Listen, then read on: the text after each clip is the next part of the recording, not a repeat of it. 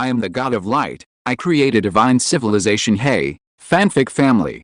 So glad to see you here again to continue this incredible adventure.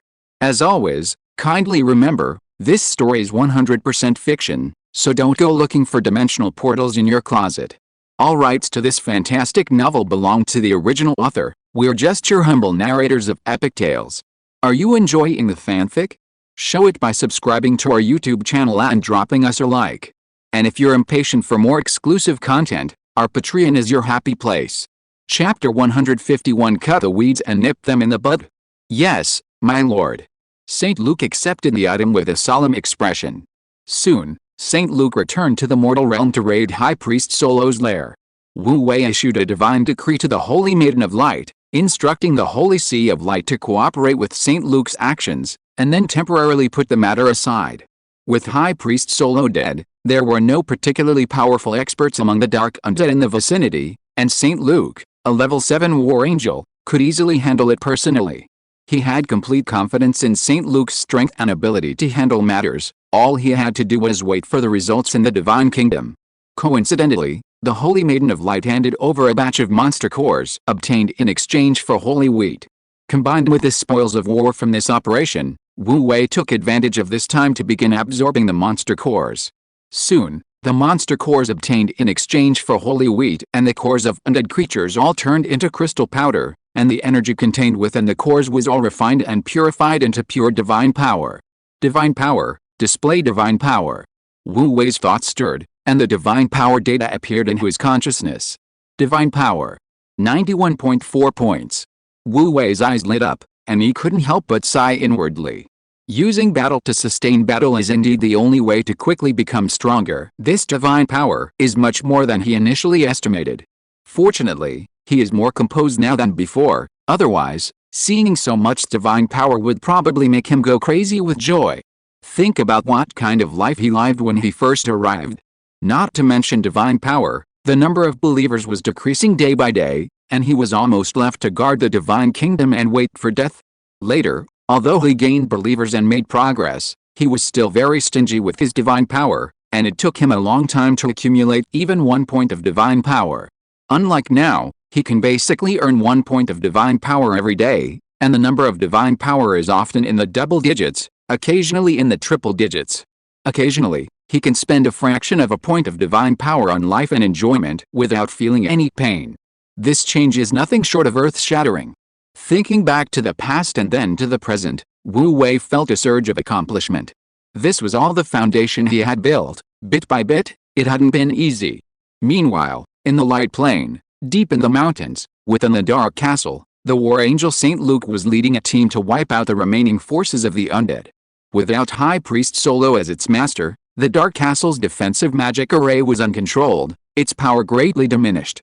It didn't hold for long before St. Luke cleaved it open with a single sword strike and stormed in. The castle guards tried to resist, and the gargoyles in the castle garden awoke the moment they discovered the intruders, joining the resistance. However, under the overwhelming power, these forces of resistance crumbled like clay chickens and earthenware dogs, barely struggling before collapsing.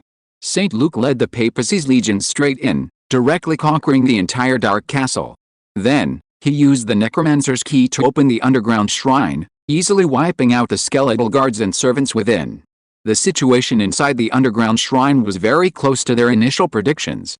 This was where High Priest Solo worshipped the Lord of the Dead, and also where his treasury was located. Most of the valuable items in the Dark Castle were concentrated here.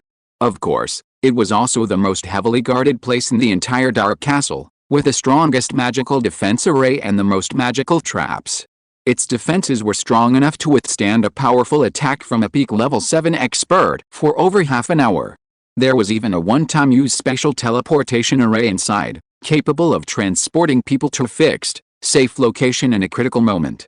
Seeing the configuration of this underground shrine, even the composed St. Luke couldn't help but feel a sense of awe. If the battle half a day ago had taken place in this underground shrine instead of in Thorn territory, the outcome would likely have been completely different. At the very least, with that one-time use special teleportation array, High Priest Solo would have had a high probability of escaping. However, this was just a hypothetical scenario. High Priest Solo was already dead, and there was no point in discussing it further. St. Luke and his men thoroughly searched the underground palace, quickly selecting and organizing everything of value, compiling a list, and preparing to take it away. My lord, if this land isn't thoroughly purified, it might breed many evil spirits, and could even develop into a land of death, a priest accompanying the army said worriedly, looking at the misty forest outside the dark castle. That misty black fog was filled with the aura of darkness and the spirits of the dead. No need to worry, I will not allow darkness and evil to flourish, St. Luke said approvingly, glancing at the priest before spreading his wings and soaring into the sky. Decree, purification. With a solemn and majestic shout, a dazzling white light erupted from St. Luke's palm. The light was holy and majestic, carrying the immense power of God, sacred and beyond compare. Under the holy light, the black mist enveloping the entire castle was peeled away layer by layer with a series of crackling sounds, as if a bucket of hydrochloric acid had been poured over it, revealing its true nature. The land, pitted and scarred by negative energy, the eerie trees mutated by years of negative energy, the black and twisted trunks, the half-buried skeletons in the forest, the cawing crows with bloodshot eyes on the branches, everything exuded a chilling and eerie atmosphere. If the negative energy continued to shroud this land, it was easy to imagine that, given time, this land would inevitably become a true death trap. Even the half-buried white bones would ignite their souls and rise again, becoming undead creatures. But soon, all of this was bathed in a white light. Under the holy light, the black negative energy was drawn from the tree trunks and soil, and purified the moment it came into contact with the holy light, vanishing in wisps of blue smoke. Everything in the forest faded rapidly. The pitch-black branches turned gray and white almost visibly, then crumbled into dust and fell in a flurry. Even the skeletal remains lost their black aura, gradually becoming dull and pale. A raven with scarlet eyes flapped its wings, trying to fly away from the holy light, but was struck by a beam of light the instant it took flight, plummeting to the ground. As the last wisp of negative energy was purified, the entire forest seemed to lose its life, becoming dull and lifeless, a gray-white expanse. Even the raven tainted by the negative energy became listless. Law of healing, St. Luke's deep, solemn voice rang out again. Holy white light once more poured down, flowing through the forest like water. Where the light shone, tender green buds sprouted from the uneven earth, instantly forming a green carpet. Beside the fallen trees, new saplings were growing tender green branches. Even the crows flapped their wings and took flight again. The scarlet wildflowers, their vibrant colors now faded, quietly bloomed. Colorful butterflies followed the fragrance, and insect eggs that had been dormant for countless years quietly hatched. The entire forest shed its dark hues in this moment, bursting forth with vibrant life. The transformation was so dramatic, it was as if the darkness had never descended upon this land. The accompanying priest's face showed reverence. The angel is indeed extraordinary. With a casual gesture, he averted the danger of this place becoming a death trap. This is nothing. In terms of power, I am but a fraction of my lord's. St. Luke landed back on the ground, his expression devout. I will take the goods back to the kingdom of God first.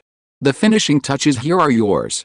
After giving a few instructions to the accompanying priest, St. Luke bowed his head and began to pray devoutly. Merciful and great Lord, your apostle St. Luke has completed his mission, successfully conquered the dark fortress, and seized all the spoils. As he prayed, the faith channel above his head, which seemed to be plated with a golden light, trembled rapidly. In the kingdom of God, Wu Wei sensed his prayer and immediately opened the gates of heaven, bringing him and the sordid spoils up with him. My lord, these are the collections of High Priest Solo. St. Luke bowed respectfully to Wu Wei and then respectfully presented the book in his hand. Wu Wei took the booklet, a sudden surge of anticipation rising in his heart.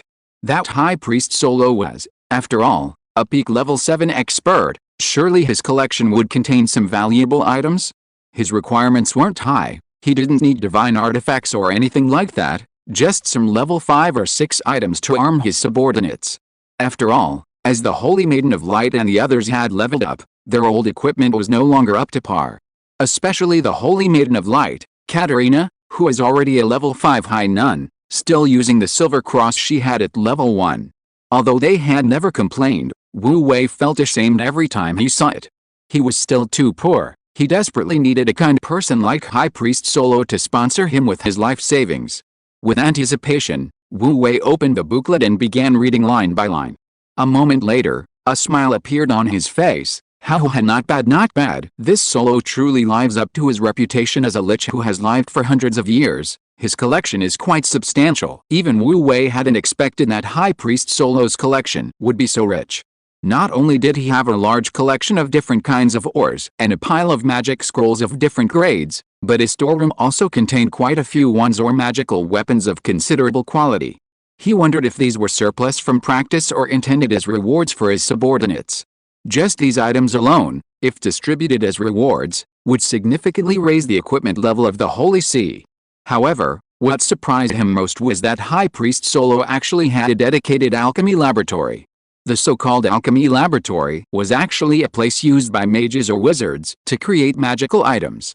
Unlike the rudimentary experimental tables of dark witches, a true alchemy laboratory needed to be equipped with many different magical alchemy tools, including but not limited to high-temperature smelting tables, potion extraction devices, magic circle drawing tools, and so on. In short, it was a place specifically for scientific research, only the research focused on magical items. Everyone in modern society knows how expensive scientific research is. The value of a well-equipped research institution is obvious to anyone with a brain. A level 7 Peak Lich's alchemy laboratory is practically the pinnacle of the continent. Aside from the Demigod Mage Tower in the Patrick Islands, the Holy Land of Mages, and the Royal Mage Tower of the Light Empire, it's hard to find a better alchemy laboratory anywhere else on the continent. Although he doesn't currently have any skilled alchemists under his command, good things don't need to be buried. With such an alchemy laboratory, how could he possibly lack alchemists? A soul box. After a moment of excitement, Wu Wei's attention was suddenly drawn to a particularly eye-catching loot listed separately in the booklet. Yes, High Priest Solo is a lich, so naturally he has a soul box. A soul box is a lich's container for its soul. After a human transforms into a lich, half of their soul can be separated from their body, sealed within their rib, and placed in the soul box. As long as the soul doesn't die, even if the physical body is destroyed, the lich can continue to live on the half of their soul stored in a soul box, and can find another body to inhabit and make a comeback. Although the requirements for the body to inhabit are harsh, in a sense, it can be considered an immortal body. However, in Wu Wei's opinion, this so-called immortal body is still very low-end. It is far inferior to the reincarnation in the rebirth pool. Of course, it cannot be said that the laws of the Dark Death series are completely worthless. If one comprehends the laws in this direction to the extreme, one can also become a very powerful deity. It's just that the so-called Lord of the Undead is still very inexperienced, and has only barely comprehended some of the laws of death. Chapter 152 How can our once held ideals be buried? St. Luke turned and took out a jewel-encrusted bone box from the chest, his expression somewhat strange. This soul box was placed in a hidden compartment under the shrine. I don't know why, but this old servant couldn't sense any soul energy within it. Wu Wei took the bone box and had his divine power scan it. His expression immediately turned strange as well. The soul that should have been in the soul box was devoured. From the traces remaining in the soul box, one could roughly deduce what happened. High Priest Solo knew that he couldn't possibly withstand the combined might of the War Angel and Liliana, and with the War Angel present, escape would be extremely difficult. So he simply sacrificed half of his soul to awaken a fragment of the Lord of the Dead's soul. He probably thought that since there was still half a soul in the soul box, he wouldn't die, but he didn't expect that the Lord of the Dead, in order to increase his strength against the war giant, would also devour his other half of soul during the battle. High Priest Solo probably never dreamed he would die so ignominiously. But what could he do? He had to worship the Lord of the Dead. As a god, even a half-baked one who came to godhood later, Wu Wei was well aware that so-called ethics and morality had no binding force on gods. Ethics and morality were merely rules used by gods to restrain mortals. In the world of gods, strength equals justice. As long as one is strong enough, everything is right. The idea of slaughtering all intelligent beings on an entire plane because of a momentary whim is not uncommon among gods, and no god, except for a half-baked one like Wu Wei, would truly care. Devouring the souls of believers to increase one's own power is something that Arc Faction gods frequently do. That's why it's so good to believe in me. I would never do something like devouring the souls of believers to strengthen myself. Wu Wei sighed a couple of times, but his heart wasn't particularly stirred. He casually opened the soul box. Of course, a lich's soul box had a magic circle on it. But for a true god like Wu Wei, unless a demigod-level mage intervened, it would only have a slight effect. Otherwise, ordinary magic circles were meaningless. Without even using divine power, he directly unleashed his divine might, causing the magic circle to stagnate. Then, with a sweep of his divine essence, he saw through the magic circle's flaws and easily opened the soul box. Inside the soul box lay a rib covered in magical runes, next to a small, translucent crystalline fragment. A soul crystal fragment. Wu Wei's eyes lit up. He hadn't expected that old man Solo would give him such a great gift before he died. The purity of this soul crystal fragment was much stronger than the one he had obtained before. After all, old man Solo was a peak level 7 cultivator, and a lich who specialized in cultivating soul and death power. His soul power was much stronger than that of an ordinary level 7 saint, let alone a level 7 monster who had only managed to condense a soul crystal fragment by sheer luck. If the soul power contained in this soul crystal fragment were integrated into divine being's soul, it would at least create a blue-named hero. Thinking of this, Wu Wei felt a strong sense of anticipation. He felt that this process of integrating soul power to enhance the soul essence of the gods was like trying to find heroes in the tavern when playing games. No one knew what the outcome would be. It was all about luck and character. It was precisely this unpredictability that made it so anticipated. Saint Luke. Wu Wei summoned Saint Luke, and as usual, selected the most devout god from the list, instructing Saint Luke to bring him over. "Greetings, my lord." The one who arrived was a tall, brown-haired, blue-eyed young man. He prostrated himself at Wu Wei's feet with utmost devotion, trembling with excitement. He never dreamed that he would one day receive a personal audience with a lord, that such unparalleled glory would befall him. He recalled the envious expressions on the veterans' faces when the angel led him over, and couldn't help but feel thrilled by his good fortune. "Get up," Wu Wei waved for him to rise, looking him up and down, finding him quite clever, and was satisfied. He immediately used his divine power to purify the soul crystal fragments and merged them into the young man's body. Instantly, profound soul fluctuations enveloped the young man. The young man's eyes were closed, and a faint light emanated from his body, clearly as he diligently absorbed the soul power that had merged into his soul. Seeing this, Wu Wei felt inexplicably nervous. He wondered what kind of hero would emerge this time. Soon, the light on the young man's body began to dissipate, and he reopened his eyes. Wu Wei immediately reacted. Divine Spark, display his attributes. Citizen, fanboy spirit, name, Cole Tennyson gender, male status, healthy potential, superior, very good soul quality, medium probability of advancing to Holy Spirit, faith, God of light occupation, none level. 1 talents, animal affinity, his childlike heart makes it easy for animals to develop a liking for him, language of nature, blessed by nature, he possesses extraordinary comprehension abilities and can communicate simply with animals. Wu Wei's eyes lit up. He's actually developed 2 talents. Although neither talent was particularly powerful, 2 talents were still 2 talents, a completely different concept from one.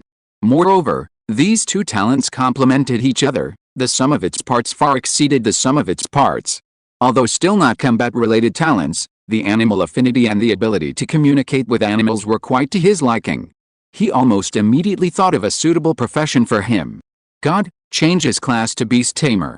With a thought from Wu Wei, a beam of light descended upon Cole Tennyson, infusing his consciousness with countless pieces of knowledge related to the beast tamer profession.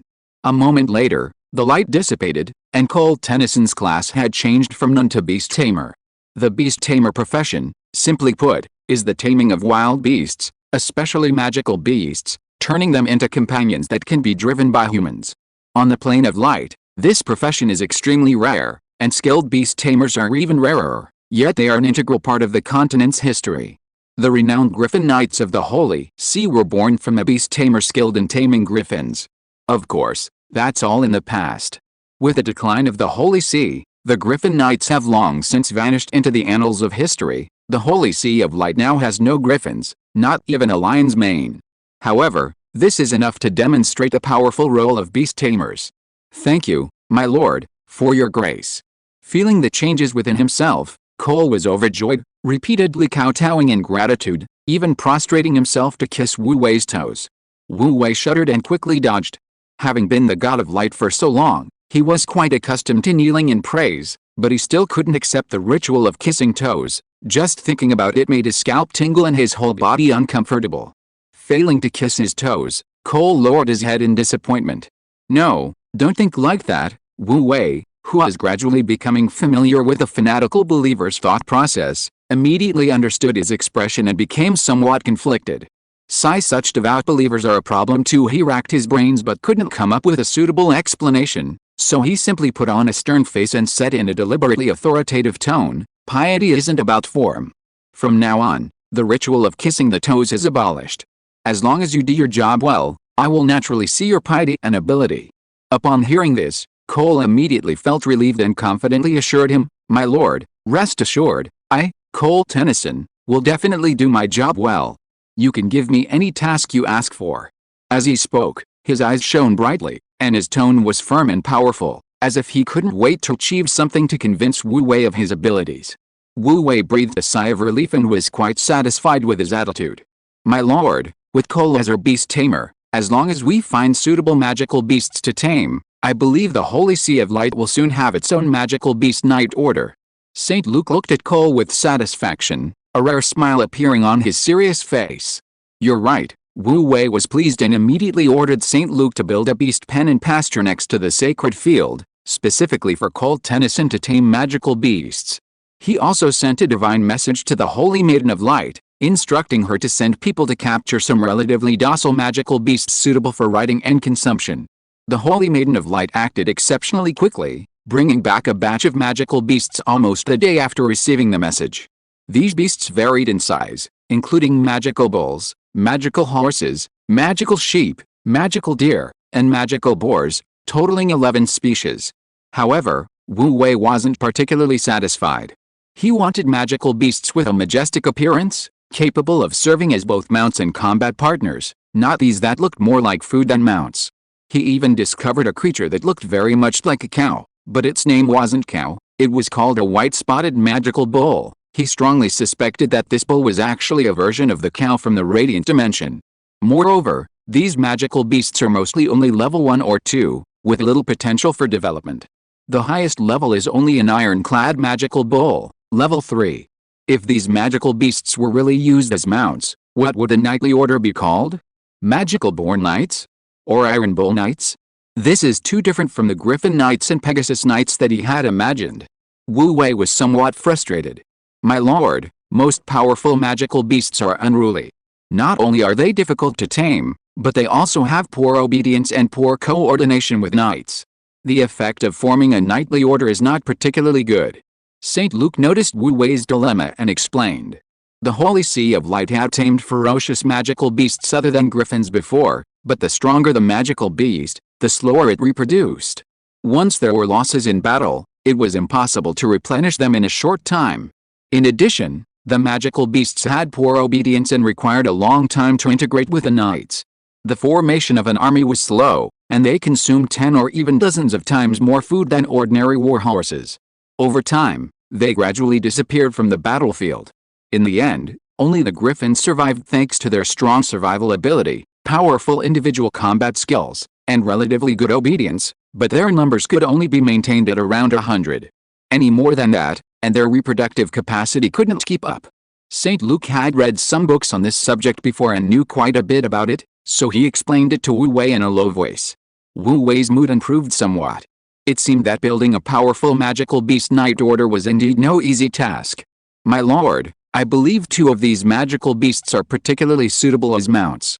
At this moment, Cole, having carefully examined the presented magical beasts, pointed to 2 of them and said to Wu Wei, "The ironclad demon bull has thick hide and a natural ability to charge in packs.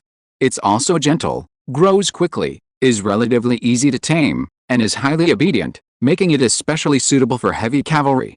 And then there are these white-horned demon antelopes," Cole said, pointing to 2 magical beasts with small white horns that resembled both deer and sheep. "Don't let their smaller size fool you, they're incredibly fast, faster than many demonic horses. Moreover, their small size makes them agile, especially adept at running through jungles, and even swamps can't confine them. Their adaptability is extremely high, making them particularly suitable for scouts.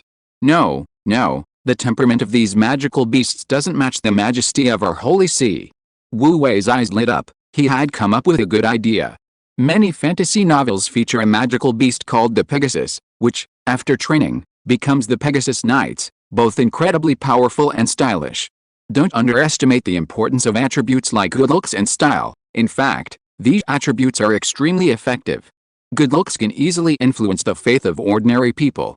Don't think that the old god of light designing the main combat units based on angels was meaningless. Firstly, the old god of light was originally a humanoid being, so his aesthetic sense is naturally that of a normal person.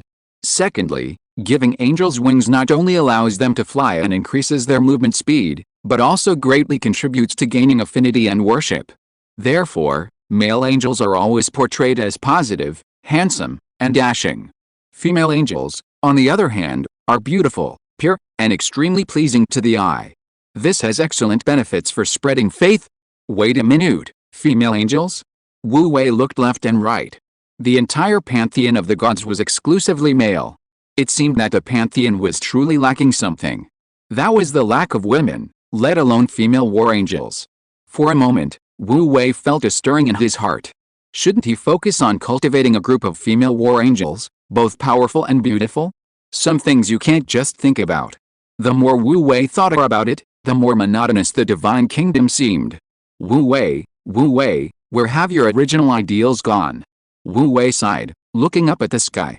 Had his once lofty dream of thousands of beautiful angels soaring through the divine kingdom been buried little by little? Chapter 153 I said. There must be a Pegasus. Therefore, the mounts of the holy sea of light must be Pegasus, a sacred creature that looks incredibly noble and grand. This would undoubtedly attract many beautiful female believers. Female angels are out of the question for now, but building a legion of beautiful female Pegasus riders is still highly possible. St. Luke, Cole, take these magical beasts and come with me to the pool of rebirth. Wu Wei called out and turned to walk towards the pool of rebirth. He wasn't sure if Pegasus existed in the plane of light, and even if they did, he didn't know where to catch them. But it didn't matter. He was the god of light, even if there weren't wild Pegasus, so what? He could just create them himself. Wu Wei and St. Luke walked ahead, with Cole leading a large group of magical beasts following behind. The group quickly arrived at the pool of rebirth. After having his divine essence scan the attributes of all the magical beasts, Wu Wei began to conceive of the Pegasus's appearance in his mind. With that thought, a light black Pegasus appeared in his mind. He couldn't remember which foreign drama he'd seen it in, but he remembered the scene of a black Pegasus piercing through the clouds, carrying the male lead soaring through the sky. Bathed in the glow of the sunset, the male lead looked incredibly handsome. That scene left an indelible impression on him at such a young age, remaining vivid even after more than a decade. If that black Pegasus were replaced with a white one, Wu Wei's eyes lit up. That was it. He inputted the image into the core of the transformation pool's divine power, and a three-dimensional model template of a white Pegasus immediately popped into his consciousness. Make the neck a bit longer. The pure white coat doesn't quite look right. Let's take inspiration from polar bear fur and use a hollow, transparent structure. Elemental attribute? It has to be light, of course. Talent skills? Healing aura, purification aura, those are quite practical. We can also add a morale-boosting skill for the horse king. The breeding speed can't be too slow. Recipe? The easier to raise, the better. Creating magical creatures that can reproduce naturally is very different from creating creatures of the light element. The things that need to be constructed are more detailed and complicated, even the genetic details need to be set. This was Wu Wei's first time doing this, and he was figuring it out as he went, taking a long time to roughly complete the model. The completed Pegasus was around level 4 in strength, and it perfectly met his desired standards in all aspects. Next, it was time for the actual modification. He casually selected a magical beast horse and had Cole send it to the evolution pool, preparing to start trying to modify it. Unexpectedly, as soon as the magical beast horse entered the evolution pool, the modeling section in his consciousness turned a blinding red. The god's cold, mechanical voice rang out, warning. The soul power of the creature undergoing modification is too weak to control such a powerful physical body, which could very likely cause the body to collapse. The success rate of modification is less than 1%. Wu Wei was stunned. No way? There's such a setting? It feels like the demon refining pot in the game's 1 yuan sword. He quickly had Cole remove the magical beast horse from the transformation pool, But he was a little puzzled. Why hadn't he encountered this problem before? However, after thinking about it carefully, he understood. Currently, the people in the divine kingdom are at least devout spirits, and their soul power is considered high even among humans. For example, any fanatical spirit's soul power should be enough to control a level 5 to 6 body. Level 7, however, can only be controlled by a holy believer. The soul power of wild magical beasts naturally cannot compare to theirs, so it's not surprising that they can't control the level 4 Pegasus body he constructed. But he couldn't very well let a divine being inhabit the Pegasus's body, could he? The soul power is too weak. Wu Wei frowned and thought, a plan gradually forming in his mind. Since the soul power of one magical beast is too weak, then use two. However, fusing different types of magical beasts is more troublesome, and I don't know if it will succeed. Moreover, a level 4 magical beast is probably too high. I need to lower it to level 3 first. As he pondered, he lowered some less important data in the model he was building, quickly adjusting it to the level of a level 3 magical beast. Wu Wei casually pointed to a level 2 magical beast horse and a level 2 magical beast bird that looked somewhat like a pheasant. Cole, send this one, and this one, to the evolution pool together. Yes, my lord. Cole, holding the chicken in one arm and leading the horse in the other, quickly put both magical beasts into the evolution pool, then respectfully stood guard outside, waiting for the next instruction. Godhood, calculate the divine power consumption and success rate of fusing magical beasts. Targeted fusion of 2 level 2 magical beasts requires 4 points of divine power, with a success rate of 30%. The mechanical tablet of Godhood quickly provided the answer. It's acceptable. Wu Wei nodded. Let's begin the fusion. He had just researched and found that creating new species by fusing magical beasts was entirely feasible. The old god of light had succeeded before, but the success rate varied greatly depending on the magical creatures used. However, he had no experience to draw upon regarding how to choose the fusion targets. The only thing he was certain of was that to fuse into Pegasus, he needed to choose a 4-legged magical creature and a winged magical creature that could fly. Would it be successful this time? As he pondered, the transformation pool silently activated, and pure white holy light completely enveloped the 2 magical beasts in the pool. The 2 magical beasts seemed to have fallen into deep sleep, lying prostrate at the bottom of the pool without any resistance. After a moment, the holy white light gradually dissipated, and a white steed with wings and a graceful physique appeared faintly in the white light. It succeeded. Wu Wei's eyes lit up, and he was about to rejoice. Suddenly, with a soft hiss, the white steed in the transformation pool suddenly exploded without warning. If it weren't for the barrier above the transformation pool, the shattered flesh and runaway energy would have definitely splattered all over Wu Wei's face. Wu Wei's expression froze, and his mood instantly turned to disappointment. Why did it have to fail at the very moment he was about to succeed? Was it deliberately tormenting him? If the transformation pool wasn't mindless, he would have suspected it was doing it on purpose. Oh well, it wasn't a guaranteed success to begin with. I should have known it wouldn't be this smooth. Wu Wei wiped his face, trying to adjust his mindset, and it took him a while to regain his spirits. In fact, he knew in his heart that his model definitely had some problems. After all, it was his first time doing it, and he had no experience or templates to refer to. But the transformation pool, supported by divine power, had a certain degree of adjustment ability. As long as the problem wasn't too serious, it would automatically make minor adjustments to make up for the defects. The fusion failure could only be due to 2 possibilities. First, the problem with the model was too big, exceeding the automatic adjustment range of the transformation pool. Second, the 2 magical creatures used for fusion experienced an unpredictable rejection reaction during the fusion process. Currently, the first scenario can be largely ruled out, because the success rate of fusion given by the divine spark is 30%, indicating that the problems in the modeling shouldn't be too significant. Otherwise, the success rate might be less than 10%. That leaves only the second scenario. Wu Wei sighed. In fact, this scenario is actually more difficult than the first. It's beyond his capabilities. The creation of magical creatures must have its own laws, and these laws are precisely one of the fundamental laws of this universe, the law of life. For the old god of light, perhaps he had already glimpsed the basics of the law of life, otherwise, he wouldn't have been able to build such a wondrous structure as the transformation pool. But for him, a half-baked god of light, the law of life is far too profound. Unable to predict it, is he supposed to try each one individually? Leaving aside how many magical beasts that would consume, he doesn't have that much divine power to waste on that. It seems there's only one way.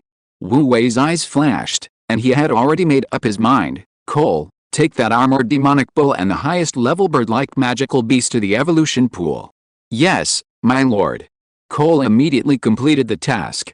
Divine Spark, calculate the divine power consumption and fusion success rate. Wu Wei continued to instruct. Divine power consumption. 5 points, fusion success rate. 40%. Divine Spark's voice immediately provided the answer. Why is the success rate of fusing a Pegasus with an armored demonic bull and a bird higher than using a magical beast horse? Wu Wei was speechless, even his thoughts stalled for a moment. After a full 2 seconds, he finally reacted and asked the most important question: if I want to increase the fusion success rate to 100%, how much divine power is needed in total? A total of 10 points of divine power are needed. Wu Wei breathed a sigh of relief. Just as he had predicted, increasing the input of divine power could increase the success rate. Thank goodness he can afford to waste 10 points of divine power. He immediately and without hesitation issued the order: Divine Spark, consume 10 points of divine power to increase the success rate to 100%. Begin fusion. As soon as he finished speaking, the transformation pool activated again. Profound laws flowed within the core of divine power, emitting indescribable and mysterious fluctuations. A holy white light completely enveloped the armored demonic bull and the unknown bird-like demonic beast in the pool. A moment later, the holy light in the transformation pool dissipated, and a tall, robust steed, its body as white as frost and snow, slowly emerged from the pool. Its white wings spread out on both sides of its body, exuding indescribable elegance. Inadvertently, its golden eyes were bright and spirited, every white hair on its body seemed to radiate holy light, and its flowing mane was smooth, soft, and crystal clear, as if sculpted from frost and snow, possessing a dreamlike quality that seemed unreal. Wu Wei unconsciously held his breath, his eyes instantly shining brightly. So beautiful. Those long, curled eyelashes, those gentle, moist eyes, this was the Pegasus he'd always wanted. The pure white Pegasus strolled over to Wu Wei, lowering its head to affectionately nuzzle his arm. The warm touch instantly snapped Wu Wei back to reality. He carefully reached out and stroked the Pegasus's neck, looking at its obedient and gentle demeanor, and felt a surge of accomplishment and happiness. It hadn't been easy. After all that effort, he'd finally succeeded. And it hadn't disappointed him. In fact, it had far exceeded his expectations. With such breathtaking beauty, this Pegasus was more than qualified to be the face of the Papacy's Knights. Not to mention, it was a level 3 magical beast. Its strength, charging speed, and magical abilities were simply incomparable to ordinary warhorses. He could almost imagine the sensation this Pegasus would cause inside and outside the Papacy once it appeared. St. Luke, get me a saddle. Wu Wei was itching to ride, and couldn't resist taking a couple of laps around the divine realm on his winged horse, experiencing the feeling of galloping through the sky. Awesome! Leaping off the winged horse, Wu Wei felt an unprecedented sense of joy. The speed of the winged horse was truly amazing. If an ordinary warhorse was like a sedan, this winged horse was like a Ferrari. Speeding along was incredibly exhilarating, and he felt completely relaxed. Congratulations, my lord, on successfully creating a new magical creature. St. Luke respectfully led the Pegasus, a rare smile appearing on his usually serious face. This Pegasus, in both appearance and strength, is an absolute gem among level 3 magical beasts, and will undoubtedly give the Holy See wings. My lord, your divine might is so awe-inspiring. This Pegasus is truly outstanding. Cole stared intently at the Pegasus, his eyes filled with fascination and amazement. Those muscle lines, that speed, and that excellent obedience and discipline, it's simply born for cavalry. If there were enough of them, they would surely strike fear into the hearts of our enemies. Wu Wei was particularly pleased by this shower of praise, his smile brightening considerably. It seemed that his envisioned Pegasus Knights, composed of beautiful girls, were finally taking shape. Chapter 154 Divine Grace. However, after calming down and thinking about it carefully, he realized that the Pegasus was slightly different from his expectations.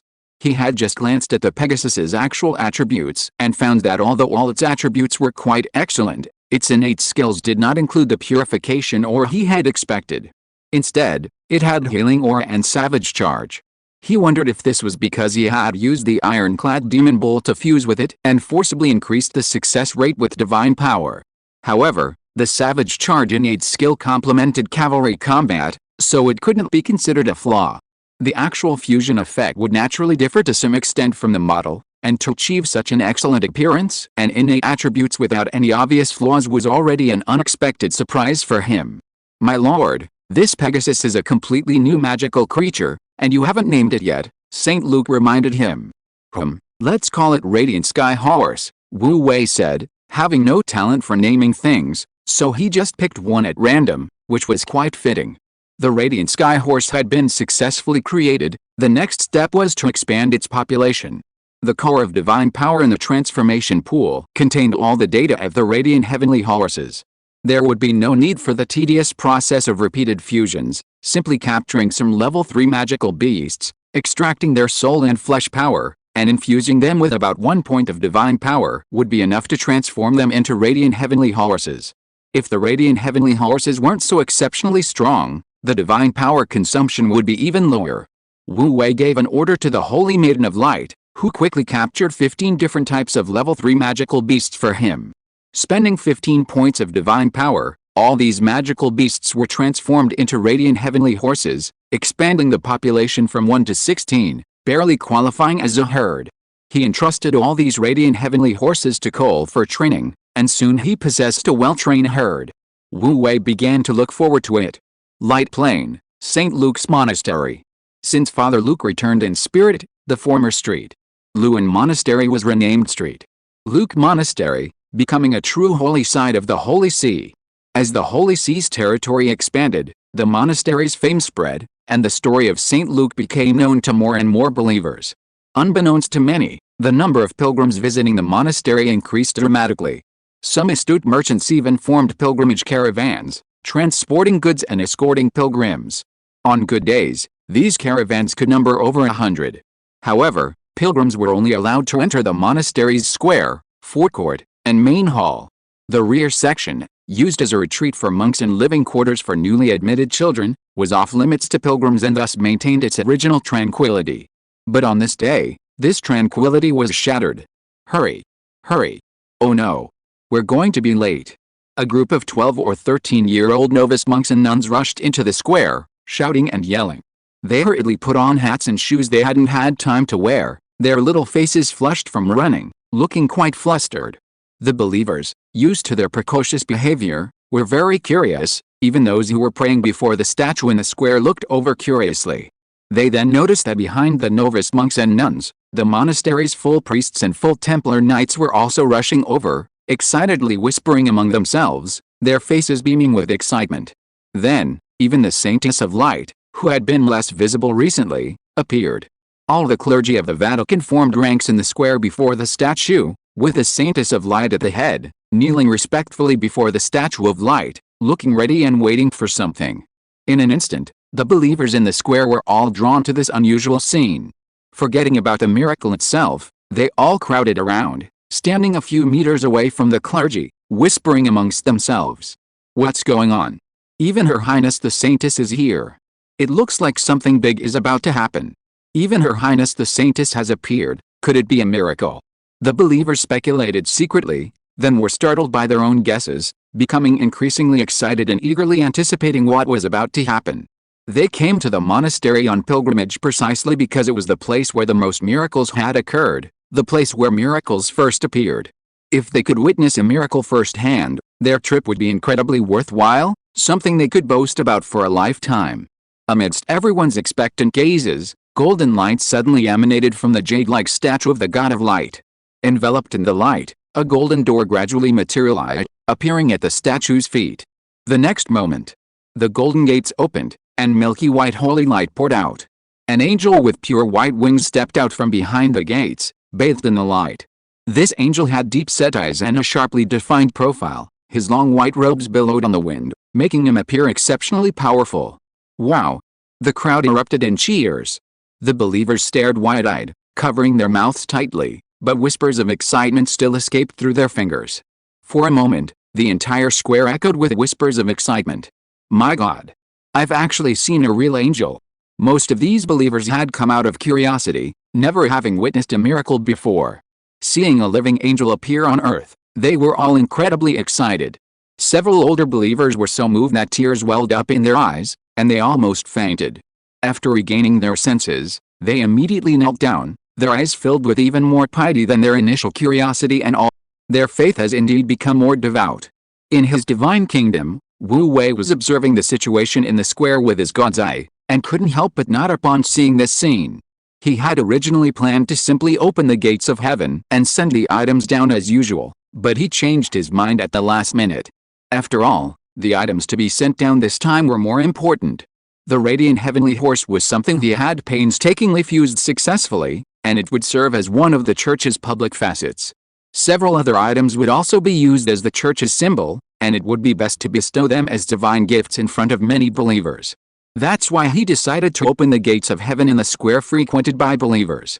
And now, it seemed the effect was as excellent as ever. "Greetings, Your Excellency the Angel."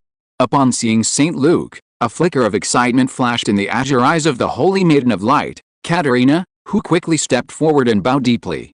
"Thank you for your help again this time." "It's nothing." St. Luke's expression was gratified.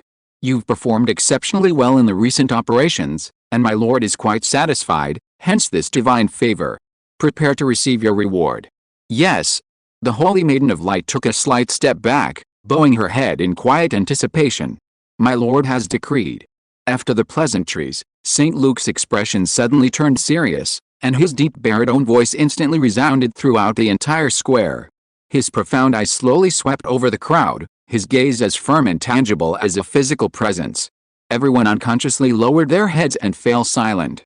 In an instant, the entire square fell silent, and a solemn atmosphere gradually filled the air. St. Luke's voice continued, "Saintess Catherine of Light has rendered meritorious service in leading the Holy See. She is hereby awarded the scepter staff of dawn and the robe light of dawn."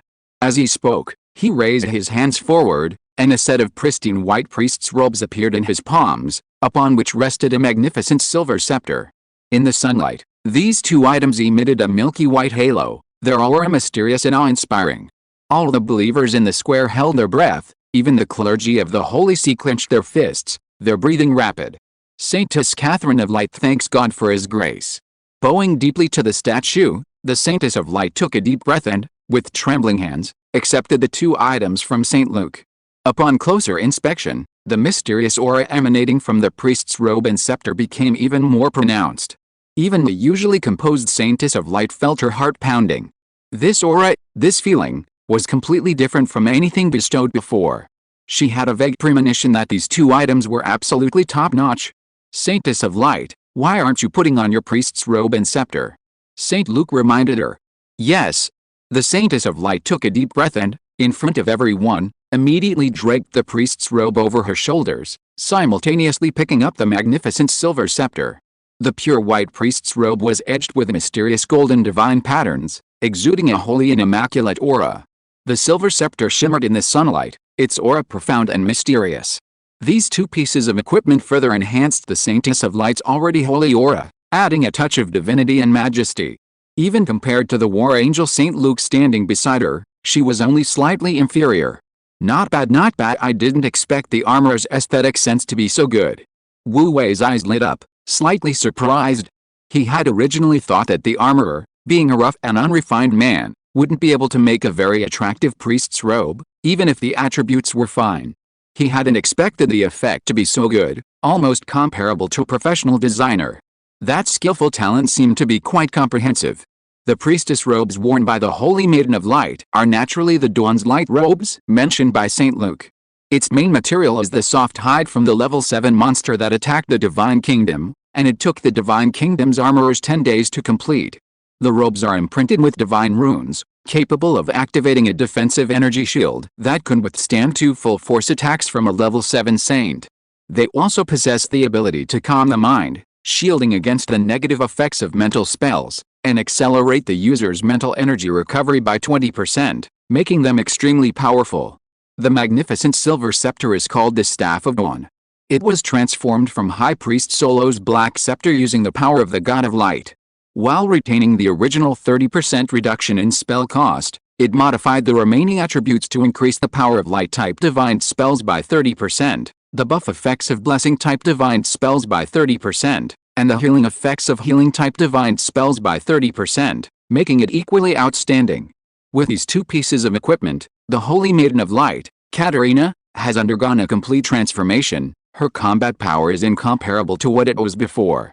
Even when facing a level 7 saint-level expert, she now possessed some survival skills and could hold out until reinforcements arrived.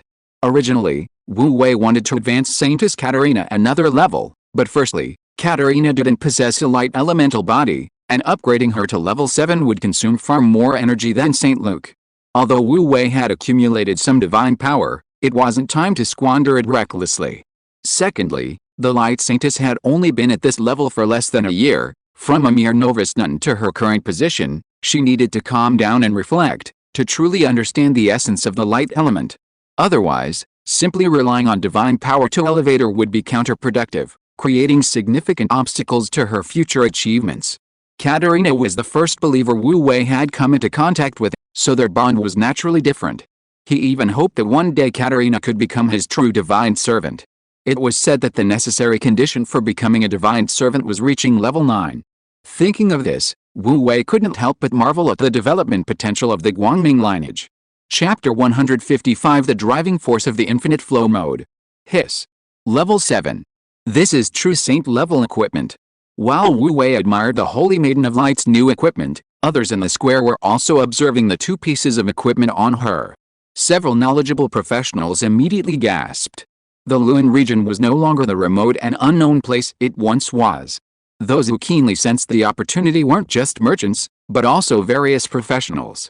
They all wanted to come to Luan to see if there was a chance to rise to power. In the past month or two, a large number of merchants and professionals had flocked to Luan. In fact, the equipment used by professionals, like their own strength, also had levels, ranked from low to high as they were based on the materials used and the final attributes, level 1, level 2, level 3, all the way up to level 7. For ordinary swordsmen, knights, or mages, a level 7 saint was already at the top of the pyramid, and the equipment used by a level 7 saint was as unattainable as the level 7 saint himself. A genuine level 7 saint rank equipment not only uses extremely precious materials, either rare metals or materials from level 7 magical beasts, but also requires the work of a truly top-tier alchemist, taking a considerable amount of time to complete. Even wealthy level 7 saints have often gone bankrupt trying to craft a single piece of suitable saint rank equipment. It's practically a saint rank expert's second life. They treasure it immensely, rarely even catching a glimpse of it from afar, let alone observing it up close. And now, they've not only seen genuine saint rank equipment, but two pieces at once. Two mages, disguised as believers who had secretly come to watch the spectacle, stared wide-eyed, almost dumbfounded with shock. I guarantee it, the main material of that scepter is definitely dragon locust wood. One of the thin mages grabbed his companion, his voice low and excited. I saw it with our teacher before. It was just a small piece, about the length of a palm and the thickness of a finger, and our teacher treasured it like it was something special. I begged and pleaded for ages before he finally let me take a peek. He said he risked his life to get it and wouldn't use it to make a staff until he reached level 6, otherwise it would be a waste. He actually used dragon locust wood as the main material, and it's such a long and thick piece. I don't recognize dragon locust wood, but I recognize the material of her robe. The round-faced mage he grabbed was even more excited than him, clutching his clothes, his whole body trembling. Do you know what that is? You absolutely can't guess. What material? The thin mage paused. Could it be the silk spun by some kind of high-grade magic silkworm? That was the best material he could think of for making a magic robe. What silk? That's dragon skin. The round-faced mage's expression twisted. He was on the verge of madness. Dragon skin. It's so big, such a complete piece, the skin of a level 7 holy dragon. Even the collar and sleeves are made of dragon skin. He felt like he was going crazy.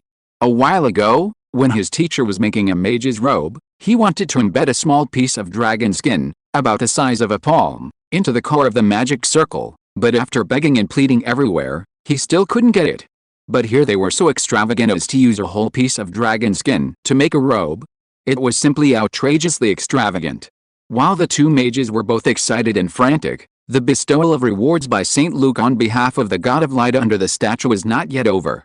My Lord has decreed, St. Luke's solemn voice rang out again, the clergy of the Holy See of Light have assisted the Holy Maiden of Light with merit and diligence, and are hereby awarded 1 box of magical equipment and 2 boxes of magical scrolls, to be distributed by the Holy Maiden of Light.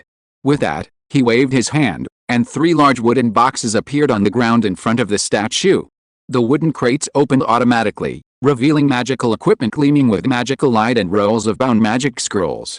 These were, of course, spoils from High Priest Solo's treasury. Everyone gasped, their eyes widening in astonishment. This was magical equipment. Magic scrolls. Even the poorest commoners knew how valuable these things were. Magic equipment was far more valuable than gold of the same weight. Even disposable magic scrolls were more expensive than gold, practically priceless, usually bought by nobles or high-ranking professionals for survival. And now, there were 3 crates before them. And these weren't ordinary small crates, but large ones, big enough to fit a person. This was even more shocking than 3 crates of gold. While the commoners were merely shocked, the clergy of the Holy See were ecstatic. They felt honored and excited that the Holy Maiden of Light had received a reward, but since it wasn't a personal gift, they could still restrain themselves. But they never expected that they would also have the opportunity to receive divine grace, especially such precious and practical things as magical equipment and scrolls. Our Lord is truly merciful. Several clergy members were so moved that their eyes reddened, and the faith channels above their heads visibly thickened. Every piece of this magical equipment is a masterpiece, definitely made by a master. The round-faced mage among the believers was envious, his eyes red with envy. I would be overjoyed to have even 1 piece of such good equipment, and they are so extravagant as to use wooden boxes to pack it. It's too much? You are an alchemist yourself, why would you lack magical equipment? The thin mage glared at him. The magical equipment in those boxes is all below level 5, you could make it too. That's different. This is the work of a master. The round-faced mage said confidently. Even a low-level level 3 magical equipment is completely different in quality when made by a master. Moreover, if I could reverse engineer the master's technique from the equipment, it would definitely raise my alchemy skills to a higher level. I already have some decent magical equipment. But I'm more interested in those magic scrolls than the equipment. The gaunt mage's eyes gleamed as he stared at the box containing the magic scrolls, unconsciously rubbing his fingertips together. If I'm not mistaken, some of those scrolls are clearly level 6 or 7. Those are top-tier items, unavailable on the market. Do you think it's too late for me to change my faith and join the Church of Light? A sudden silence fell over the area. The round-faced mage stared at him, dumbfounded, his expression as if he'd seen a ghost. Just as the two were staring at each other in silence, the voice of the Holy Maiden of Light came from beneath the statue of light. Holy Maiden of Light, Katerina, on behalf of all the clergy of the Church of Light, bows in gratitude for divine grace. The Holy Maiden of Light bowed deeply to the statue of light and St. Luke beside her, her azure eyes filled with barely concealed excitement. No one knew better than her that the Church of Light was far less powerful than others perceived it to be. Because of its rapid development, the Holy See's current combat personnel, while not few in number, are generally of low rank, with a severe shortage of mid to high-ranking combatants. Even she, the only level 5 saintess, was forcibly promoted through divine grace. This unstable foundation makes it easy for others to exploit loopholes. While this batch of magical equipment and scrolls won't completely solve the problem, it will significantly improve the clergy's self-defense capabilities, making it much harder for others to take advantage. My Lord truly lives up to his name, he thinks long-term. After thanking the divine grace with gratitude and excitement, the Saintess of Light was about to have the 3 boxes of goods carried away when St. Luke stopped her. Don't rush, it's not over yet. Meeting the questioning gaze of the Holy Maiden of Light, St. Luke said nothing more, only continuing to read the divine decree. Our Lord decrees, granting 12 holy light Pegasus to form the Pegasus Knights. With that, he waved his hand, and 12 elegant and handsome holy light Pegasus, lined up in neat rows, slowly emerged from the gates of heaven behind him. They were a full head taller than ordinary war horses, with strong physiques and graceful postures. Their white coats were as white as frost and snow, seemingly radiating a translucent white halo in the sunlight. On their backs grew pairs of pure white wings, like the wings of angels, incomparably holy and captivating. They were like works of art meticulously sculpted by nature, neither too much nor too little, unbelievably perfect. Their beauty was simply divine. In an instant, everyone in the square, regardless of age or gender, clergy or ordinary believers, instinctively held their breath, as if even the slightest sound would disturb these spirits emerging from the snow. After a long while, someone finally reacted, letting out a soft exclamation. "My God! It's so beautiful. I wish I could ride a horse like that." The young girls cupped their faces, their delicate cheeks flushed, overwhelmed with excitement at this seemingly divine creation. Some even pinched themselves, afraid the scene before them was just a hallucination.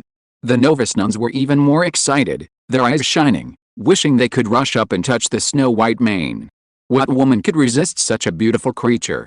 In fact, not only them, but even the boys nearby, and even the adult clergy, were excitedly watching, and the Templar knights almost stood up in their excitement. Because the holy light Pegasus before them possessed not only unparalleled beauty, but also a powerful magical aura. Even with their gentle gazes and elegant demeanor, the surging aura of magical beasts was undeniable. Level 1? Level 2? No, it was definitely level 3. And the enormous wings on their backs were an unmistakable reminder that these horses could fly. Compared to mounts that could only run on land, the rarity of flying mounts was undeniable. If they could possess such a warhorse, their strength would increase several times over. Some impatient Templar knights were already secretly pondering the selection criteria for the Pegasus Knights and their potential competitors, their eyes filled with a yearning to become Pegasus Knights. "I bet there's no such horse in the magical creature encyclopedia." A gaunt mage's eyes gleamed in the crowd. "This must be a magical creature unique to heaven. If only we knew its detailed attributes, we could definitely get a lot of good stuff from the Mages Guild. If we could breed enough of these horses, it would be terrifying." The round-faced mage thought even further ahead, only to be terrified by the scene he imagined. He grabbed the gaunt mage, looking at him earnestly. "I think you're right.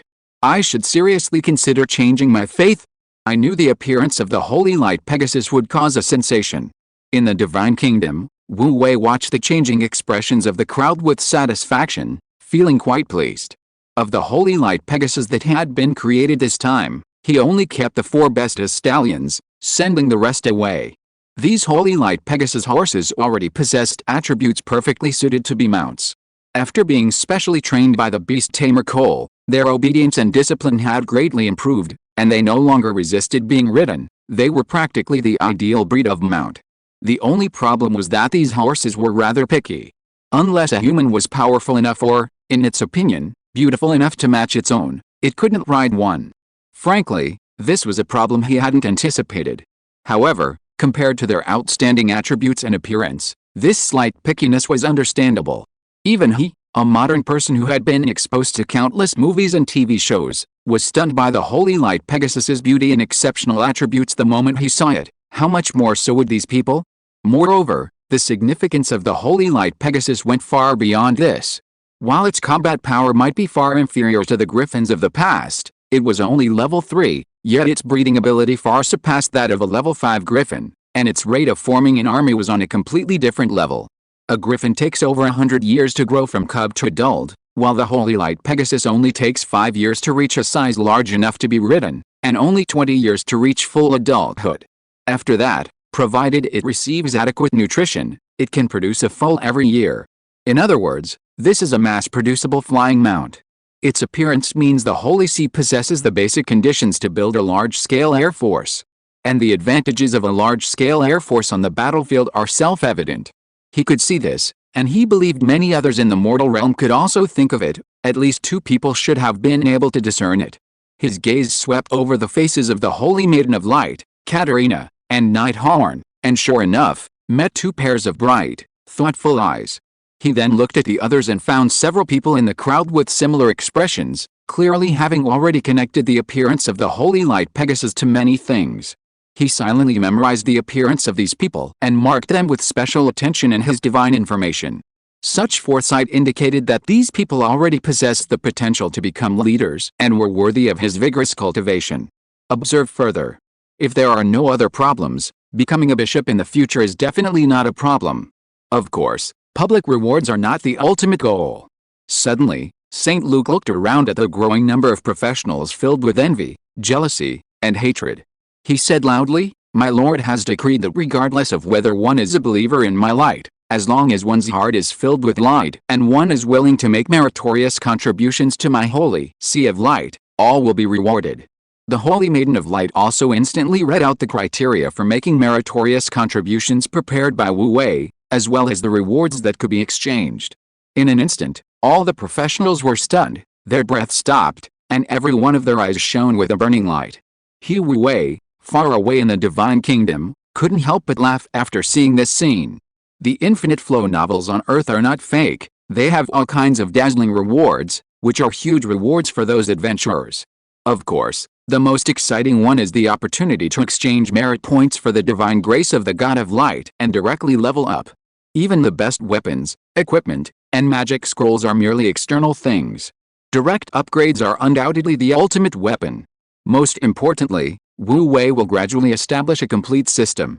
In addition to the universally applicable levels across the continent, he will also list each person's attributes, and then each person can use merit points to directly improve their strength, speed, battle aura level, mental strength, and other attributes. Wu Wei doesn't believe that those professionals won't go crazy for it. If you are listening to this novel on a channel other than Fanfic World, it means it was downloaded and re-uploaded without effort. We warmly invite you to visit our channel, Fanfic World. There you will find the original version of this story and many other novels of various genres. We look forward to seeing you dive into a world of incredible novels. Chapter 156 Divine Power. You'll never have enough. Of course, Wu Wei understood that this indiscriminate expansion and attribute-adding business would bring many potential risks. For one thing, what if those professionals whose levels were boosted by divine power became followers of other gods? Even if he wasn't afraid of them, it would still be disgusting. Therefore, while preparing to launch this business, he had already prepared a backup plan. He prepared a contract for all clients who came to him. A powerful contract empowered by divine power and containing the power of laws, which would result in a backlash if violated. Moreover, it was a mandatory contract, only after signing could one receive divine power infusion. The contract was very simple. Anyone who received divine power infusion services could not worship any god other than the God of Light. Otherwise, the effects of the divine power infusion would immediately disappear, their level would drop, and they would suffer a series of backlash penalties.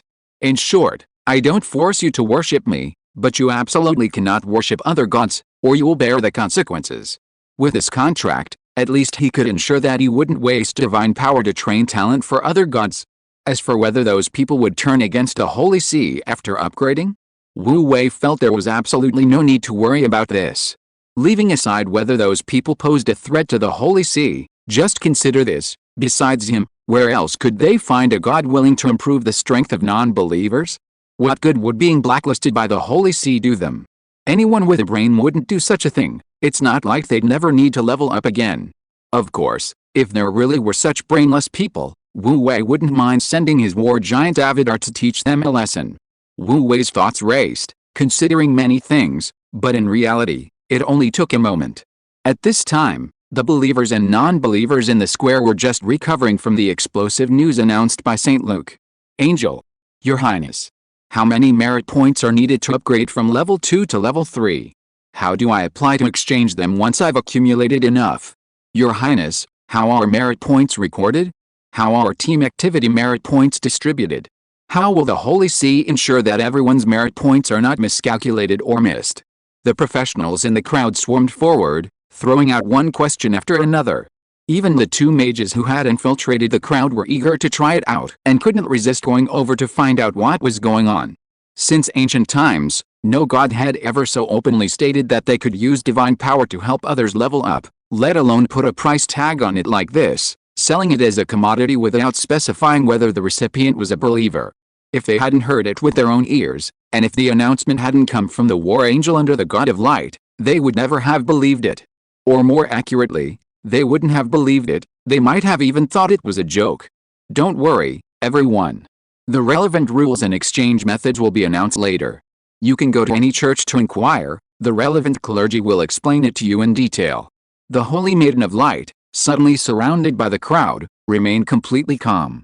She had experienced too much during this time and had long been tempered by experience.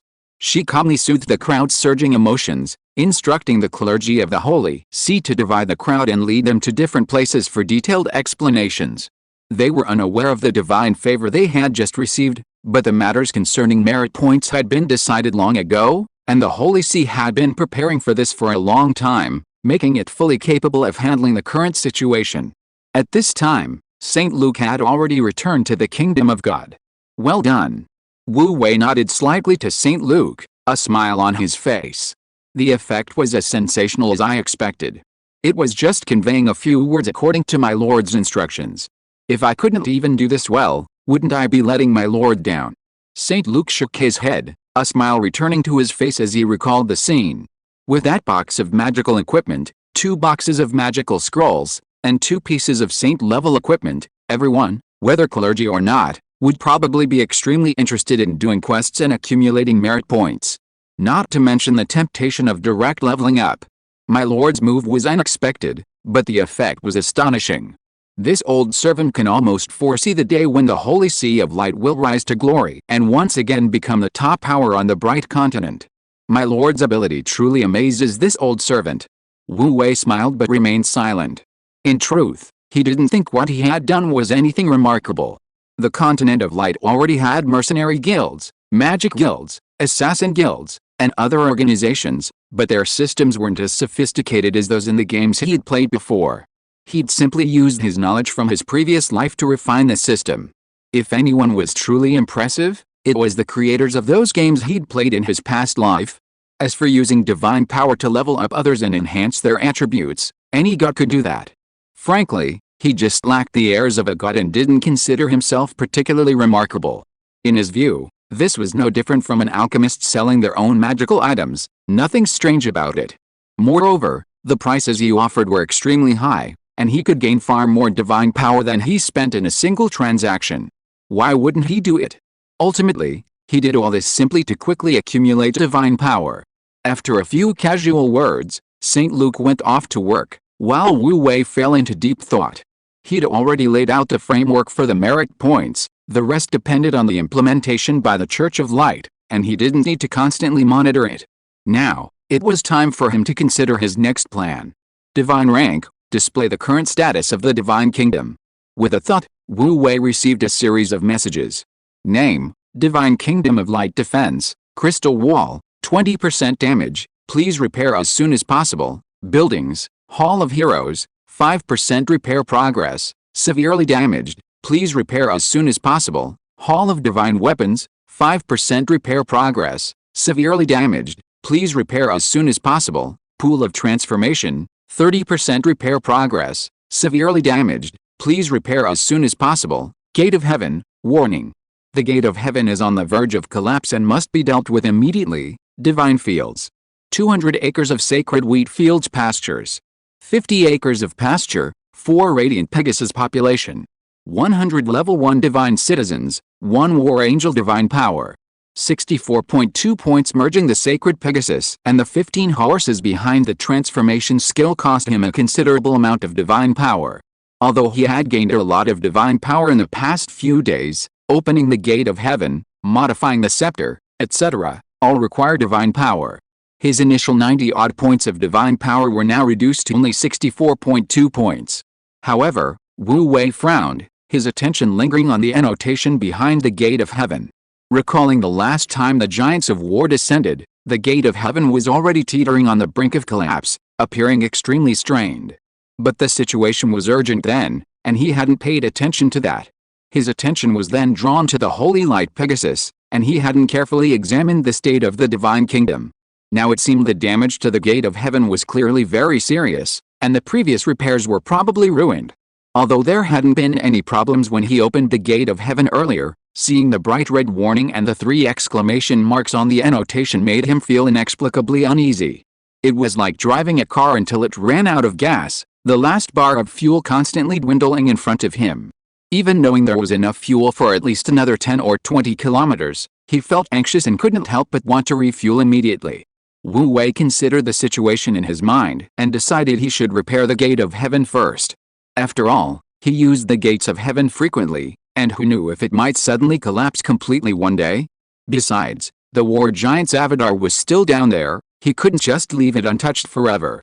Thinking it over, Wu Wei immediately gave the divine spark an order: display the required divine power for the gates of heaven to reach 5%, 10%, 15%, and 30% repair progress. Repairing the gates of heaven to 5% requires 0.6 divine power, to 10% requires 1.8 divine power, to 15% requires 5.4 divine power, and to 30% requires 1016.2 divine power. Excellent. Wu Wei had figured out the repair patterns for these divine kingdom structures. Early repairs only require divine power. Once a certain level of repair was reached, specific materials had to be collected. The extra 1000 divine power points in the 30% repair figure were clearly from condensing materials. Finding the lesser creation stone so easily last time was pure luck. He might not be so lucky this time. Wu Wei wasn't particularly interested in finding out what materials were needed to repair the gate of heaven to 30% completion, so he directly gave the order: consume 5.4 divine power to repair the gate of heaven. As soon as he finished speaking, a surge of divine power erupted from his divine core and flowed into the gate of heaven. In an instant, the gate of heaven was enveloped by an incomparably bright and sacred power. It was a sacred power of light, originating from the laws of the source of light, capable of communicating with heaven and earth, creating all things, and being omnipotent. A moment later, the divine light dissipated, and a brand new gate of heaven appeared before Wu Wei. Wu Wei looked closely and saw that the surface of the gatepost, which had previously been covered in large cracks, was now completely new. Except for a few less noticeable cracks in a few places, the rest was completely crack-free. The divine runes imprinted on the gate were also much brighter, with occasional flashes of light, a significant improvement over its previous dim appearance. The repair effect of the gate of heaven was truly remarkable. Wu Wei checked the status of his divine kingdom again and found that the detailed annotation after gates of heaven had changed. Gates of heaven, repair progress 15%, severely damaged, please repair as soon as possible. Not only had the bright red warning disappeared, but even the exclamation mark at the end was gone. This made Wu Wei happy, but it also dampened his good mood considerably. Life was indeed much better than before. However, the divine kingdom was still riddled with loopholes, requiring divine power to maintain and repair at every turn. Divine power, oh divine power, no matter how much he earned, it couldn't keep up with the consumption. No, he still needed to think of a way to accelerate the acquisition of divine power. Chapter 157: Liliana's old partner. Time flies, and several days have passed. In the central part of the bright continent, lies the Charson Swamp. Located upstream of Charson Lake, the Charson Swamp is vast, stretching for dozens of miles, lush with vegetation and rich in species. It is the largest swamp on the bright continent, and also its most dangerous, known among adventurers as the Swamp of Death. Looking down from the sky, the swamp appears as a verdant carpet of grass, interspersed with small puddles and clusters of bushes, like jewels adorning a green tapestry, vibrant with life and possessing a primal, pure charm. Occasionally, egrets glide overhead, or large fish leap from the water, reflected against a clear blue sky, creating a scene of breathtaking beauty. However, no matter how beautiful the scenery, it cannot change the fact that this is a man-eating swamp. Sister Nana, are you sure the person you're looking for is really here? Wu Wei rode his holy light Pegasus, circling several times in the sky far from the swamp. As far as the eye could see, there was nothing but swamp. He couldn't find the mage tower that should have been here, but he did witness several large-scale monster hunts, like mantis stalking a cicada, unaware of the oriole behind. Perhaps it was the nature of the species adapting to survive, but the monsters in the swamp were incredibly good at hiding. If they hadn't revealed their presence during the attack, he wouldn't have noticed any monsters there with the naked eye, and there were more than one. I was here last time I came, Liliana said, sitting sideways in front of Wu Wei, half her body leaning lazily against him. However, his mage tower can move. A few years have passed, and it's possible it's moved to another place. That's a bit troublesome, Wu Wei asked casually. Do you have a way to contact him? The whole thing started because Liliana said she was looking for an old friend. Wu Wei's mortal avatar was idle, so he was dragged along to keep her company. Wu Wei's trip was purely for the thrill of riding a flying horse, and he also wanted to take advantage of Nana while riding with her. He didn't care who she was looking for or whether he could find them at all, so he was quite calm and not in a hurry. Anyway, Since his avatar was in the mortal realm, his consciousness could return to the divine realm at any time, so a chance to relax was a good thing. That old guy has a strange temper and hates dealing with people, so he never leaves his contact information, Liliana said calmly. However, his mage tower doesn't move very fast, and it leaves traces along its path. We can find it by searching. She had clearly done this before. After carefully observing in the sky for a moment, she pointed Wu Wei in a direction, leading him through a maze of trees half submerged in the water at the edge of the swamp. In the forest, a spherical structure with a metal frame and opaque crystal windows glittered in the sunlight. 8 enormous mechanical legs, branded with magical runes, were firmly rooted in the swamp, supporting the structure. 2 large, claw-like mechanical arms flanked the structure, making the whole thing look like a bizarrely shaped crab. This is the mage tower you were talking about. Wu Wei exclaimed in astonishment, almost thinking he'd stumbled into some kind of science fiction dungeon. This wasn't a mage tower, it was a science fiction laboratory. Yes, Liliana nodded matter-of-factly, completely oblivious to Wu Wei's surprise. Alchemists are all eccentric, and mage towers are never the most bizarre, they just keep getting weirder. You'll get used to it. Wu Wei's feelings were incredibly complex. Was he just too naive, or were the alchemists of this world far too avant-garde? Don't go down yet. Seeing Wu Wei controlling the holy light Pegasus to land, Liliana stopped him, then took out a magic gun from her storage ring and fired about 10 shots at the mage tower in front of her. The magic defense array outside the mage tower was activated instantly, and layers of water-like light rippled in the air. Within the light, about a dozen small dents were very obvious. This way of greeting feels a little off, doesn't it?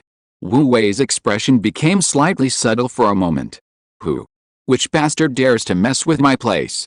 At this moment, a loud and angry roar suddenly came from the mage tower in front of him. Immediately afterwards, several of the crystal windows on the mage tower suddenly became transparent, and a middle-aged man with messy hair and beard appeared behind the crystal windows. His glaring and snarling appearance made it seem like someone owed him 8 million. Wu Wei glanced at him and noticed that his clothes were neither the linen robes ordinary people usually wore, nor the hooded robes favored by magicians and wizards, nor the tight-fitting riding attire of knights. Instead, they were long sleeves and trousers resembling modern clothing. He suddenly became very interested in this alchemist who kept spouting a vulgar expression. But wasn't Sister Nana supposed to be an old guy? How come he's middle-aged? Oh, Liliana, it's you. The middle-aged man recognized Liliana, and his anger flared even more, practically erupting in fury. I kindly helped you by placing the seal on you, and even made you a magic gun for self-defense to keep you from being bullied. You're not only ungrateful, but you actually shot at my shield. Let me tell you, even if you beg me, I won't help you anymore. You have the nerve to say that. Liliana's expression suddenly changed, and she retorted without flinching. You actually lied to me, saying the seal was one-time use, forcing me to live like this for years, almost killing me with resentment. If I don't get my revenge, I'll change my surname to yours. With that, she put away the magic gun, grabbed her barbed, dark gold metal whip, and jumped off the holy light Pegasus. While still in midair, she broke free of her seals, unleashing a violent force that swept out like a tidal wave, causing the lurking magical beasts in the swamp to scatter in panic. You tricked me. Remembering the humiliating years she'd endured, Liliana was furious. She gripped her metal whip and slammed it down hard on the magical shield. Not satisfied with just one blow, she struck again, and then a third. You tricked me. You tricked me. You tricked me. Hiss. Wu Wei found the scene too violent and, worried for the creature inside, instinctively retreated a considerable distance, afraid of being caught in the crossfire. Sister Nana was good in every way, except for being too violent. With a series of loud crashes, a large dent was smashed into the semi-transparent magical shield. The surrounding shield shimmered, growing thinner and thinner, seemingly about to be smashed open. What the hell is wrong with Liliana? That seal was meant to be a one-time use item. The alchemist was also furious, frantically charging the defensive shield while cursing back. So this alchemist was the one who placed the seal on Liliana before? Wu Wei suddenly felt a little guilty, remembering why this uncle had been unjustly attacked. He really didn't mean it. After he realized that Sister Nana had misunderstood, he originally planned to find an opportunity to explain, but too many things happened afterward, and he forgot about it. He didn't expect to bring such an undeserved disaster upon someone else. "Uncle, I'm sorry." He guiltily pulled on the reins and quietly rode the holy light Pegasus away from the battlefield. Seeing Nana's furious state, Liliana realized she was doomed if Nana discovered the truth now. "Are you sure?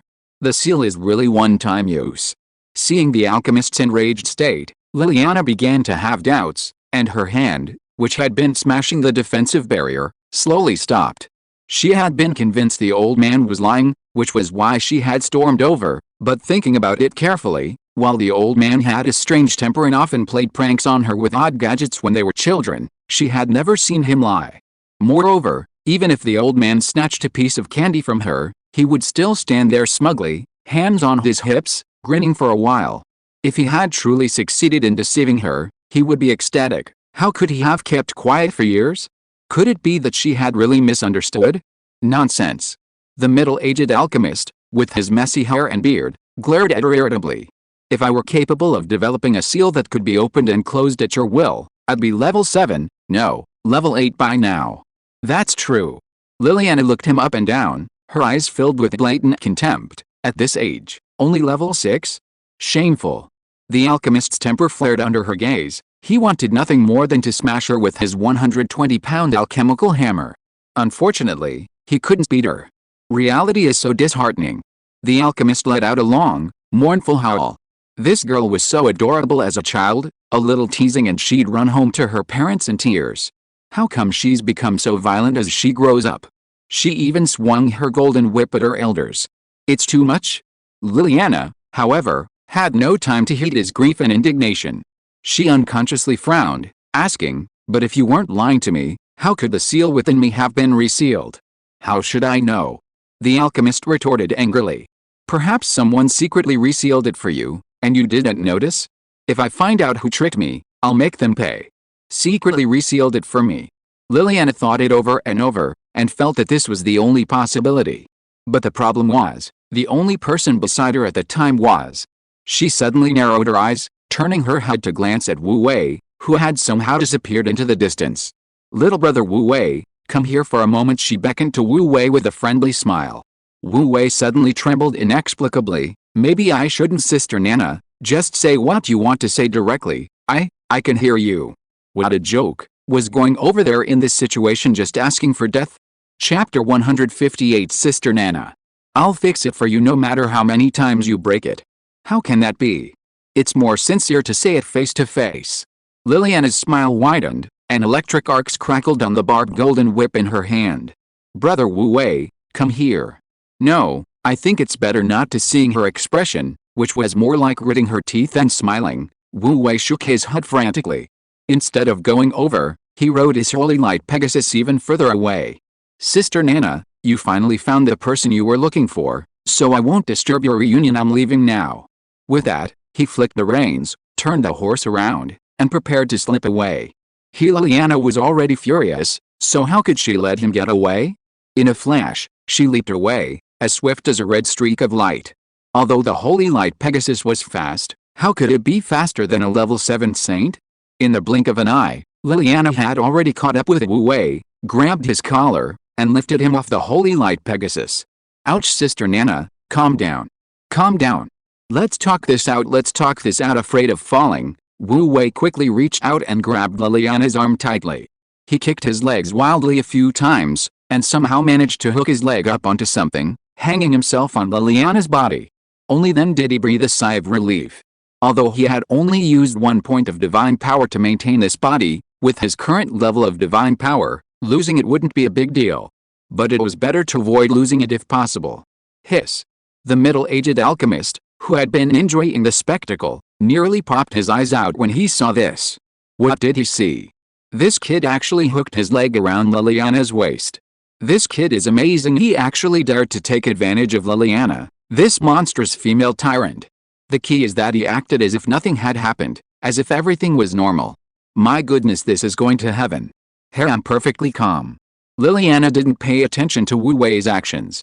The negative energy that was churning and surging in her chest and abdomen, trying to invade her energy core, brought her intense pain. At the same time, it also made her sense of external stimuli much weaker, so much so that she didn't even notice where Wu Wei's leg was hooked. She sternly stared at him, her eyes narrowed. "Tell me honestly, Was it you? I.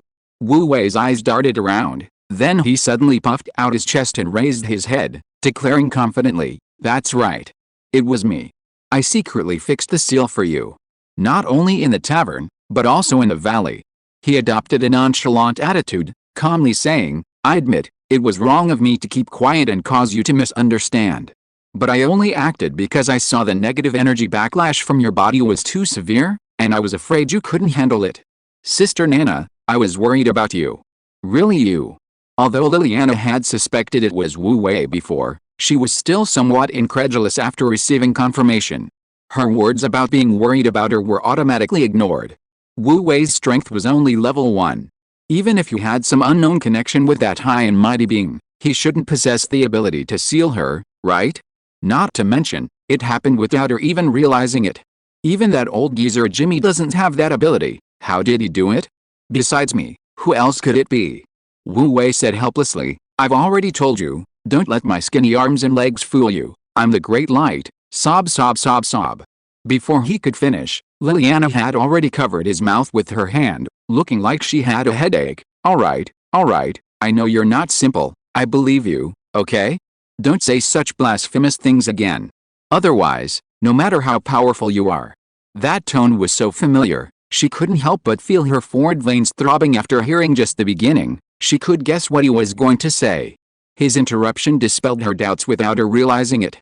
Ugh sob sob. Wu Wei pointed to his mouth, frantically hinting with his eyes. "I can let go, but you're not allowed to say those things again." Liliana looked at him seriously. Wu Wei nodded frantically. Although Nana's hands were fragrant and smooth, her grip was too strong, and he felt his face was about to turn blue. Seeing his good attitude and correcting his mistake, Liliana carefully released her grip. Wu Wei breathed a sigh of relief, finally alive again. "Nana, are you all right?" he asked Liliana with concern, his gaze lingering on her chest and abdomen. "How about I seal it up for you first?" As he spoke, his hand eagerly reached for her stomach. Considering his current position clinging to Liliana's waist, the action was undeniably lewd. "Kid? So it was you who tricked me." Just then, the middle-aged alchemist Jimmy's booming voice suddenly came from the side. Jimmy had also been bewildered by Wu Wei's series of bizarre actions, and only now did he suddenly realize that the culprit who had almost shattered his defensive shield was right in front of him. Remembering the beating Liliana had given him earlier, he was furious, his eyes blazing with anger. "You dare trick me? I'll make you pay." He pulled a sphere emitting an eerie black light from his pocket and shoved it into the cylinder extending from the ground. The next moment, one of the two large metal claws of the mage tower slowly rose, its tip emitting bursts of black light, and waves of obscure energy emanating outwards, indescribably eerie. Watch my curse 10-hit combo. I'll make you sick and disgusted to death." Looking at Wu Wei's handsome yet repulsive face, Jimmy chuckled and pressed the activation switch. Instantly, the ball of black light shot out, rushing towards Wu Wei. "Watch out." Almost the instant the black light appeared, Liliana sensed something was wrong. Without thinking, she grabbed Wu Wei behind her, swung her golden whip, and slammed it hard into the ball of black light. One look at the light, and she knew what it was. She had experienced Jimmy's 10 consecutive curses firsthand. While not fatal, they were sure to make anyone question their existence, and anyone who had experienced it once would never want to go through it again. How could she let this thing touch Wu Wei? Boom! A muffled sound. The cursed black light was almost instantly shattered into fragments by the lightning and fire power on the golden whip. Wu Wei was completely protected behind Liliana, not even a trace of the curse's power touched him. Wu Wei blinked, completely unexpected that Liliana would choose to protect him without hesitation. Although he wasn't actually afraid of the curse, he had to admit that the feeling of being protected was fantastic. "Girl, you actually protected him." Jimmy was also completely taken aback by this outcome, staring wide-eyed in disbelief. "Weren't you just shouting for a fight?" "That's my business. If you want to deal with him, you'll have to get past me first." Liliana casually picked up Wu Wei and put him back on the holy light Pegasus, then drew her Thunderfire golden whip, giving him a half smile. "Perfect timing, I also have something to discuss with you." As soon as she finished speaking, arcs of electricity flashed across her Thunderfire golden whip, crackling loudly. Alchemist Jimmy's expression froze. Wait. Let's talk this out." Every time this girl said she had something to discuss with him, it was never good news. However, before he could finish speaking, Liliana had already swung her Thunderfire Golden Whip, relentlessly hammering the magic defense shield of the Mage Tower. While hammering, she sneered, "Anyway, I've already broken the seal this time, so I might as well have some fun." She herself didn't realize that this so-called having fun tone had been unknowingly influenced by Wu Wei. Jimmy frantically tried to maintain the defensive shield, but under Liliana's relentless attacks, the shield continued to falter, its thickness dwindling. Half an hour later, the magical shield finally shattered with a loud crack. "Ah! My shield!" Jimmy screamed, tearing at his hair in frustration. "You brat! Do you know how much effort and precious materials I used to build this shield? Would it kill you to go easy on me? Hell, if I hadn't destroyed the shield, would you have let me into the Mage Tower?" Liliana wasn't buying it. Don't let the old man's bravado fool you, he was mostly faking it. The shield wasn't disposable. Even if it collapsed, repairs wouldn't require many materials. Besides, how many times had this old man taken advantage of her youth and ignorance? A few more blows would be interest. She sneered, and in a flash, she appeared outside the Mage Tower. The solid crystal window was as fragile as paper in her hands. With a casual swing of her lightning fire whip, she smashed a large section of it open.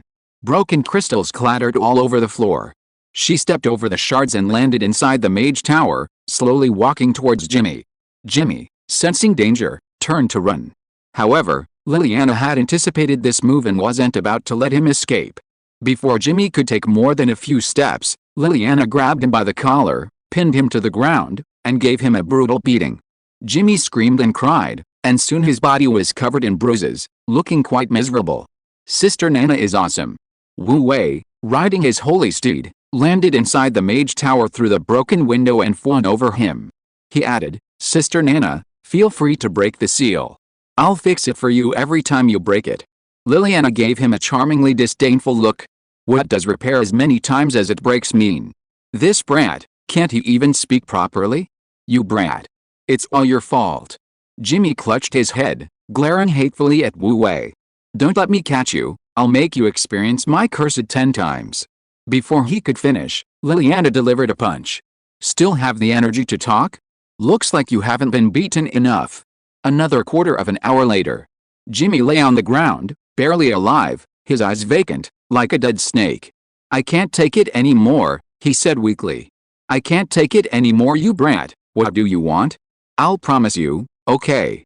Beside him, Wu Wei covered his mouth, barely suppressing a laugh. He finally understood. Don't be fooled by the man's pitiful cries. Liliana hadn't actually used any fighting spirit when she beat him. It hurt, but it didn't cause any real injury, it just looked pitiful.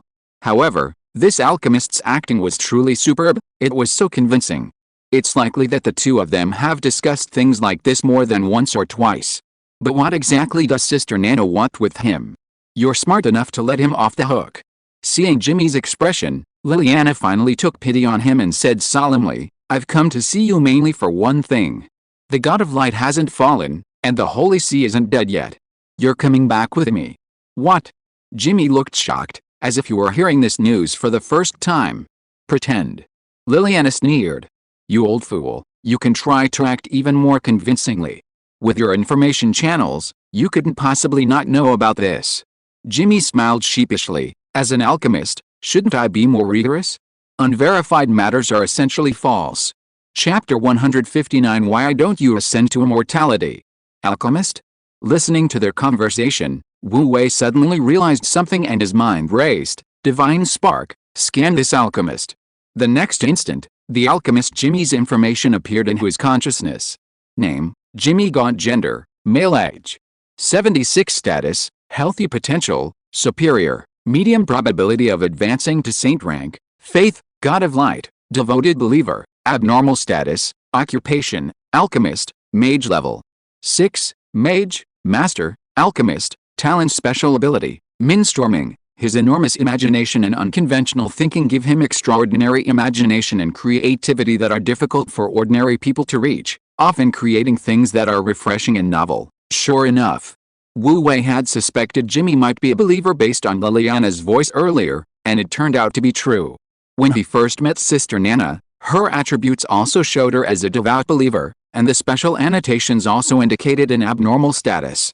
If he wasn't mistaken, Nana and this Jimmy used to have a close relationship with the Church of Light.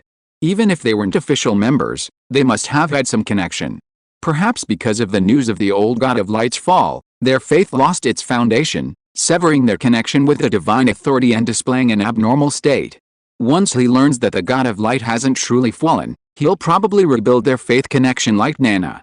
Of course, most importantly, Jimmy isn't just a devout believer, he's also a master alchemist and a level 6 archmage. Both are extremely valuable to the Church of Light right now. A level 6 archmage is already incredibly powerful, only slightly inferior to Liliana and St. Luke, ranking 4th in the entire Church of Light hierarchy. A master alchemist is an extremely rare talent, capable of providing immense help to the Church. For one thing, the equipment problem for the Church's priests would be solved, and the Knights of the Knights Order could use better enchanted equipment. While the blacksmiths of the Divine Kingdom are skilled, they are still just blacksmiths. They can forge good equipment, but they lack the ability to imprint magic circles on it. Unenchanted weapons and equipment are essentially blank slates, always inferior in attributes to enchanted gear. Moreover, frankly, while weapons and armor are still usable without enchantments, offering decent attack and defense, items like priest robes and staves offer very limited utility without enchantment. The priests of the Holy See still wear ordinary cloth robes, offering only a meager amount of defense and no other attributes. Their few staves are purchased from elsewhere, boasting mediocre attributes and exorbitant prices. Even the Dawn of Light robe worn by the Holy Maiden of Light was crafted by Wu Wei himself, using divine power, otherwise, the armorer's work would have been nothing more than a blank. Dawn's Light is, after all, a saint-level equipment, and it's meant to enhance the image of the Holy Maiden of Light. It's one thing for Wu Wei to handle it, but surely he shouldn't have to personally craft equipment for an ordinary priest? Would that keep him incredibly busy? And it would be beneath him. When he discovered the alchemy lab and the alchemical equipment in High Priest Solo's lair, Wu Wei had a vague idea of recruiting an alchemist. Unfortunately, good alchemists aren't easy to find. On the entire Bright Continent, the number of mages is far less than that of swordsmen and other professions who cultivate battle ki, the overall ratio being less than 1 to 10. Alchemists are an even smaller minority, making up less than 1/50th of all mages. Otherwise, good magical equipment wouldn't be so precious. Thinking of this, Wu Wei touched his nose, and his gaze towards Jimmy suddenly held a hint of determination. Just when he was about to fall asleep, someone brought him a pillow. He'd barely even considered hiring an alchemist when Sister Nana found him a master level 1, how thoughtful. It seemed his main task today was to get Jimmy to agree to return to the Holy See with him. Wu Wei's mind raced, but only a moment had passed. Meanwhile, Liliana and Jimmy were still talking. Unverified matters don't count, so what I verified should count, right? Liliana, too lazy to waste time with Jimmy's pleasantries, went straight to the point. I've personally confirmed that our Lord has returned. Just tell me, will you come with me or not? This.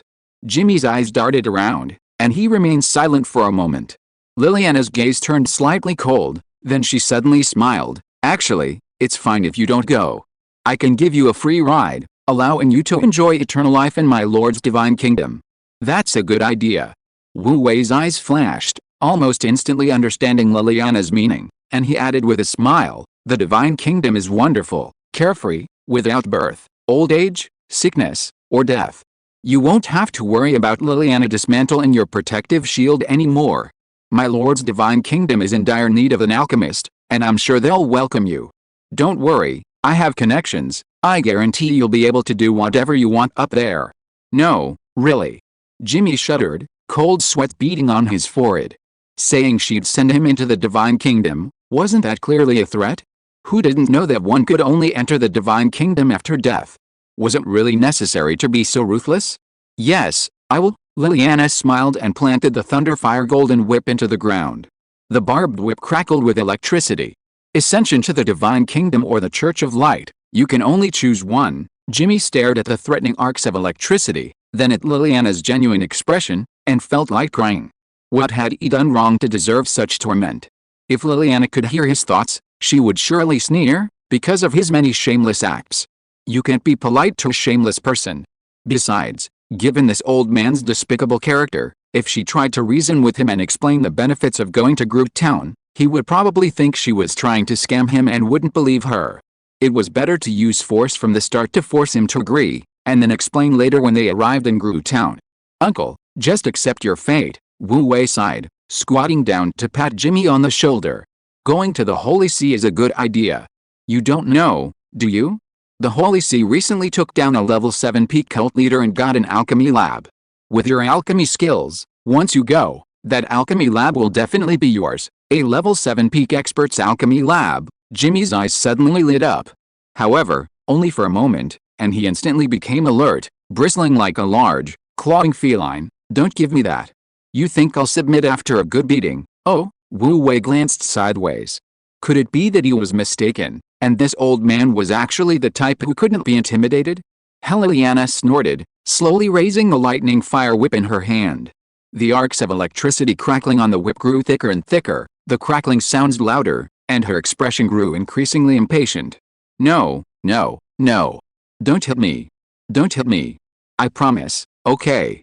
Seeing this, Jimmy finally changed his expression, jumping up from the ground and hiding behind a nearby pillar. After a while, seeing that Liliana hadn't made a move again, he cautiously peeked out from behind the pillar, shushed Wu Wei, and quietly asked, "Kid, is that alchemy lab you mentioned earlier real?" Wu Wei chuckled, "Of course it's real.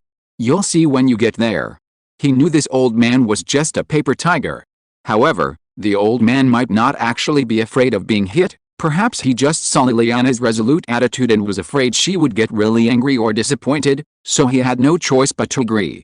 After all, personally, he felt that the relationship between the old man and Liliana seemed closer to that of family. That seemingly confrontational relationship, yet subtly revealing familiarity and trust, couldn't be faked. A family with a rather unique way of interacting. Recalling their cacophony of communication, Wu Wei couldn't help but add in his mind, "Since you've decided, let's go. I'll explain the details on the way." Putting away the Thunderfire Golden Whip, Liliana found a place to sit in the Mage Tower and urged him on. Wu Wei noticed her face growing paler, and cold sweat had unknowingly beaded on her forehead, so he quickly went over to reseal the seal. Liliana gave Wu Wei a strange look.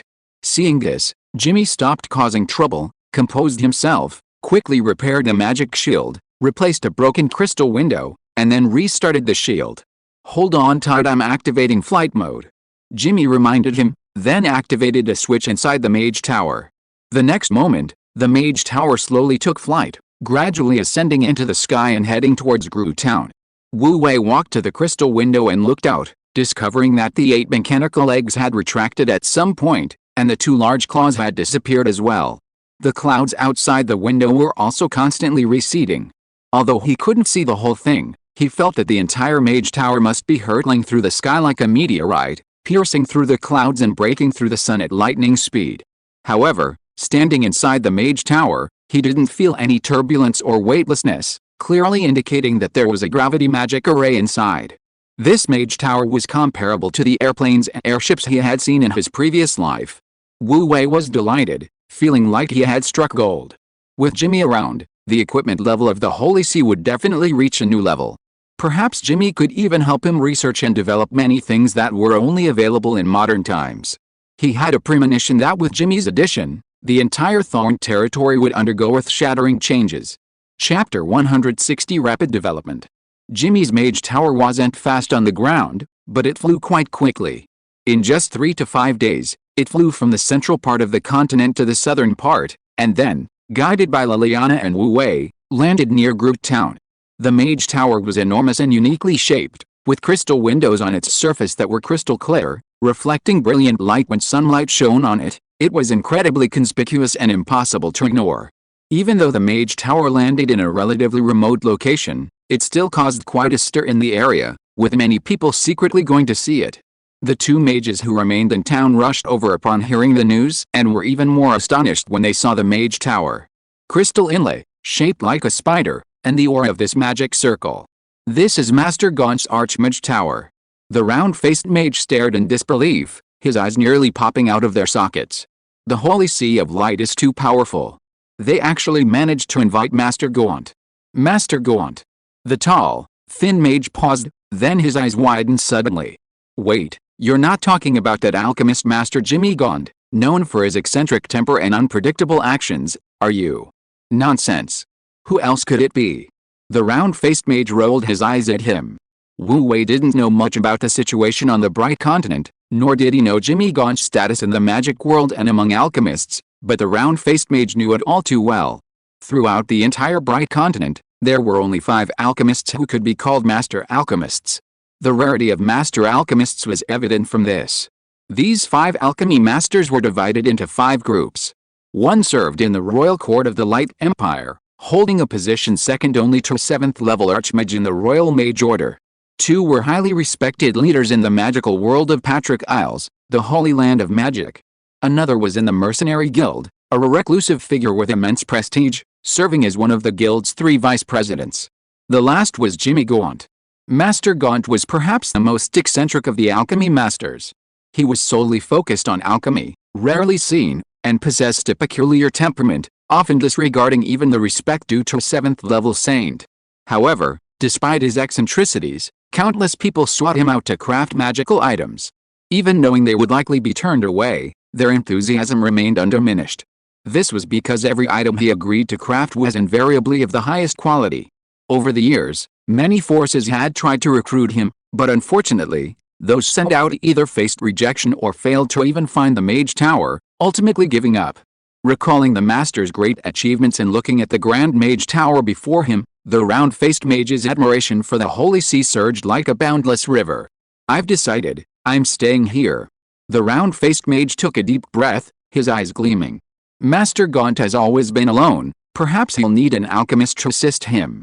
The tall, thin mage was taken aback. Didn't you tell me a couple of days ago that your teacher wrote urging you to return? If you stay, how are you going to explain it to your teacher? No need to explain. The round-faced mage's tone was firm. If my teacher knew Master Gaunt was here, he'd be rushing there even faster than me. I need to secure a spot before he gets here. With that, he turned and hurried towards the monastery, intending to find someone he knew to inquire about the situation. Hey, wait for me. The tall, thin mage hurriedly chased after him. Although he wasn't an alchemist and couldn't get an apprenticeship, the opportunity to meet the alchemy master was still incredibly attractive to him. What if the master was in a good mood today and agreed to craft magical items for him? Just as Wu Wei had predicted, the arrival of the alchemy master Jimmy Gaunt had a profound impact on the Holy See, and the reactions of these 2 mages were merely the initial ripples compared to it. As time passed, these ripples slowly grew, eventually evolving into a colossal wave that would shock the world. Of course, that was a matter for the future, and we wouldn't discuss it now. At this moment, Jimmy was touring the monastery under Liliana's guidance. On the way there, Liliana had already explained the current changes and details of the Holy See to Jimmy, and now Jimmy's reaction was much calmer, and his faith channel had reconnected with his divine status. As for Wu Wei, as soon as he arrived in Gru Town, he made up an excuse to return to the Divine Kingdom to handle some matters. After paying homage to the statue of the God of Light and witnessing the miracles in the plaza, Jimmy, led by Liliana, went to visit the Holy Maiden of Light. His arrival was naturally met with a warm welcome from everyone in the Holy See. The Holy Maiden of Light, Catherine, had learned of the alchemist's impending arrival through an oracle and was naturally prepared. However, she didn't prepare a particularly grand welcoming ceremony. Instead, she informed the members of the Holy See of the news, met with Jimmy Gaunt, and prepared a Medal of Merit for him, as well as the status of an honorary bishop of the Holy See. The Medal of Merit was a personal credential used to record merit points. Given the alchemist's abilities, obtaining merit points was far easier than for ordinary people. The status of an honorary bishop represented the recognition and respect of the entire Holy See. With this status, he could not only enjoy the treatment of a bishop, receiving a monthly supply of holy wheat and holy water, but also command a squad of knights or a church priest to perform his duties. Even Liliana, who brought the alchemist, gained a large amount of merit points, taking a significant step closer to accumulating enough to dispel the negative energy.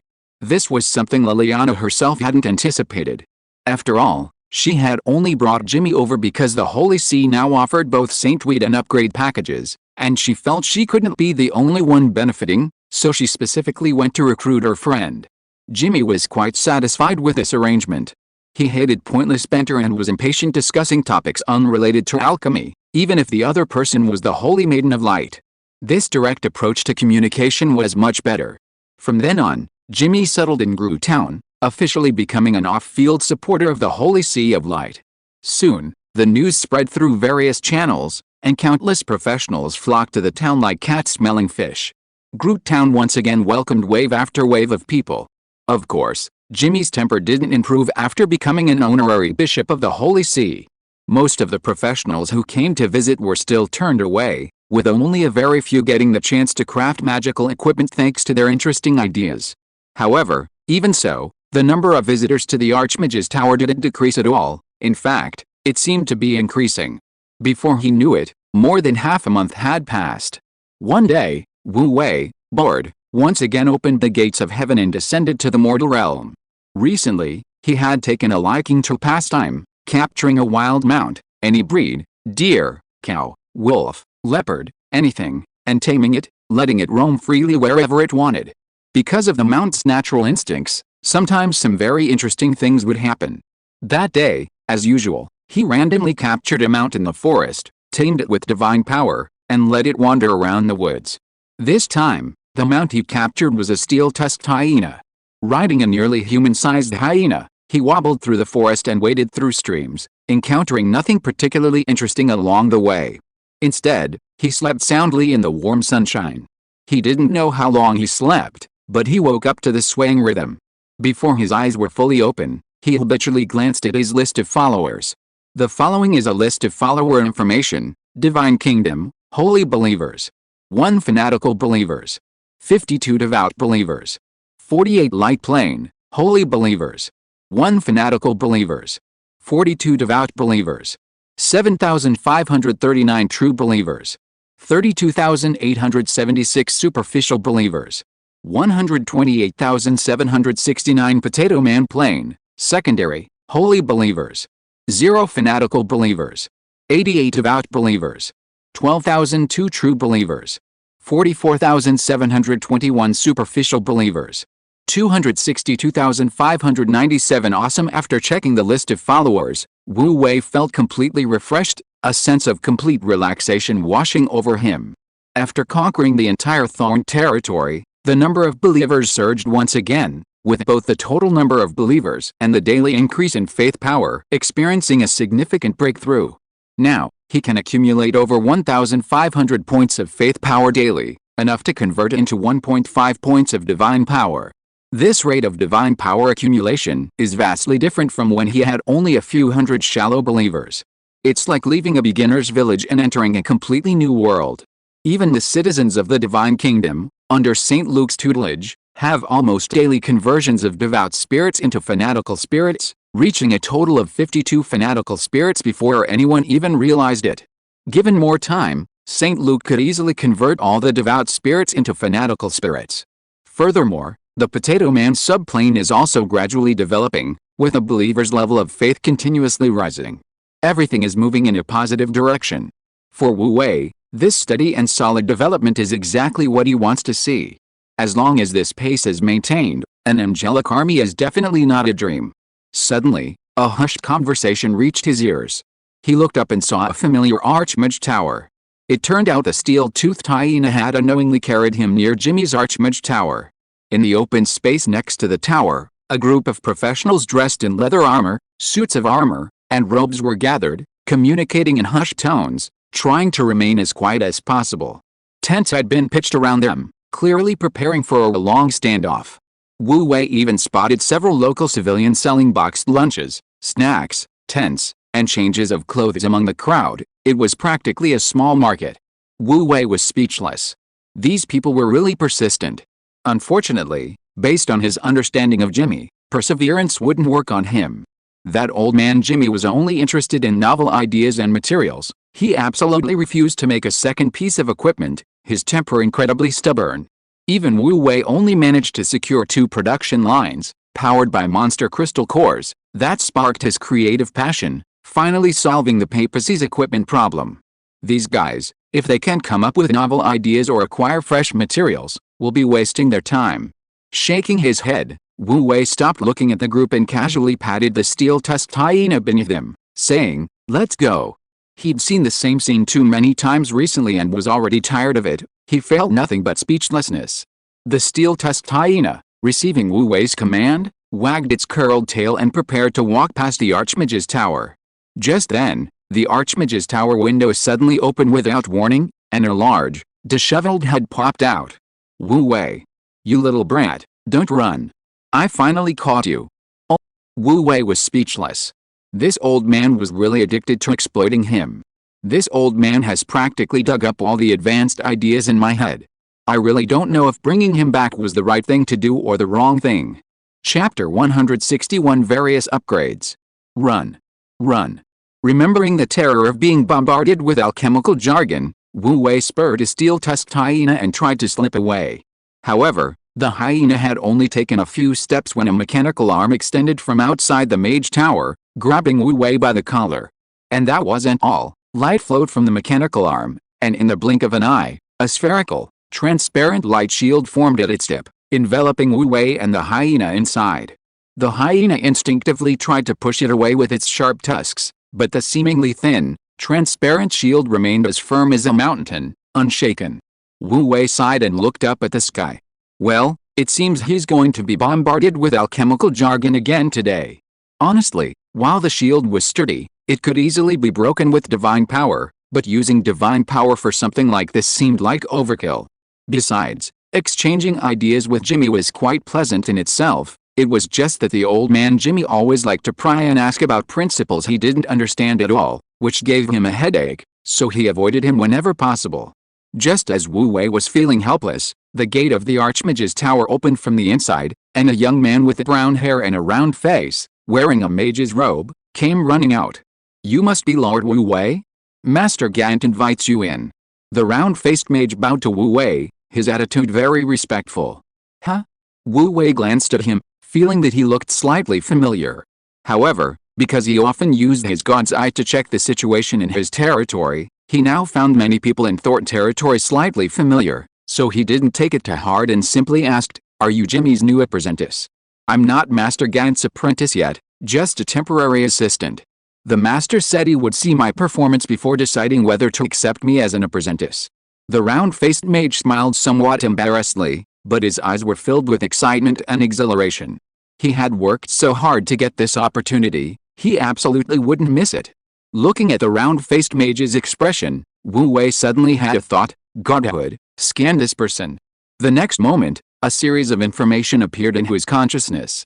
Name, Cody DeRisa. Gender, male. Age 36. Status, healthy potential, high grade, medium probability of advancing to saint rank. Faith, God of light, true believer. Occupation, alchemist, mage level 3, mage, intermediate, alchemist. Talent, special ability, extreme concentration. When he focuses on something, his thinking speed doubles, his learning ability doubles, and he can quickly apply what he's learned to other situations and integrate knowledge rapidly. Sure enough, a barely perceptible smile appeared on Wu Wei's lips.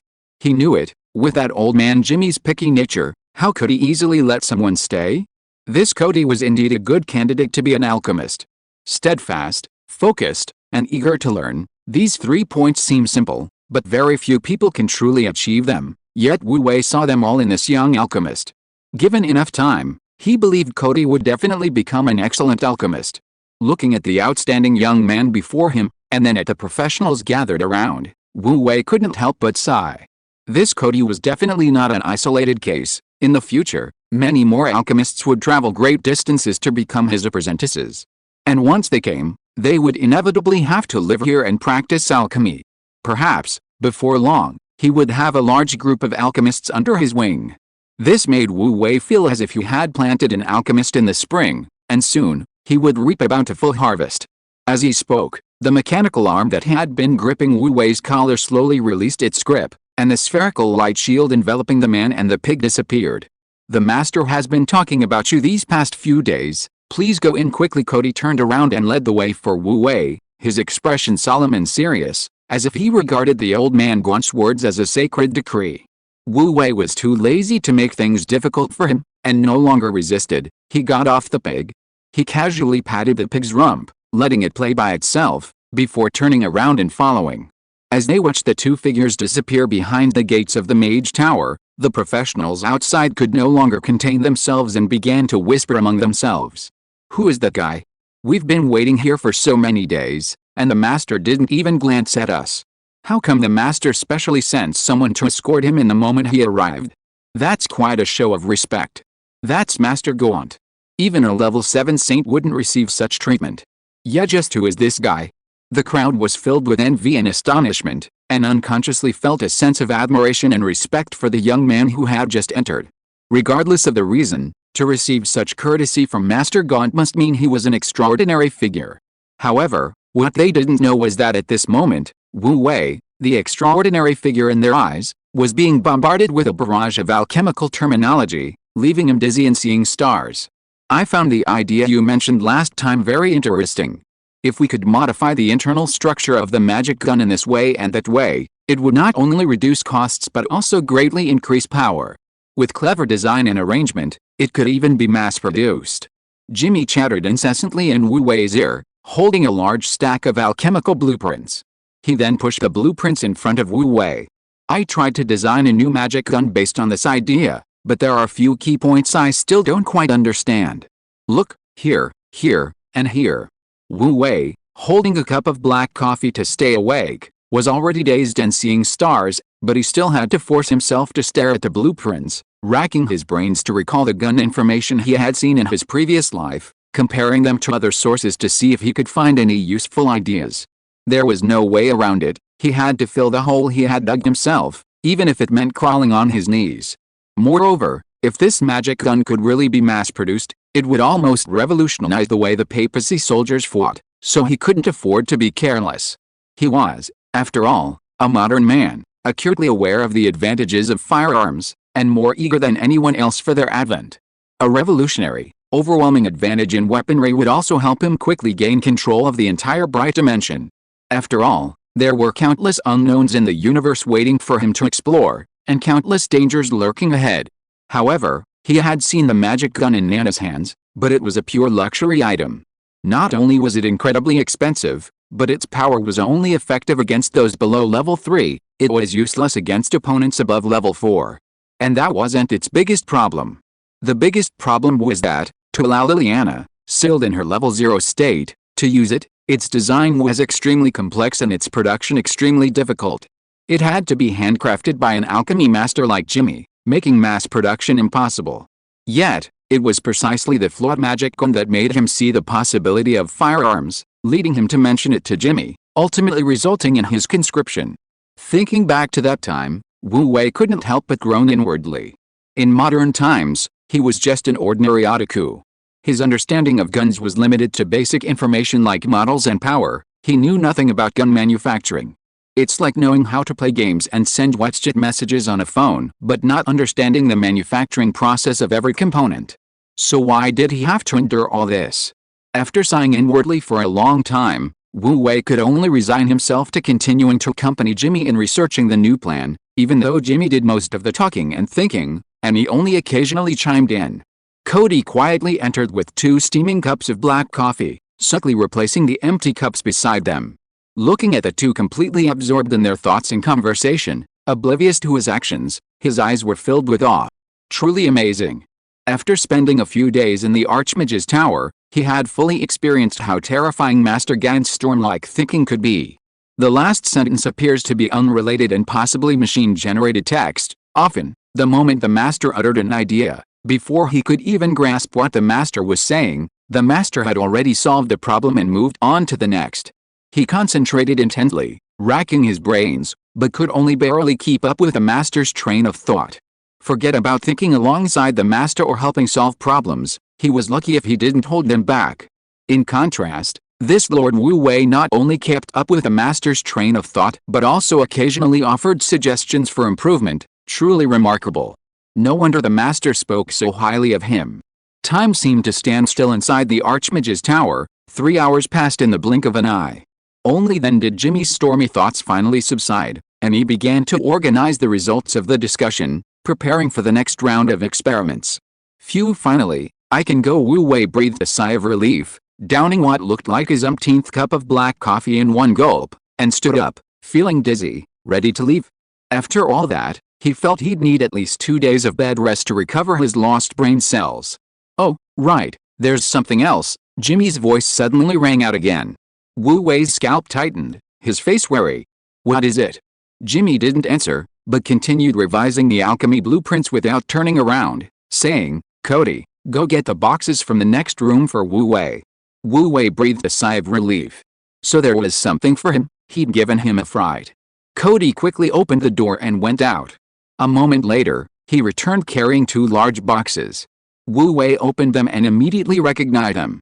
These were the dragon scale armor and the radiant longsword he'd given Jimmy a while ago.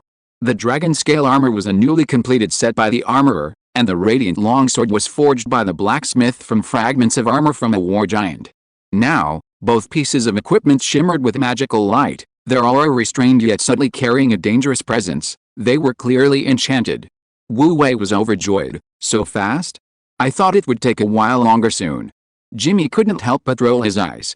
This kind of simple enchanting, as long as I have enough materials, I can finish it in 3 days at most. If you hadn't been so absent and didn't have a fixed address, I would have delivered it to you long ago. Let me tell you, don't bother me with this kind of thing again. If it weren't for the fact that you provided a new idea for the magic gun, I wouldn't bother with this kind of low-skill thing. He is expected of an alchemy master. You're really amazing. Wu Wei stroked the armor plates of the dragon scale armor, feeling the surging power emanating from within, and was overjoyed. With these 2 pieces of equipment, St. Luke had truly upgraded his weaponry, and his combat power would increase by at least 20%. Huh? What's this? Wu Wei suddenly found a black box in the box and picked it up curiously to take a look. The black box was emitting spatial fluctuations, clearly a special device. He didn't remember giving Jimmy anything like this. Oh, that's a set of instruments for separating metal alloys. Jimmy glanced up and casually explained, some of the equipment in that alchemy lab last time overlapped with mine. I didn't need 2 sets, so I just modified it a bit. Consider it a bonus, and I'll give it to you. He couldn't help but glare at Wu Wei with annoyance. That sword you brought over, it was reforged from old armor, wasn't it? Although I don't know where you got that old armor mixed with star gold, the alloy composition of finished armor is completely different from that of weapons, and the properties and requirements are also different.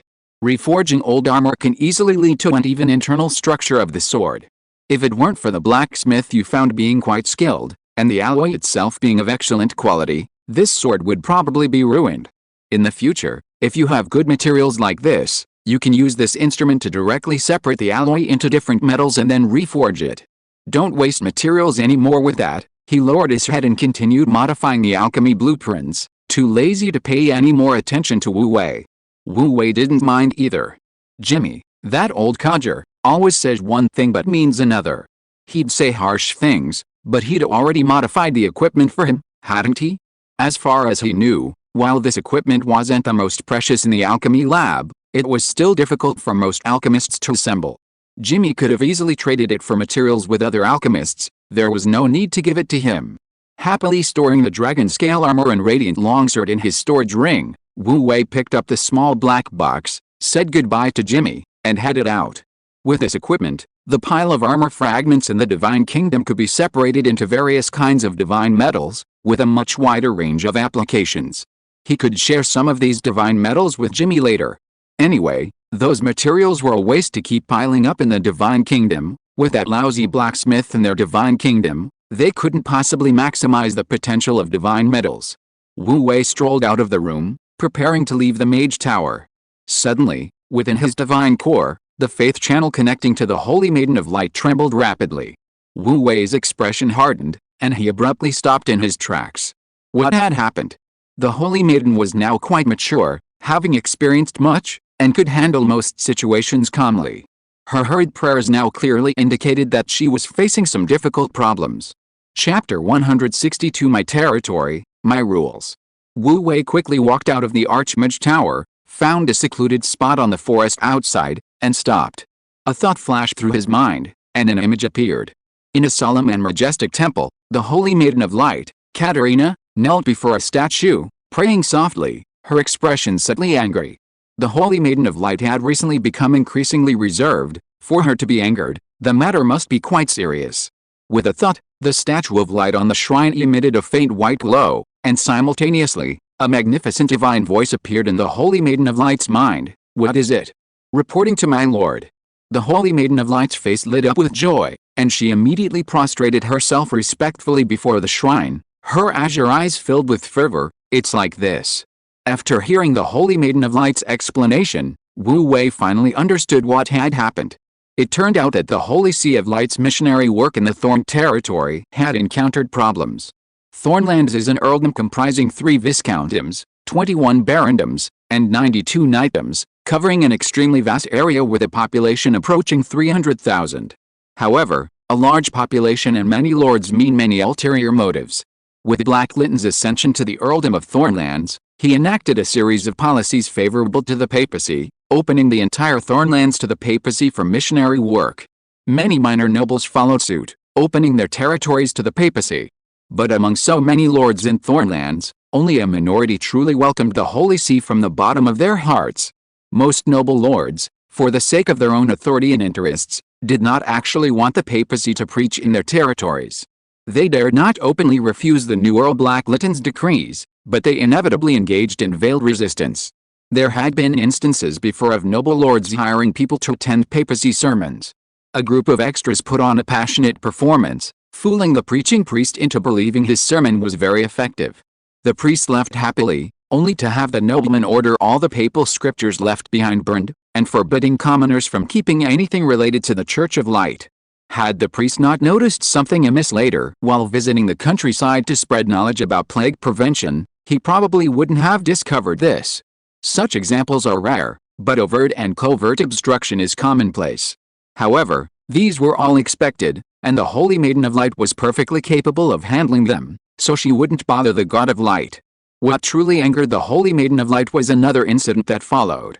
Just today, a priest was attacked on his way back from preaching in the countryside. If it weren't for the magical scrolls and artifacts bestowed by God, and his ability to heal himself with divine magic, he probably wouldn't have made it back. "My lord, those nobles are used to being high and mighty. If we don't teach them a lesson, they won't learn their lesson, and who knows how much trouble they'll cause in the future." Recalling the priest's return, covered in blood and on the verge of death, she felt a fire burning in her heart, her anger rising rapidly. "My lord, I request that the noble lords who attacked be arrested, paraded through the streets, and burned at the stake in public as a warning to others. These noble lords certainly deserve a good lesson." Wu Wei also felt annoyed. After taking over the earldom, the reason he hadn't used force to suppress them was to give these minor nobles a chance. If they knew what was good for them, it would save him some trouble. Unfortunately, it turned out that he had underestimated the arrogance of these nobles. How could nobles who were used to wielding power and having the upper hands in their territories allow the papacy to shake their authority? Today it was just a sneak attack. Next time, they might just take open action. This trend must not be allowed to continue. "Thank you, my lord." The Holy Maiden of Light took a deep breath, her emotions calming down slightly. "I've already sent people to investigate, and I believe we'll find out who did it soon. Once they're caught, we can hold a public trial immediately." Agreed. Wu Wei stood with his back against a large tree, squinting at the swaying shadows in front of him, his mind racing, several thoughts quickly flashing through his mind. He knew the Holy Maiden of Light's approach was correct. Making an example of someone was a very effective method in this situation. But he felt that wasn't enough. Since they were going to kill the chicken, they naturally wanted to maximize the effect. A public trial alone wasn't enough. He was, after all, a transmigrator from Earth. The biggest advantage Earthlings had over the local natives was that even ordinary Earthlings received far more education than ordinary nobles. Moreover, Earth was in the age of information explosion. Many people, though they hadn't eaten pork, had seen pigs run. Using some methods, imitating a trick or two from historical dramas, would be more than enough. With his thoughts racing, Wu Wei quickly clarified his ideas and immediately issued a divine decree to the Holy Maiden of Light. Notify Black to send an invitation to all the nobles of Thorn territory, stating that the divinely imbued statue in the monastery will be installed in the Cathedral of Light in Thorn City in 3 days, and invite them to attend the ceremony. Anyone who does not come will be punished for disrespecting divine authority and the authority of the nobility. "I understand. I will obey my lord's decree." The Holy Maiden of Light's eyes lit up, almost instantly understanding the brilliance of this move. Making an example of someone is crucial. The monkeys must be present to witness the consequences. Several days later, Thorn City. In the north of the city, there once stood a fountain square, next to which stood a magnificent cathedral of light. Given the scale of Thorn City at its peak, the Holy See had already established a bishop-level branch here. Before the fall of the Holy See, this place was bustling with activity, teeming with pilgrims. However, since the decline of the Holy See, the population here has gradually dwindled. With His Majesty the Emperor's decree abolishing Christianity, the persecution of believers of the light began across the land. Ordinary civilians, fearing being mistaken for remnants of the light, dared not even approach, instead taking detours from afar. After that, the Cathedral of Light gradually became deserted, a playground for snakes, insects, and rodents. However, with the resurgence of the Church of Light and the first decree issued by the fanatical believer Blake, this place, once overrun by snakes, insects, and rodents, was revitalized. The towering arches and pillars were meticulously repaired, the exquisite statues and murals were restored to their former glory by skilled craftsmen, and the cathedral's interior and exterior were thoroughly cleaned time and again, leaving not a single cobweb. Now, the entire cathedral was completely renewed, majestic, solemn, and as before. The long stone steps were wide and smooth, each step seemingly imprinted with the marks of time, bearing the silent weight of history. The towering spire pierced the sky, every exquisite stone carving and every ordinary tile seemingly radiating holy light, telling tales of past glory and splendor. This Cathedral of Light was the site of the trial of the lawless nobles, and also the gathering place for all the invited nobles. Early morning. The clear morning light enveloped the entire Cathedral of Light. The fountains in the square began to work on time. As the sun shone, the splashing water droplets refracted translucent, colorful halos, creating miniature rainbows among the white angel sculptures with outstretched wings, dreamy and holy. Just then, the rumbling of car tracks sounded, and carriage after carriage slowly entered the square. Immediately afterwards, noblemen dressed in their everyday attire alighted from their carriages and gathered in the square. These noble lords, some acquainted and others on bad terms, unknowingly formed several small cliques, gathering together to exchange veiled barbs and subtle messages. Marcus Geoffrey was the only viscount in Thornlands besides the Raymond family, and had been a vassal of the Raymond family for over a century. He lived a life of luxury, ruling over his family's inherited viscountdom, enjoying the life of a local tyrant. He was one of the most displeased with a series of new policies promulgated by the new earl.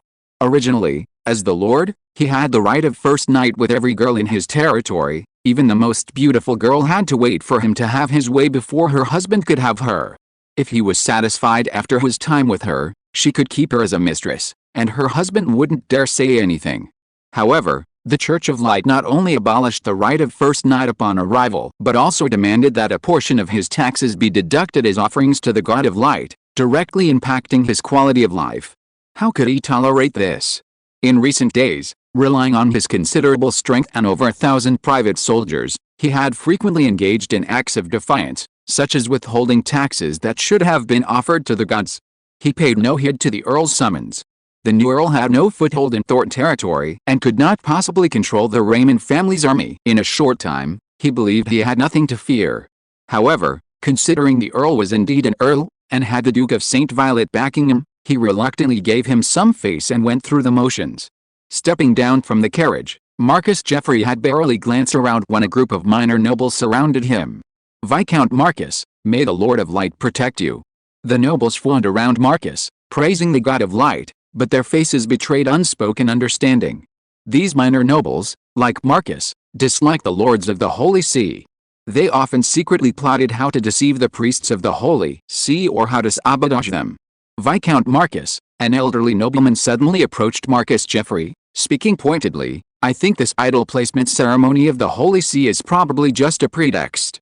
The church is always good at putting on a show, who knows what they're up to behind the scenes." "Ha, just some remnants," Marcus chuckled dismissively.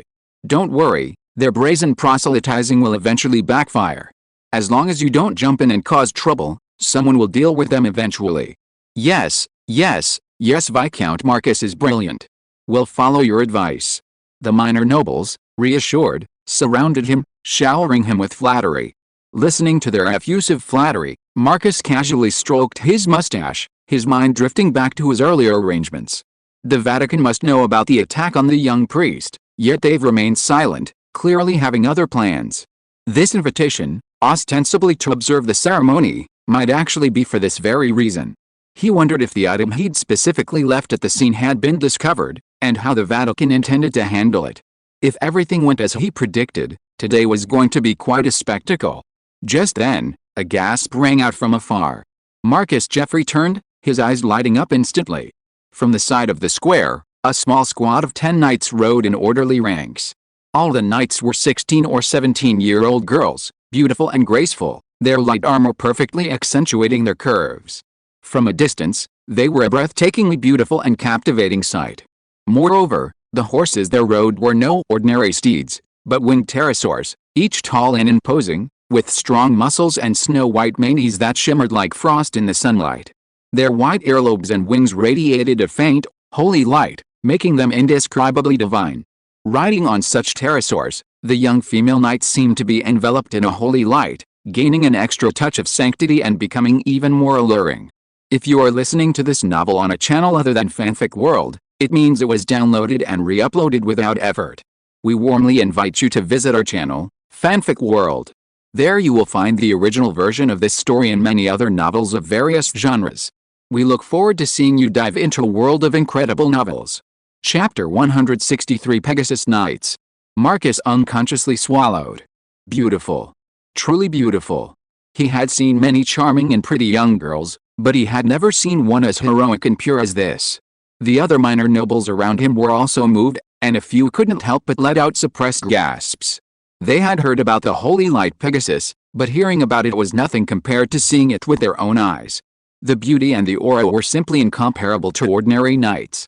Even the legendary royal knights rode only level 2 magical beasts, the Crimson Flame horses. They had no match for the holy light Pegasus's presence. Not to mention that what appeared before them was not just a Pegasus, but a whole squad of knights. Had the Holy See actually trained Pegasus knights in such a short time? A buzzing discussion immediately arose in the crowd. However, these discussions were not all positive. From the appearance of the holy light Pegasus until now, it's only been a month at most. Even if these girls train hard, how much combat power can they possibly have? They probably haven't even passed the horsemanship test yet, right? A middle-aged nobleman had a mocking smile on his face. This kind of setup can only fool a layman. Who among us doesn't know how difficult cavalry training is? This remark immediately drew a chorus of agreement. Everyone here was a nobleman, someone who had trained cavalry, so naturally they knew the difficulties involved. If cavalry were so easy to train, their cavalry wouldn't be so few in number. But what is the papacy doing? Why are all the Pegasus Knights cavalry young and beautiful women? One nobleman's focus was different from theirs, his brows furrowed in confusion. Do they select knights based on looks? How maybe there really are. The other nobles laughed heartily. Fine wine and beautiful women were always the nobles' favorite topics, and the conversation quickly veered off topic. In the end, what could a knightly order of only 10 people possibly accomplish, no matter how much they boasted about it? Even if the holy light Pegasus has great potential, it would still take decades, even centuries, to cultivate it to a sufficiently large scale. By then, the Holy See of Light might not even be around anymore. How foolish. Wu Wei had been secretly observing the situation in the square with his god's eye activated early on. Listening to the increasingly offensive conversations, he couldn't help but shake his head. How could mere mortals fathom the power of the gods? Amid Wu Wei's sighs, the distance between the 10-person knight squad and the nobles was getting closer and closer. Just when everyone thought they were about to pass through the crowd, the leading female knight suddenly spurred her horse and let out a low shout. Rise! Her holy light Pegasus, trained to be in sync with her will, took a few quick steps forward almost as soon as her voice fell, then with a powerful leap, it spread its wings and took flight. Whoosh! With its enormous wings spread, the snow-white holy light Pegasus soared upwards like a bird, instantly reaching the sky above the crowd. Behind her, one after another, celestial steeds of holy light soared into the sky, flapping their snow-white wings. For a moment, the sky above seemed to be filled with these enormous, pure white wings.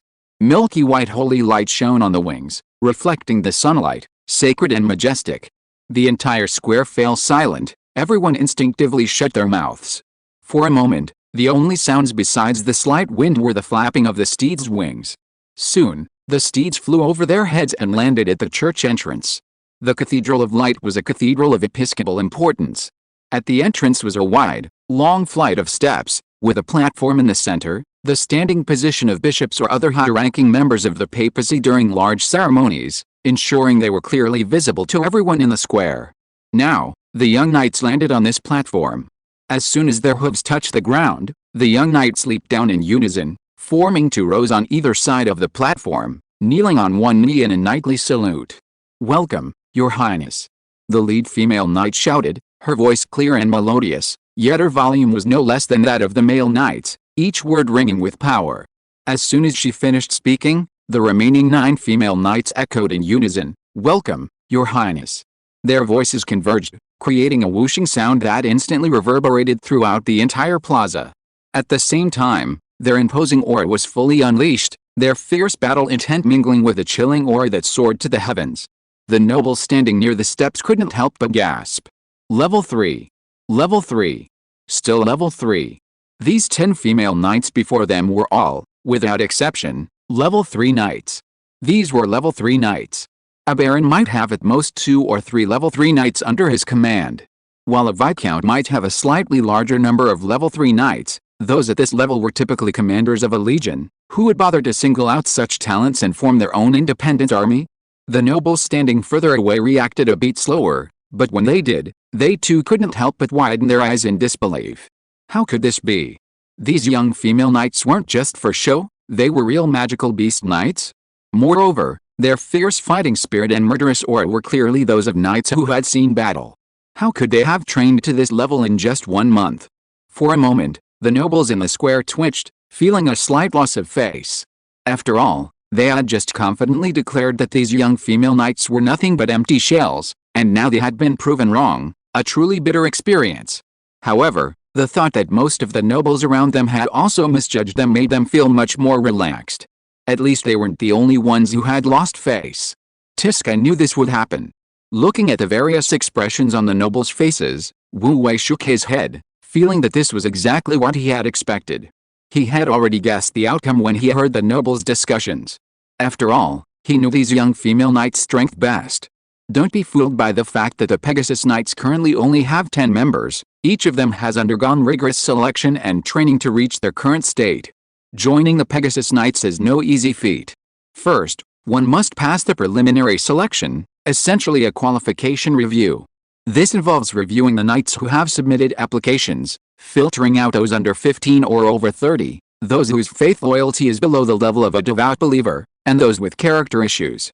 Only those remaining pass the preliminary selection. This step alone eliminates the majority.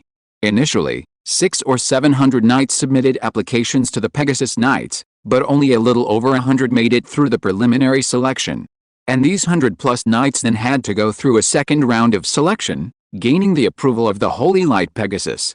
Perhaps it was their nature, but those who ultimately gained the Holy Light Pegasus's approval were all beautiful, pure-hearted, and persevering young women, something even Wu Wei hadn't expected. After that came rigorous training. Wu Wei wanted a truly powerful legion, and only a truly powerful legion could become the face of the Holy See. Therefore, he didn't lower his standards just because they were pretty young girls.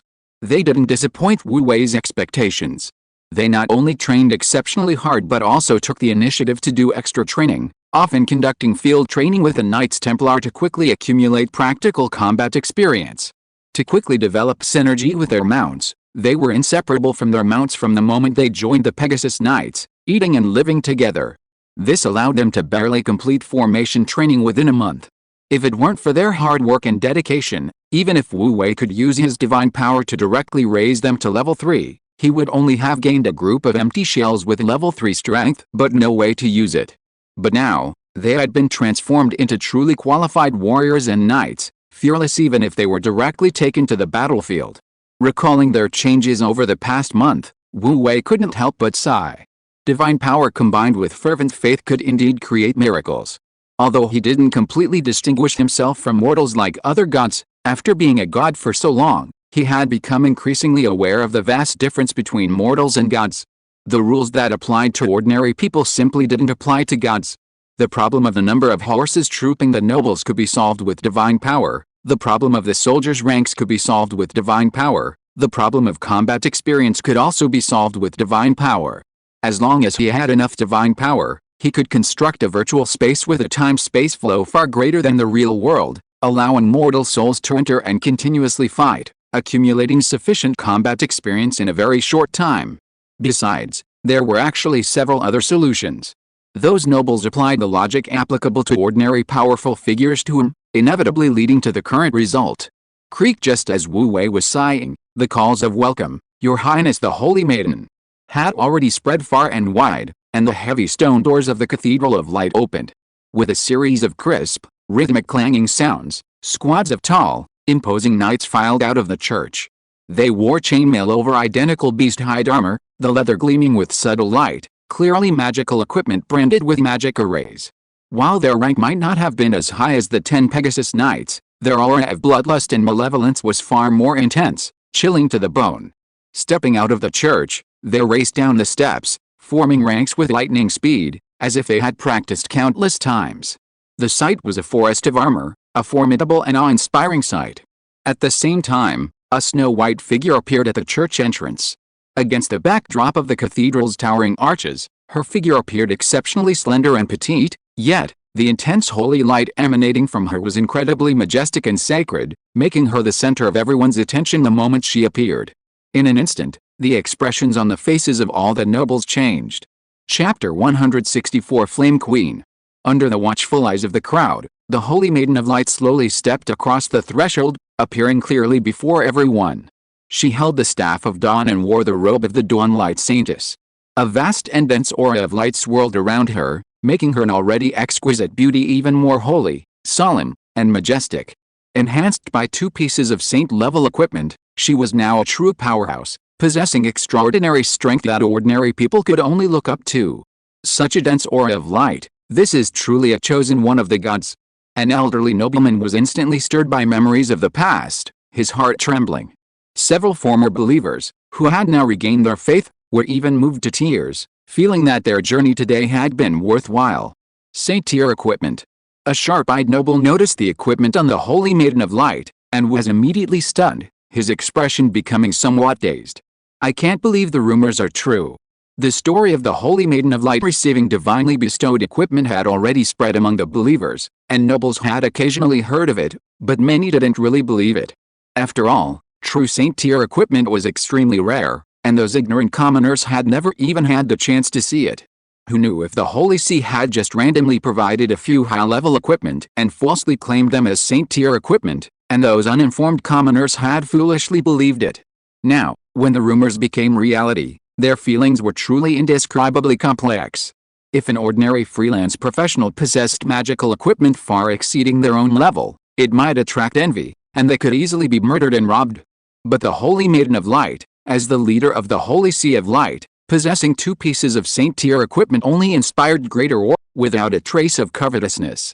Many nobles, who had initially been resolute in their opposition to the missionary work of the Holy See, began to waver, some even questioning the validity of their actions. Of course, not all nobles were focused on the Holy Maiden of Light. A very small number of nobles had initially welcomed the Church's missionary work and had even visited the Holy Maiden of Light at the New Holy Land, St. Luke's Monastery. They were familiar with her and therefore not surprised. More than the Holy Maiden of Light, they were more concerned with the surrounding Knights of the Templar Order. Because the leather armor worn by those hundreds of Templar Knights was all magical armor. The light armor worn by the 10 Pegasus Knights earlier was also genuine magical armor. But at that time, they weren't too surprised. After all, Pegasus Knights were clearly not ordinary knights, and it wasn't unusual for the Church to spend a fortune to create their equipment. Any baron present, if willing to spend the money, could easily afford a set of magical armor. The viscounts were even less likely to be surprised. However, none of them had expected the Church to have so many sets of magical armor. There were hundreds of sets. Moreover, judging from the luster, texture, and fierce aura emanating from these magical armors, they were clearly not low-level equipment. Good heavens! How much confidence and wealth must the Holy See possess to equip its ordinary knights with such luxurious gear? Unfortunately, what they didn't know was that the Holy See's magical armor collection was far more extensive than what they saw. To be precise, Since Wu Wei and the alchemy master Jimmy collaborated to create 2 production lines, the Holy See had been lacking enchanting materials, not magical armor. What they saw before them was only a small fraction. Amidst the astonishment and shock, the Holy Maiden of Light slowly descended the steps. She wasn't alone, many people followed behind her. As she walked down the steps, the others came into view. Closely following the Holy Maiden of Light were the 2 highest-ranking guest elders of the Holy See besides herself, the alchemy master Jimmy Gaunt and the 7th-level saint, Liliana. Both were currently unleashing their full power, their terrifying aura almost blinding. Black Linton, the current master of Thorn City, knew what was going to happen today and arrived early, following behind Jimmy and Liliana. Behind them were Horn, Landon, Harry, Susan, Massey, Ian, and other elders of the Holy See. Nourished by sacred wheat and various magical beast meats, their strength had increased significantly. Elders like Harry, Susan, and Massey had directly broken through to level 3. Landon, already possessing superior aptitude and having received a large amount of sacred wheat as one of the earliest followers of the Holy Maiden, had successfully broken through to level 4, becoming a true Grand Knight. Even Horn's strength had improved significantly. As an instructor in the Knights Templar, he not only received a considerable amount of sacred wheat and ordinary magical beast meat, but was even fortunate enough to be assigned several pieces of level 7 magical beast meat, now approaching the threshold of level 5. Given more time to accumulate experience, breaking through to level 5 was not a dream. Behind these people were the priests and Knights Templar who had later joined the Holy See and officially changed their professions. Nourished by sacred wheat and monster meat, those who joined earlier and had better aptitude had already reached level 2 strength. Even those who joined later or had less talent were approaching the threshold of level 2 and were expected to break through smoothly in a while. A large group of people surrounded the Holy Maiden and others in front, looking up from the bottom of the steps, creating a truly imposing and awe-inspiring sight. The nobles in the square were almost dumbfounded. How could there be so many powerful figures in the Holy See? Wasn't it said that the Holy See was insignificant now, just a handful of weaklings? The number of powerful figures was not much less than that of the Earl of Thorn Territory's private army, not to mention that the newly appointed Earl of Thorn Territory was standing right behind the Holy Maiden. Combined, their strength far exceeded that of the former Earl Raymond. What's more, they even saw a level 6 expert and a level 7 expert behind the Holy Maiden of Light. Many nobles subconsciously rubbed their eyes, almost thinking they were seeing things. How could there be a level 7 saint in their place? And where did this level 6 quasi-saint come from? They'd never heard of him. Liliana's 2 actions were both in seclusion, so news of her hadn't spread. As for Jimmy Gaunt, his public identity was always that of an alchemist master, his level 6 strength was rarely mentioned. However, level 6 quasi-saints or level 7 saints were all renowned figures, and it wasn't long before someone realized what was happening. Master Gaunt. It's Master Gaunt. Connecting this to the recent rumors, a nobleman exclaimed in surprise. The surrounding nobles' eyes lit up. They had sent their men to visit Master Gaunt, but he hadn't received them, so they hadn't realized it at first. Besides being an alchemist master, wasn't Master Gaunt also a level 6 quasi-saint? Another nobleman, gazing at Liliana in her alluring red dress, suddenly had a flash of inspiration and exclaimed, "The Flame Queen. That level 7 saint is the Flame Queen Liliana. Archbishop William's goddaughter. My God, it's her." Upon hearing this, the surrounding nobles gasped in unison. The Flame Queen was indeed Liliana's saint rank title, but in private, she had another title more widely accepted by her male noble comrades, the Violent Queen. This was because being attacked by this woman was incredibly violent. Anyone who witnessed it would be left with psychological trauma. It was rumored that she once beat a male Marquess, who, relying on his high rank, attempted to force her into marriage, leaving him half dead, his vital organs completely destroyed. She then had someone use divine magic to keep him alive until he was on the verge of death, and he remained in bed, neither dead nor alive, suffering a fate worse than death. The methods used were more chilling than death itself. The thought of this female tyrant now siding with the papacy sent shivers down the spines of the nobles who had previously obediently cooperated with the papacy's missionary work. Those who had passively resisted began to turn pale. Had they known she was here, they wouldn't have dared to stop the papacy's missionary work even if they had 10 times the courage. They were doomed. Would they also be beaten to a pulp? Several nobles shuddered, involuntarily taking a step back, regretting how they had been bewitched by the undead and wanted to oppose the papacy. Even those nobles who supported the papacy couldn't help but show reverence. This scene unconsciously reminded them of the glorious past of the Holy See in history books. Especially the older nobles, who were involuntarily stirred by the awe that had been deeply ingrained in their souls. The younger generation had only seen snippets of information in books and history books, and perhaps their understanding wasn't as profound, but those who had witnessed the papacy's glory firsthand felt the difference with crystal clarity. The more feeble and powerless the papacy had been before, the more confident it now possessed. And this confidence undoubtedly stemmed from the return of the God of Light. "Your Excellency," a wrinkled, elderly nobleman approached Viscount Marcus, a hint of worry in his eyes. "The papacy's strength is far greater than we anticipated, and they also have divine favor." "All right, I can see that without you saying it." Viscount Marcus stroked his mustache, waving his hand dismissively. He had seen what others saw, of course. But he had no intention of confronting the papacy head-on. Even if the papacy was powerful, so what? As long as his scheme succeeded, the papacy's strength would be useless. It was the women before him, each with their own unique charm, that stirred a desire within him. His lecherous gaze lingered on the chests and waists of different women, and his tone towards the old man became increasingly impatient. "As long as you don't leave any trace, this matter won't involve us. I know what I'm doing, so don't worry about it." With that, he ignored the old man and focused intently on admiring the beauties. The old nobleman, helpless, could only shut his mouth and remain silent. Chapter 165. The Saintess suppresses the entire scene. As they spoke, a large group led by the Holy Maiden of Light descended the steps and took their designated positions. On the platform in the center of the steps, the Holy Maiden of Light, staff in hand, began the ceremony. "Thank you all for taking the time to come." Since assuming the title of Holy Maiden of Light, Katerina had presided over dozens, if not hundreds, of ceremonies, long since shedding her initial naivete and becoming mature and composed. Even now, facing a group of difficult nobles, she remained calm and composed, her tone unhurried, perfectly displaying the majesty of a Holy Maiden of the Holy See. Hearing her voice, the nobles, who had been agitated by the appearance of the Holy See's experts, gradually quieted down. After quickly finishing her opening remarks, the Holy Maiden of Light paused with her staff, her voice suddenly becoming solemn. "The ceremony for the placement of the divine statue officially begins. Please, my lord, the divine statue."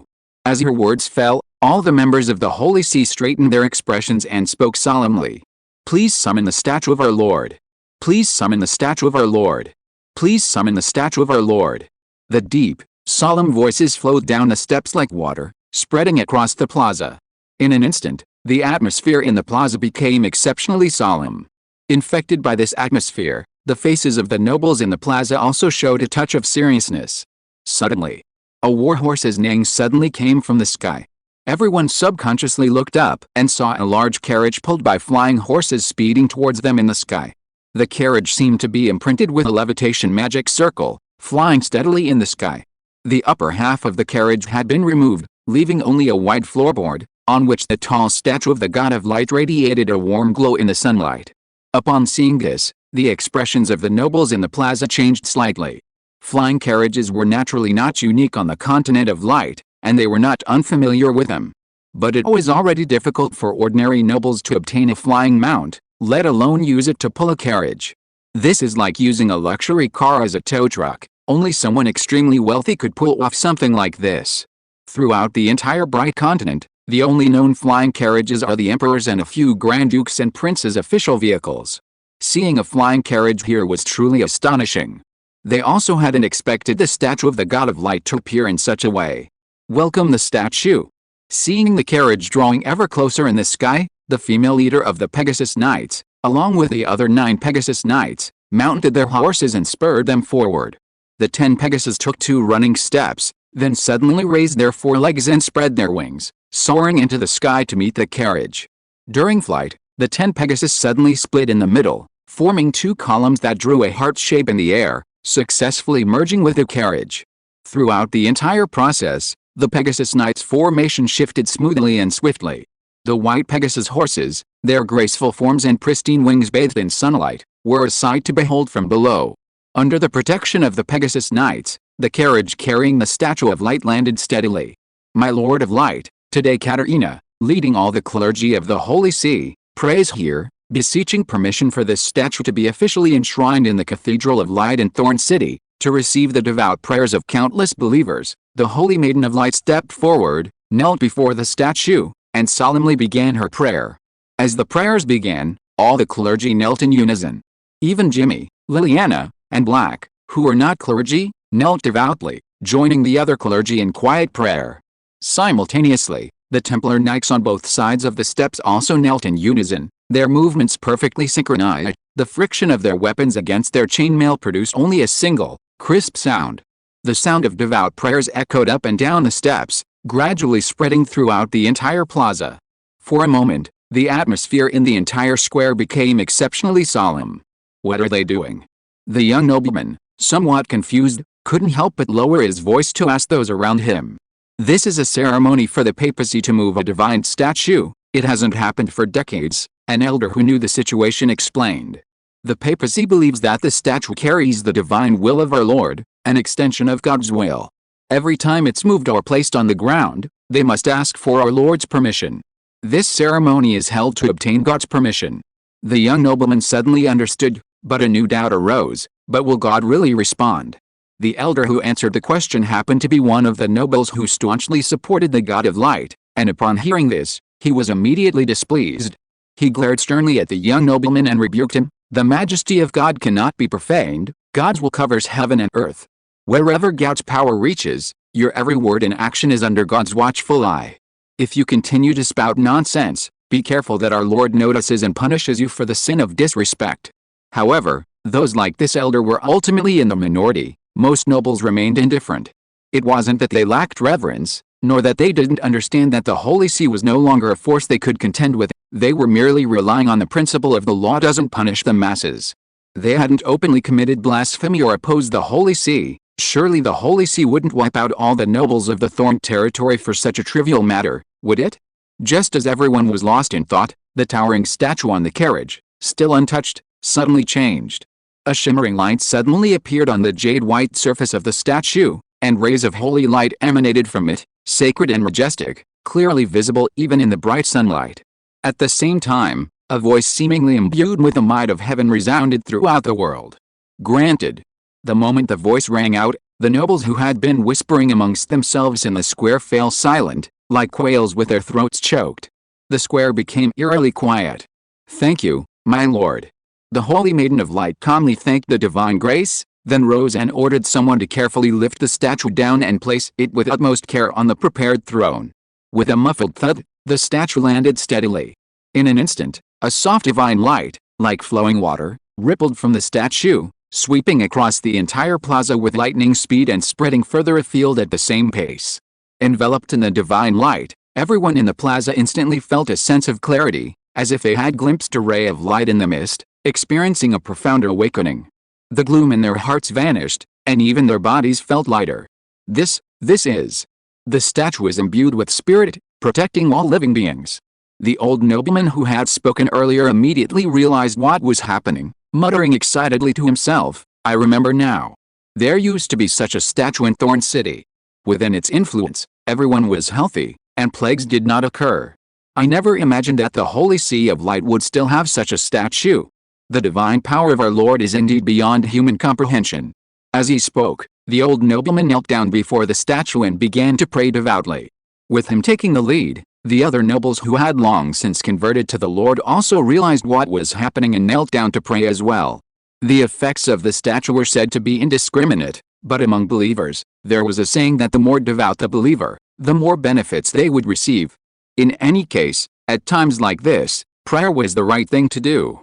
The other nobles, however, were stunned, never expecting such a thing to happen.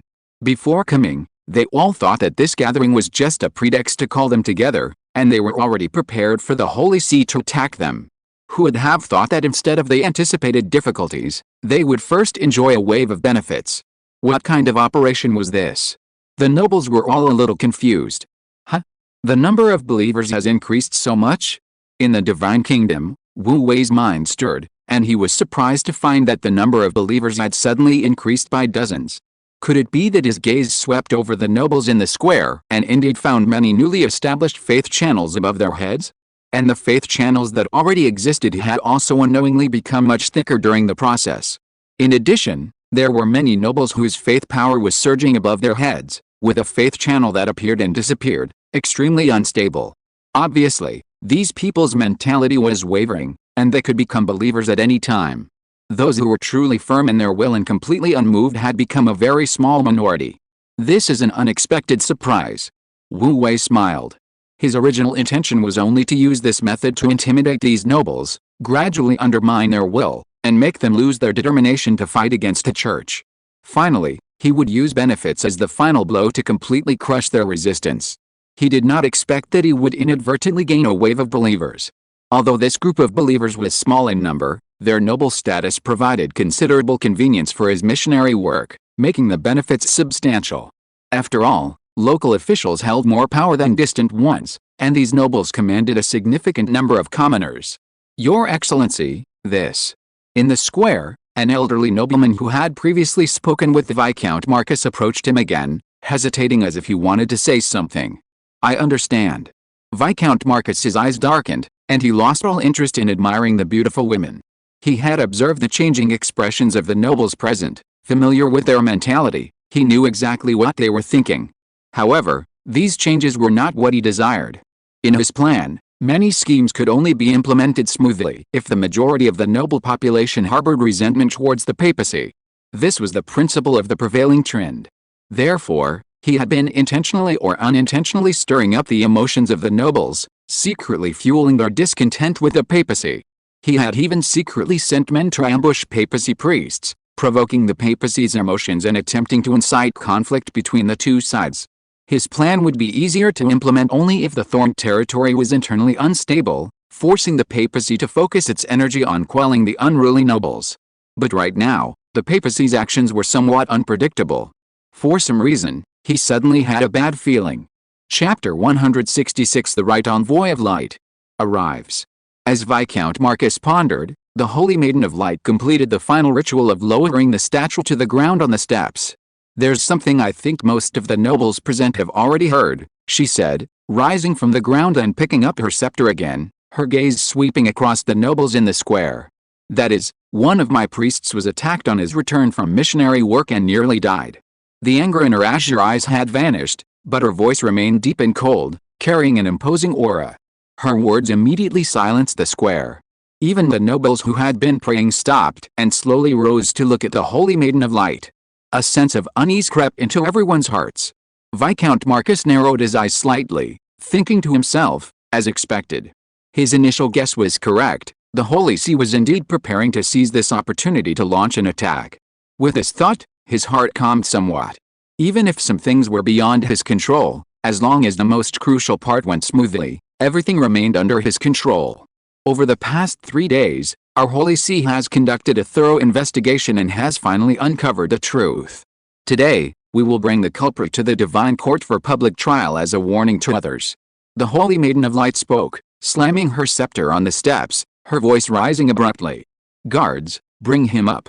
Yes, Your Highness. The knights on either side of the steps responded with a resounding roar. The next moment, a squad of knights stepped forward, hands on their sword hilts, and walked towards the nobles in the square. Instantly, the nobles in the square stirred. What's going on? Could it be one of us? The nobles involved in the matter were on edge, and even those uninvolved couldn't help but feel tense, fearing they might be implicated. The crowd unconsciously retreated, many nobles clutching their sword hilts or daggers, thinking that if the Holy See dared to act recklessly, they would resist at all costs. Viscount Marcus couldn't help but look at a young man ahead. That was Viscount Randy Raymond. Not long ago, Randy Raymond's father, Viscount Mars Raymond, died in Thornhold, and he inherited his father's title, becoming the new Viscount. Mars Raymond's death naturally placed him at odds with Black Lytton, making him the perfect scapegoat. At this moment, Randy Raymond stood there, seemingly unaffected, completely unaware that he had been made a scapegoat.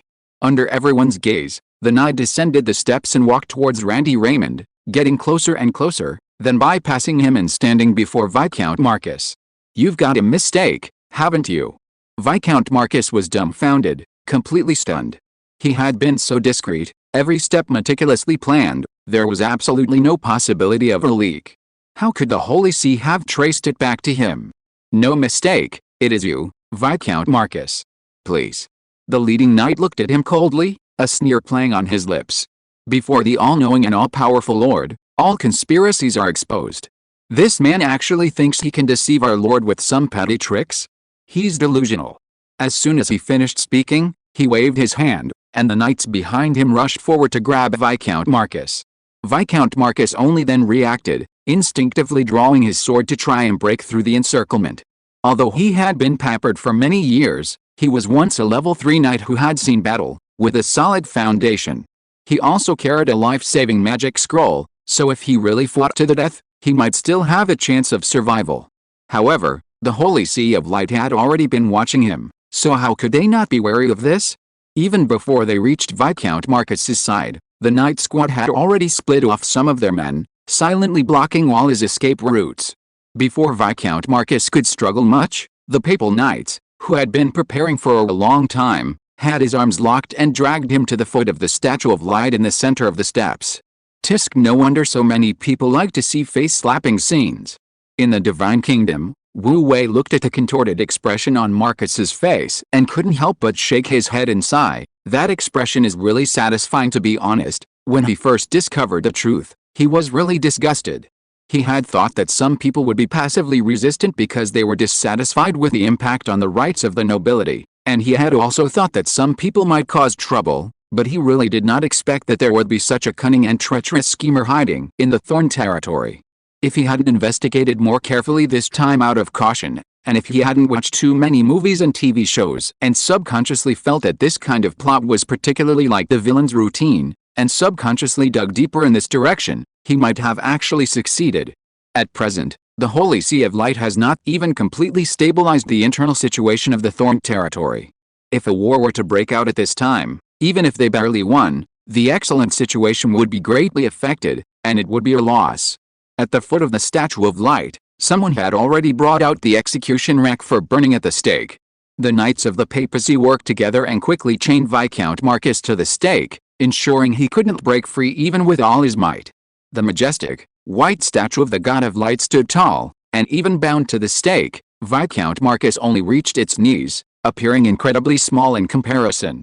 Only then did the nobles in the square finally react, erupting in an uproar. How could it be Viscount Marcus?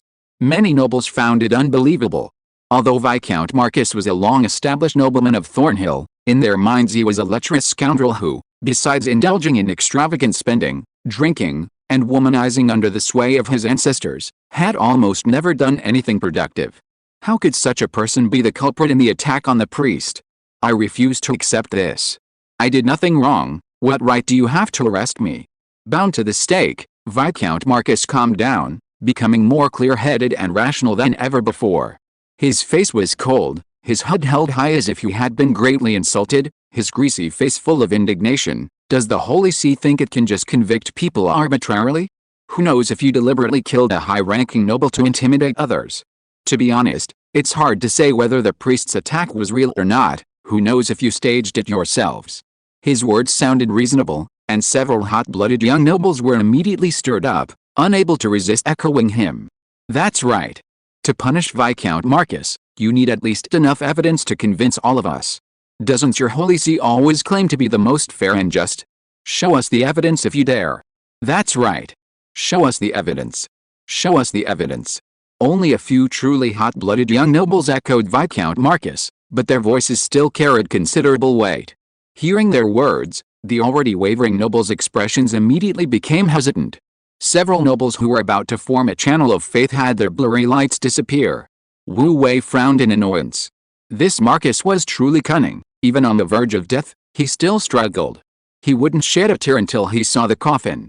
The Holy See of Light will never wrong an innocent person, but it will never let a wicked person go free either. Beneath the Statue of Light, the Holy Maiden of Light heard their cries, but her expression remained unchanged. She calmly said, "Rewarding good and punishing evil, and helping all living beings, are within the purview of the Right Envoy of Light. Please, all clergy and believers, follow me and invite the Right Envoy of Light to descend." With that, she knelt before the Statue of Light and led the prayer. As the Holy Maiden commands, a group of clergy and knights of the Holy See followed suit and knelt in prayer. In the square, many nobles also knelt down and began to pray. Solemn prayers filled the area around the Statue of Light, and the atmosphere instantly became solemn. Finally, it's my turn to appear. In the divine realm, Wu Wei straightened his clothes, leaned back comfortably in the armchair, closed his eyes, and his consciousness instantly flowed into the lower realm through the faith portal. At the same time, a milky white energy ball suddenly appeared beside the statue in front of the Cathedral of Light, wisps of golden light emanating from it, exuding indescribable holiness. Under everyone's watchful eyes, the energy ball stretched and deformed, slowly condensing into a figure. This figure was shrouded in a hazy holy light, except for a pair of exceptionally deep and vast eyes, a white robe swaying in the wind, exuding indescribable holiness and majesty. This figure was naturally one of Wu Wei's many aliases, the Right Envoy of Light.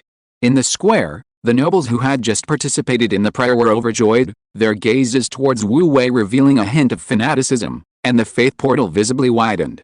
The few young nobles who had been shouting just moments before were dumbfounded, unconsciously falling silent. Welcome, Right Envoy of Light. This wasn't the first time the Holy Maiden of Light had seen the Right Envoy of Light, yet she was still incredibly excited. She immediately led everyone in bowing down, prostrating themselves devoutly. Wu Wei waved his hand, indicating to them, I am fully aware of all matters concerning the mortal realm. Since you want evidence, I will give you evidence. As he spoke, he casually glanced at the young nobles who had just been shouting. Even though he hadn't said or done anything, those young nobles felt as if they were facing an abyss, cold sweat instantly soaking their backs. Cowards. Wu Wei snorted inwardly. If these people had a little courage, he might have thought more highly of them, at least they weren't entirely useless. Unfortunately, they were just a few brainless hotheads, easily swayed and driven to madness, but in reality, they had no ability to bear the consequences. Too lazy to pay them any more attention, Wu Wei slightly raised his eyelids and looked at Viscount Marcus. Before me, no lie can hide. His voice deepened, and his eyes turned cold in an instant. Law of truth. As soon as he finished speaking, a majestic and holy force of light shot out, hurtling towards Viscount Marcus. Viscount Marcus's scalp tingled instantly. Chapter 167. Nowhere to hide under God's gaze. No. No. He couldn't be touched by that power. Marcus screamed inwardly, instinctively dodging left and right, struggling violently. However, he was now bound to the stake with chains. How could he possibly escape? The vast power of light still fell upon him, the power of the mantra merging into his body. Instantly, a strange impulse surged from the depths of his heart, as if he had a belly full of words to say, which he had to get out. Realizing this, Viscount Marcus's expression instantly changed from shock and anger to terror. It's over. I ask you, did you secretly instigate the attack on the priest? Wu Wei asked. No. He couldn't say. Viscount Marcus instinctively tried to shut his mouth, but his mouth opened beyond his control. Yes. As soon as he finished speaking, the square erupted in an uproar. It really was him. The nobles who had always regarded Viscount Marcus as a good-for-nothing were incredulous. The young nobles who had just been clamoring for evidence looked ashamed. Recalling Viscount Marcus's earlier performance, they were filled with both anger and disbelief. They never imagined that such a shameless person could exist in the world, able to make his sophistry sound so righteous, as if he were truly innocent. None of them doubted the truthfulness of Marcus's words. After all, the truth spell wasn't a divine art invented by Wu Wei, it had long existed in the history of the Holy See. Many of them, though they hadn't seen it, had heard of it, and upon seeing it now, they naturally recognized it. Seeing their reaction, the clergy and knights on the steps couldn't help but sneer. They didn't believe these nobles were truly unaware. Although these matters were handled discreetly and cautiously, Viscount Marcus couldn't possibly have carried them out personally. There must be others among them who knew. The square was in an uproar, but Wu Wei, suspended in midair, remained unaffected, calmly continuing, "What is your purpose in orchestrating this?" To incite conflict between the papacy and the nobles, causing internal strife in the Thorn territory. Viscount Marcus, though his expression was terrified, still couldn't help but reveal the truth. Once the Thorn territory is in chaos, I can take advantage of the situation to contact another neighboring marquisate, lure its army into the Thorn territory, and reap the benefits. These words shocked not only the nobles in the square, but even the clergy and knights of the papacy couldn't help but change their expressions. The papacy's investigation had already uncovered some of Viscount Marcus's covert machinations, and some had vaguely guessed that his ambitions were far from small, but many others hadn't thought much of it. Now that the scheme behind it was revealed, many were instantly terrified. Although the Holy See is currently militarily strong, the total number of its legions barely exceeds 1,000. Even including the Thorn Legion of Thorn territory, the total is only 5 or 6,000.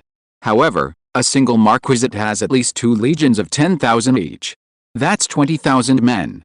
Even without any strategy or tactics, simply charging in formation would be terrifying. If Viscount Marcus succeeds, with the Holy See's current strength, even if they commit their entire army and use all their methods, plus 2 level 7 powerhouses like Liliana and St. Luke, the outcome is uncertain.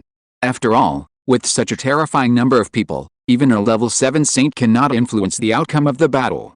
Even with the addition of the War Giant, and level 8 Avatar, they might not lose, but even if they win, it will be a Pyrrhic victory, a fatal blow to the Holy See, which is already in dire need of rebuilding. If they encounter opportunistic attacks at this time, the Holy See might be forced to start all over again. In an instant, the clergy and knights of the papacy glared at Viscount Marcus with burning rage. If they felt this way, the nobles in the square were even more so.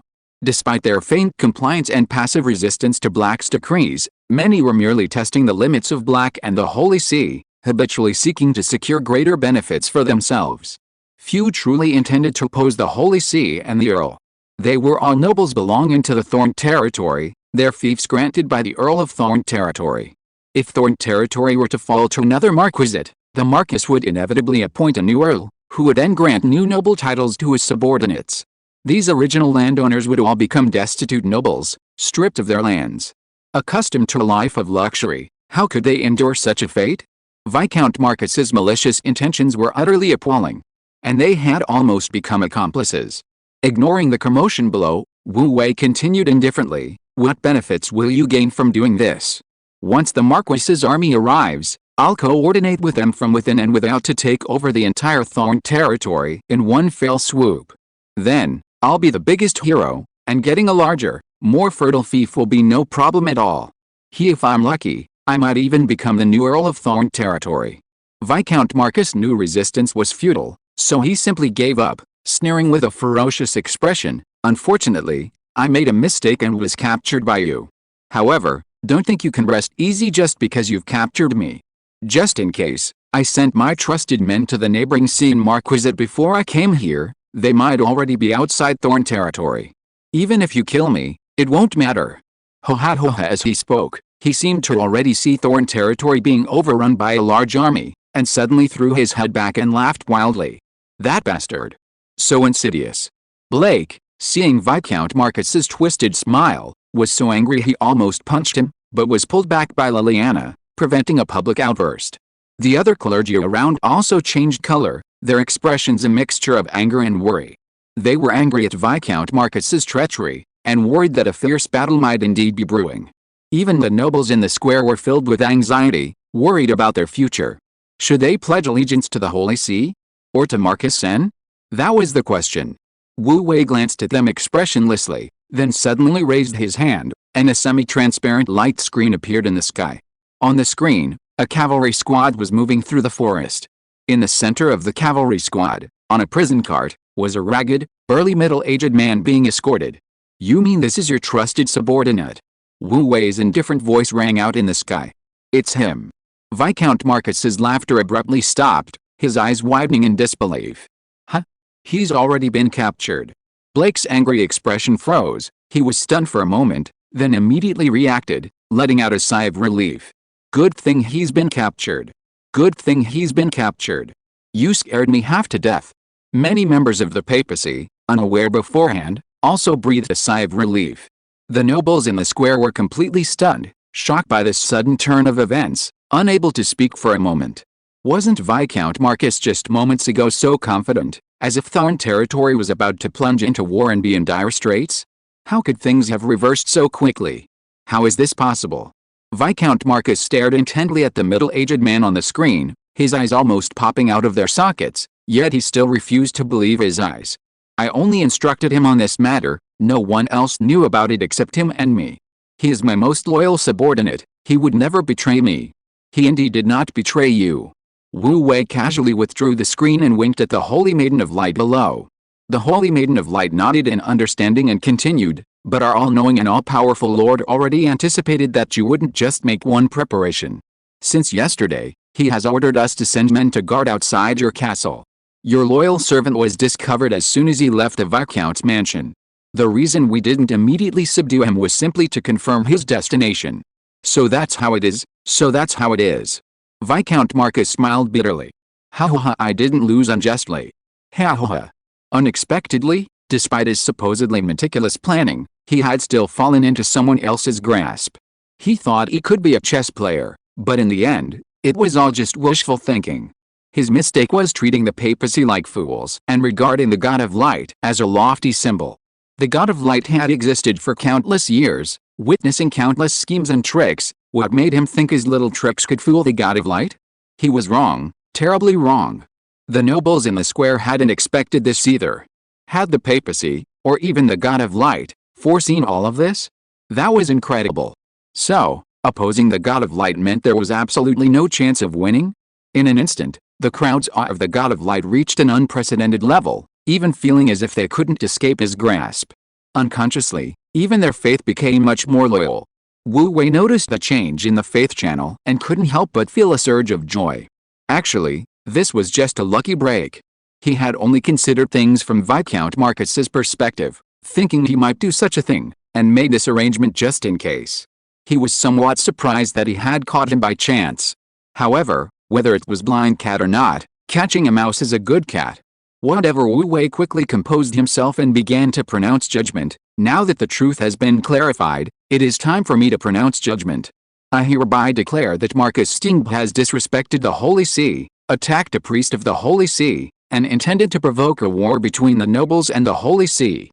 The evidence is conclusive, and he has confessed. Such a grave crime can only be burned away by the holy fire. He shall be burned at the stake. As soon as he finished speaking, he pointed his right hand, and a beam of holy flame shot towards Viscount Marcus. Chapter 168. The dust settles. The flames were pure white, with wisps of golden light emanating from them, radiating a terrifying, suffocating aura. This was the holy flame. The holy flame consumed a body, leaving nothing but ashes. Watching the pure white flames draw ever closer, Viscount Marcus's pupils dilated, and he trembled violently. An overwhelming terror gripped his heart, his mind went blank. At this moment, he couldn't utter a single word, let alone feign any grand pronouncements. He thought he could face death calmly. However, he now knew he couldn't. He regretted it. If only he had known this would happen, he shouldn't have betrayed the Holy See because of momentary greed. But alas, it was too late now. In the blink of an eye, the terrifying holy flame had already landed on Viscount Marcus. A raging inferno instantly erupted. Viscount Marcus was practically transformed into a human torch in the blink of an eye. His screams were cut short after only a few breaths. The holy flames blazed fiercely. Were it not for divine restraint, Viscount Marcus, and even the pyre itself, would have been incinerated. For a moment, the only sounds on the platform, besides the roar of the flames, were the unconsciously rapid breathing of the crowd. Waves of heat emanated from the pyre, causing a slight stinging sensation on the skin of those around. Watching this scene, the clergy and knights on the steps felt a sense of exhilaration and satisfaction. Serves him right for opposing the papacy and attacking a priest. The nobles in the square, however, had mixed feelings. While Marcus's use of them as cannon fodder angered them, as fellow nobles, they understood his thinking to some extent. What noble didn't want a larger territory and more prosperous land? Ultimately, Marcus was simply too audacious and had schemed against the wrong people. However, what they witnessed made one thing crystal clear: the papacy was not to be trifled with. In that instant, not only those nobles who had originally sided with the papacy, but even those who had previously resisted and passively resisted, abandoned their original ideas and dared not risk angering the papacy to stop its missionary work. Above everyone's heads, clusters of faith power surged forth, instantly converging into channels of faith that disappeared into the void. Looking at the newly added believers in his divine core, Wu Wei smiled contentedly. Very good, most of the nobles had been converted to believers, and there was no need to worry about obstacles in his missionary work. As for those few who had not yet converted, Wu Wei would not force them. It didn't matter if they didn't become believers, as long as they didn't hinder his missionary work. However, although the ringleader has been eliminated, the accomplices cannot be let off lightly. Wu Wei thought to himself and spoke again. His gaze swept over the nobles in the square, his eyes calm, with a kind of cold indifference as if from the heavens. The nobles felt a chill run down their spines under his gaze, and unconsciously became tense. The old nobleman, who had previously held several secret talks with Viscount Marcus, turned pale, beads of cold sweat involuntarily forming on his forehead. Did the right envoy of light's words mean he already knew? Before anyone could react, Wu Wei raised his hand and lightly tapped the air. Instantly, several points of white light descended like shooting stars, landing among the crowd. Several nobles were struck by the white light, instantly developing a white mark on their necks. This mark resembled a twisted, intertwined thorn, its surface emitting a faint golden light, appearing quite mystical. What is this? The nobleman beside him was shocked, almost instinctively moving away from those marked. The marked nobles looked at themselves, then at others, and immediately understood, their faces turning panicked. Right envoy of light, spare my life. Spare my life, my lord. I was merely following orders, not doing this willingly. The old nobleman's knees buckled, and he knelt on the ground, his face turning deathly pale. When Viscount Marcus was arrested, he had a bad feeling and kept silent, afraid of being noticed. Unexpectedly, despite his attempts to hide, he couldn't escape and was eventually caught. He prostrated himself on the ground, wailing and begging for mercy. Seeing him like this, the other branded nobles immediately realized what was happening and knelt down to beg for mercy as well. For a moment, the wailing filled the square. The surrounding nobles slowly came to their senses, but were still shocked. These people were usually in their circle, they had chatted and secretly exchanged ideas with him not long ago. How could they be Viscount Marcus's men? How could you? The young nobleman looked at his close friend in disbelief, feeling as if he were meeting him for the first time. I'm sorry, my brother is in his hands. I had no choice, his friend sobbed, filled with regret. Ali, why? A middle-aged nobleman looked at his friend with heartache and disappointment. I'm sorry, I was bewitched by the spirits of the dead, my mind was muddled. Similar conversations echoed in different places. The Vatican members on the steps, seeing this, sneered inwardly. Why didn't they regret attacking the Vatican and secretly plotting? Why didn't they warn or report the attack on the priests and the escalation of the situation? Now that the Vatican has control, what's the point of saying all this? Having made their choice, they must bear the corresponding consequences. If a few cries and confessions could lead to forgiveness, what's the use of the code of law? Wu Wei glanced impatiently at the group, his voice cold. This is the mark of sin, it will disappear when the sins are atoned. With that, he flicked his wide sleeves and vanished without a trace. Holy Maiden, the rest is entrusted to you. As you command, right envoy. The Holy Maiden of Light knelt on one knee, respectfully accepting the order. As she stood up, her eyes suddenly sharpened. Guards, take these people to prison and punish them according to the severity of their crimes. Yes, Your Highness. The Knights of the Holy See respectfully accepted the order, and then quickly dispatched a team to take away the marked nobles.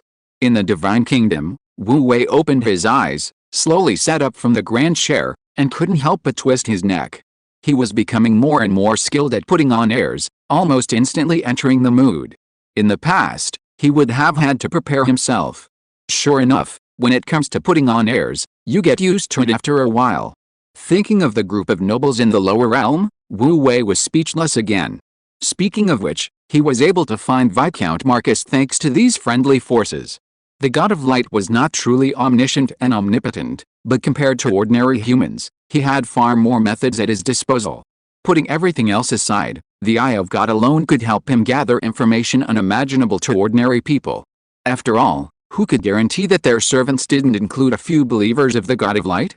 Especially within the Thorn territory, where the papacy was extensively proselytizing, Wu Wei's eye of God could see almost the entire territory. Even though many places were still scattered and fragmented, almost every noble's servants had a few of them.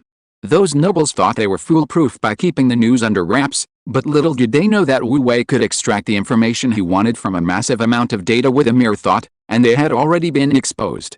It was Viscount Marcus's servants who were more thoroughly monitored. He hadn't noticed it at first and only found out through the nobles. He wondered how the saintess and the others were doing with what happened afterward. Thinking this, he opened the Eye of God again. On the screen of light, a table had been placed at the feet of the statue of the God of Light. Clergy members of the Holy See were placing a stack of contracts on it, along with quills and ink. "This is a contract," explained the Holy Maiden of Light, holding her scepter. "The contract concerns the Holy See's missionary work within your territories. If you have no objections, please sign it. And let me remind you." The Holy Maiden of Light turned slowly, her azure eyes suddenly flashing with a sharp light. "This contract is certified by my Lord. Once signed, it cannot be violated.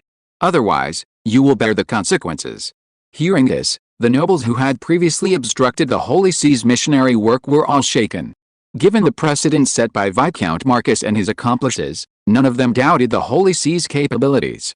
They also understood that after signing the contract, they could no longer engage in the same underhanded tactics as before. One nobleman, unwilling to give up, cautiously probed, "What if I don't sign the contract?" "Of course you can choose not to sign." The Holy Maiden of Light glanced at him, and before he could even rejoice, continued, "However, from now on, the Holy See's Merit Point Exchange Channel will be closed to you, as will the Holy Wheat Exchange Channel. Not just you, but everyone in your territory is included. Are you sure you don't want to sign?" The nobleman's face changed instantly, his expression shifting faster than flipping through a book. "Sign. Of course I'll sign. How can I not sign? I was just asking how he."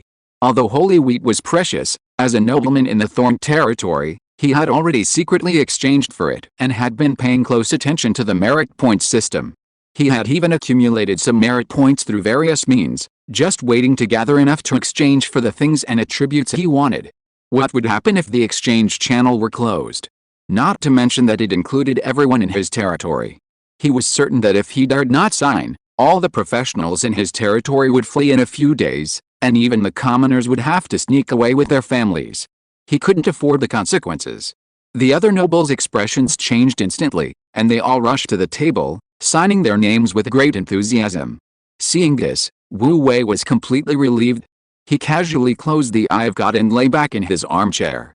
After such a crackdown, the nobles in Thorn territory would probably be unable to cause any more trouble, and he should start thinking about the affairs of the Divine Kingdom. Chapter 169. A new divine life is about to begin.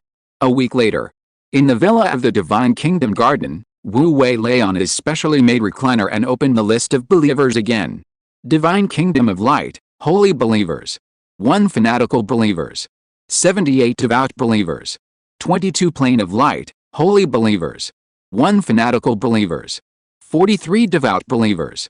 7,823 true believers. 47,435 superficial believers. 213,189 Potato Man Plain, secondary, holy believers. 0 fanatical believers. 103 devout believers. 15,543 true believers. 72,313 superficial believers. 237,694 haha awesome. Wu Wei was in high spirits, like chugging a can of ice-cold beer on a hot summer day, feeling refreshed from head to toe. Putting everything else aside, the sheer surge in the number of superficial believers in the Plane of Light to 210,000 was enough to make him incredibly happy. Before signing the contract at the Cathedral of Light, his number of superficial believers was less than 130,000. In just a few days, it had increased by a full 80,000. Previously, this rate of growth was unimaginable. Moreover, it wasn't just the number of casual believers that increased, the number of true believers also rose by over 14,000, a considerable increase. Without witnessing miracles firsthand, only a small fraction of those recruited through conventional proselytizing would become true believers. Most would start as casual believers, and only through years of accumulation and environmental influence would their faith gradually take root and transform them into true believers. Therefore, Wu Wei didn't mind having too few true believers. Furthermore, even without miracles or divine favor, the number of devout believers was increasing by dozens every day, a remarkably fast pace. Even the number of fanatical believers increased by 1 in just 7 days. Within the Divine Kingdom, the number of fanatical believers was also steadily increasing under St. Luke's tutelage. Although he hadn't paid much attention to the Potato Man subplane, the quantity and quality of believers continued to rise steadily. This situation was already much better than he had initially anticipated. It's important to understand that the entire Thorn territory has a total population of only around 300,000. Now, his followers on the light plane have reached nearly 270,000, almost wiping out the entire Thorn territory. The effect of killing the chicken to scare the monkey is unexpectedly good. Wu Wei calculated that just from these followers on the light plane, he can gain approximately 1,523 points of faith power daily. Adding the faith power generated in the Potato Man plane and the Divine Kingdom, the total reaches nearly 1,900 points. It only takes a little over half a day to accumulate 1 point of divine power. And this is only after 7 days. After a while, not only will all the civilians of the Thorn territory be under his control, but the quality of his followers will also increase significantly. At that time, he can earn 2 points of divine power every day, which is 60 points of divine power a month. Isn't that amazing? Adding the magical beast cores offered from the lower realms, the total divine power income is already quite considerable. Wu Wei rested his hands behind his head, imagining the future, and the smile on his lips unconsciously grew wider and wider. Overjoyed, he then pondered the issue of increasing the level of faith and devotion. Unfortunately, with the increasing number of believers, the possibility of drastically increasing the faith and devotion of all believers with a simple miracle, as before, was no longer feasible. After all, with nearly 300,000 believers, even if he could gather them, there was no plaza within the current Thorn territory that could accommodate so many. As for a large-scale divine spell covering the entire Thorn territory, that would consume a massive amount of divine power, which he couldn't afford at the moment. Oh well, this can't be rushed, let's take it slow. After thinking it over, he couldn't come up with a reliable method, so Wu Wei temporarily put the matter aside and planned to take a nap to relax while he was in a good mood. Suddenly, a series of incredibly light footsteps sounded in his ear, quickly approaching. Wu Wei was already very familiar with these footsteps. It was St. Luke's footsteps. Recently, perhaps due to the increase in divine power, his soul was being nourished and recovering faster and faster, and he felt that the intensity of his 5 senses was also constantly increasing. Previously, he couldn't hear St. Luke's footsteps at all, often only noticing him when he was right next to him. But now, as soon as St. Luke approached within 300 meters of him, he could clearly hear his footsteps and clearly feel the aura emanating from him. Sometimes, he even unconsciously had the feeling that he could easily crush St. Luke with a single slap, as if St. Luke's strength was utterly insignificant in front of him. Perhaps this was his instinct as the god of light? Wu Wei wasn't quite sure, and asking the divine spark yielded no results, so he could only give up for the time being. In any case, this was a good thing for him. At least, with his soul recovering better, he could control the war giant avatar for a longer period, and he wouldn't have to worry too much about stronger opponents. While thinking, Wu Wei opened his eyes. At this moment, St. Luke finally stood before him. "My lord, there's a problem with the Hall of Heroes," St. Luke reported respectfully, bowing his head. The Hall of Heroes has suddenly and inexplicably stopped operating. Only a small portion of the newly arrived heroes have been converted, the rest are still in an unstable soul state. If this isn't addressed, I fear they won't last long. The Hall of Heroes has inexplicably stopped operating? Wu Wei was somewhat surprised. This was the first time he'd encountered such a problem, and he was momentarily at a loss. After thinking for a moment, he stood up from his recliner and turned to leave. "I'll go take a look." The two quickly arrived at the Hall of Heroes. The Hall of Heroes was still in its dilapidated state, only the piles of rubble around it had been cleared away, and many makeshift houses had been erected nearby. At this moment, the divine citizens responsible for guarding the Hall of Heroes and the newly arrived heroes whose soul states were still unstable were standing guard nearby, looking somewhat tense, but generally calm. It seemed that St. Luke had already reassured them and calmed their hearts before he arrived. With St. Luke around, he could indeed save himself a lot of trouble. Upon seeing Wu Wei, the gods immediately knelt down in excited reverence.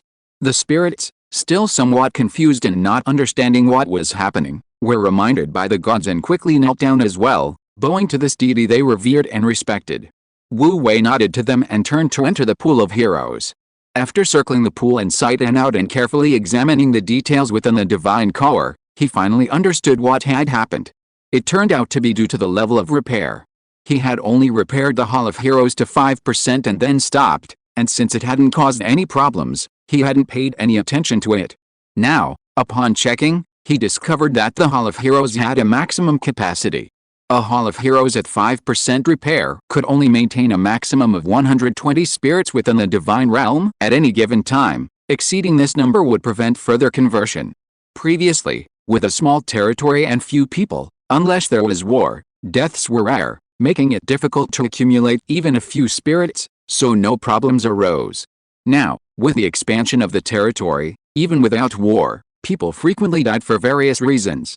In recent times, the Holy See's policies within the Thorn territory have been fully implemented, including the requirement that the deceased undergo a memorial service in a church to purify their souls before burial.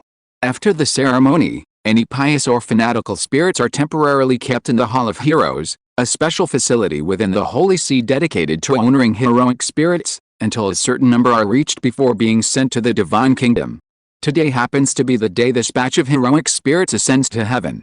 As a result, the number of people in the Hall of Heroes has suddenly exceeded its limit.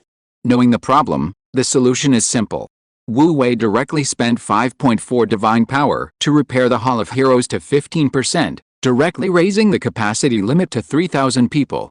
For the time being, the problem of exceeding the limit shouldn't occur again. However, further repairs will likely be difficult.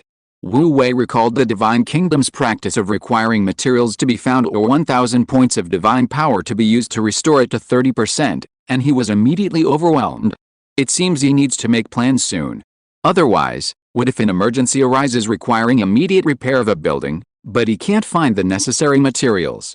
As for using divine power to create something new, even at his current rate of accumulating divine power, 1,000 points is a terrifying amount. Accumulating enough would probably take years.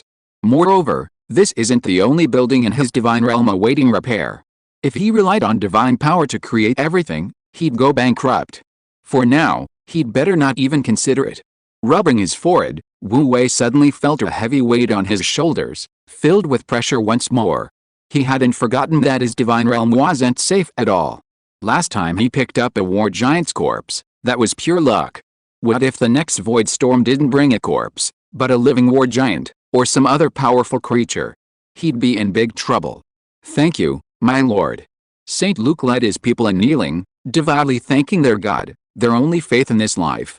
Wu Wei waved his hand. Get up, everyone. He was familiar with the procedures behind him, so there was no need for him to continue monitoring them. Once all the heroic spirits had been converted into citizens of the gods, he would assign specific positions based on their qualifications and talents, as scanned by the Hall of Heroes. Wu Wei wasn't in the mood to inspect the Divine Kingdom at the moment. After giving a few brief instructions, he returned to his garden villa with heavy steps. He still needed to carefully consider the next development plan. Unbeknownst to him, another week had passed. During this week, the number of believers in the light plane had indeed increased by 30,000, just as Wu Wei had predicted, and even the number of true believers had increased by more than 2,000, basically achieving the goal of universal believers. And with the full implementation of the merit point system throughout the Thorn territory, becoming known to more and more people, the Cathedral of Light in Thorn City became increasingly lively. People have a strange mentality. Even though you can exchange merit points at any church in Thornlands, and the quests are basically the same, some people still travel all the way to the Cathedral of Light in Thornlands to exchange them, as if that would give them more merit points. That day, the Cathedral of Light was as bustling as ever. In the side hall specifically set up for merit points, professionals came in droves to check their merit point balances, exchange for holy wheat, and exchange for magical equipment. Your Excellency Priest, a warrior with a scarred face and worn-out armor said respectfully to a priest in white robes, "These are proof that I completed my mission." The priest meticulously examined the mission items, occasionally asking the warrior about the process. Finally, he said, "Level 3 Warrior Hank, these 3 missions total 21 merit points, bringing your total to 101. Do you have any questions or objections?" The scarred warrior, Hank, was immediately excited. "No objections, thank you for your generosity, Your Excellency Priest." "No, I was simply acting strictly according to the rules of our Lord of Light," the priest said solemnly. "If you want to thank someone, thank our Lord of Light." "Thank you, great Lord of Light." The scarred warrior immediately knelt on one knee, devoutly thanking the God of Light. Then, the scarred warrior asked hopefully, "Priest, according to the merit point exchange list, 100 merit points should be enough for me to break through from the peak of level 3 to level 4. He had been stuck at the peak of level 3 for a long time, and with the hidden injuries he had suffered in the past, he originally thought he would never be a high-level warrior. Unexpectedly, the Holy See of Light had introduced a mission merit points system. As long as you complete the missions issued by the Holy See, or donate gold coins, crystal cores, or any rare resources, or even donate large amounts of food and minerals, you can exchange them for merit points. Moreover, with merit points, you can exchange them for many good things from the Holy See. For example, holy wheat, some magical equipment, healing items, and even directly improving your class level, talent aptitude, and most incredibly, extending your lifespan. Of course, the more difficult the exchange, the more merit points are required. For example, changing your talent aptitude, regaining youth, or extending your lifespan requires astronomical amounts of merit points. But breaking through from the peak of level 3 to level 4 only requires 100 merit points. Therefore, this card warrior donated his life savings and risked his life to complete several missions, finally accumulating 100 merit points. His eyes shone with hope. The priest, already accustomed to this, simply said solemnly and devoutly, "Please kneel before the statue and pray to the great Lord of Light." Without a word, this card warrior immediately knelt before the statue and earnestly proclaimed, "Great Lord of Light." A few minutes later, Wu Wei's statue lit up, emitting a beam of light.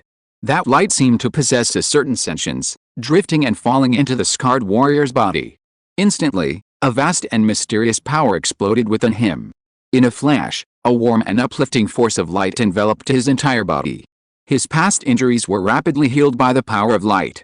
At the same time, his fighting spirit was ignited, spreading throughout his body and cleansing every cell.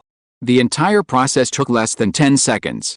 A powerful aura of a high-level warrior emanated from him, and he abruptly opened his eyes, revealing an expression of disbelief and surprise. In his understanding, even with the help of the great God of Light, breaking through to level 4 would be a continuous process. He never imagined that he would break through to level 4 in the blink of an eye. More importantly, all the hidden injuries he had suffered had vanished without a trace. He felt as if he had been reborn, much younger, as if he had been given a new lease on life. He had never felt so strong, his body brimming with boundless vitality. "Thank you, great Lord of Light," this card warrior said devoutly, bowing deeply in gratitude. This scene was witnessed by countless people around, sparking a heated discussion. The demonstrative effect of the demonstration instantly ignited a fiery passion in those who were still hesitant and doubtful. In fact, while praying, Wu Wei had already used his God's eye to arrive at the scene and also investigated the scarred warrior's attributes. Before experiencing divine grace, the scarred warrior's level of faith was merely that of a novice believer. After being baptized by Wu Wei's divine power and breaking through to level 4, his faith level skyrocketed, directly reaching the level of a devout believer. Given time, breaking through to a fanatical believer would be no problem at all. Not bad, not bad, Wu Wei thought to himself, quite satisfied. This small transaction just now, seemingly a small amount of divine power Wu Wei had expended to help him level up, actually resulted in a huge profit for Wu Wei. Moreover, it indirectly helped him and the church cultivate loyal followers, a win-win situation. Next, some of the observing adventurers began to act. Those who didn't have time to complete quests could only rely on contributing crystal cores, gold coins, and other resources to directly obtain merit points. After accumulating enough merit points, they began to kneel before the statue of the god and pray for the response of the God of Light. Wu Wei naturally fulfilled their wishes one by one. In any case, it was all a profit. Moreover, the more they asked for, the more divine power Wu Wei would earn extra. And most of them, after receiving the baptism of the mighty divine power and having their wishes fulfilled, would have their faith in Wu Wei deepened. Only a small number of malicious individuals would display the label of false believer. Wu Wei had already labeled these people, instructing the Holy See to keep a close watch on them. Anyone who dared to harm the Holy See would receive the most severe punishment. Just as the crowd surged, everyone actively exchanging merit points and seeking various wishes from the God of Light, suddenly, a carriage slowly drove into the crowd from afar. The carriage appeared somewhat old, and the driver was a white-haired, hunchback old man, completely unremarkable. However, some oblivious adventurers, just as they were about to reprimand him, were stopped by their more discerning companions. If you are listening to this novel on a channel other than Fanfic World, it means it was downloaded and re-uploaded without effort. We warmly invite you to visit our channel, Fanfic World. There you will find the original version of this story and many other novels of various genres. We look forward to seeing you dive into a world of incredible novels. Chapter 170. The protagonist of the trash stream. The adventurers, their voices trembling with urgency, scolded, "Are you out of your mind? Look closely at the family crest on that carriage." Family crest? Only after being reminded did they carefully search the carriage for the crest. After a long while, they finally found a violet crest in an inconspicuous corner beneath the window. Violet? Everyone who recognized the crest gasped. This was the legendary emblem of the family that ruled the Holy Violet Duchy. Most adventurers lived in the lower rungs of society. Many might never even see a viscount in their entire lives, let alone a duke, a rank many levels higher. The power and influence of a duke who controlled the entire duchy was immense. It could even be said that even a level 7 saint wouldn't dare to be disrespectful in the presence of a duke. Don't be fooled by the adventurers' boisterous demeanor and their seemingly fearless attitude. Faced with such a powerful figure, they all fell silent, automatically and consciously retreating to make way for the understated yet luxurious carriage. Clatter, clatter, clatter. The carriage leisurely pulled up in front of the Holy See. The priest of the Holy See had clearly learned the other's identity from the adventurer's whispers. However, he showed no obsequiousness despite the fact that the other was from the duke's family. He simply stepped forward to greet him, his expression solemn, and asked, "May I ask which member of the Duke of St. Violet's family has graced us with their presence?"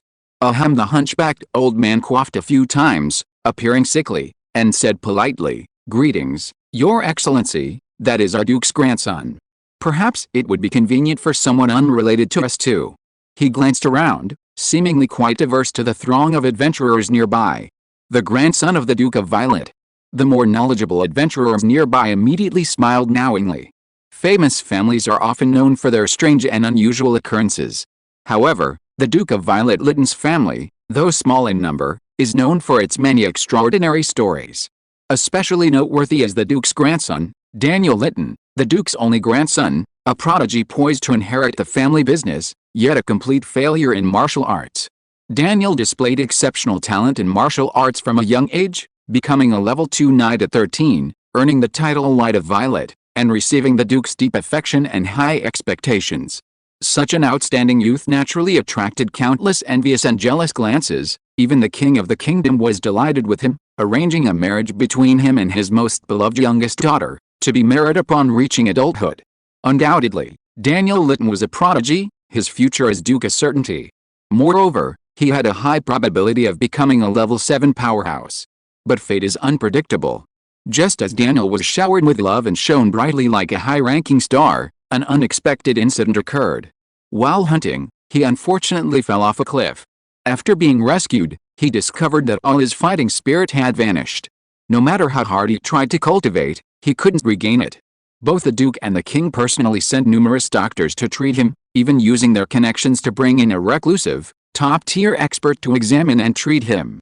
However, his condition never improved, and 5 years have passed. Even Duke Lytton has completely given up on treating him. The once high and mighty Daniel Lytton has been utterly banished to the mortal realm, from initial feigned concern to complete neglect.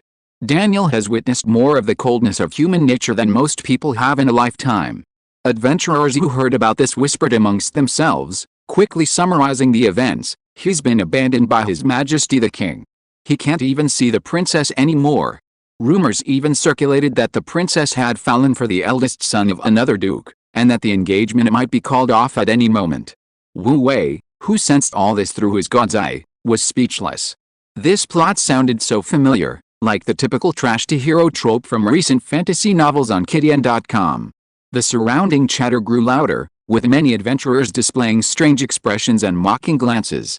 It was as if they had suddenly found an outlet for their emotions. That high and mighty Duke's young master was inferior to them, the adventurers. HMPH.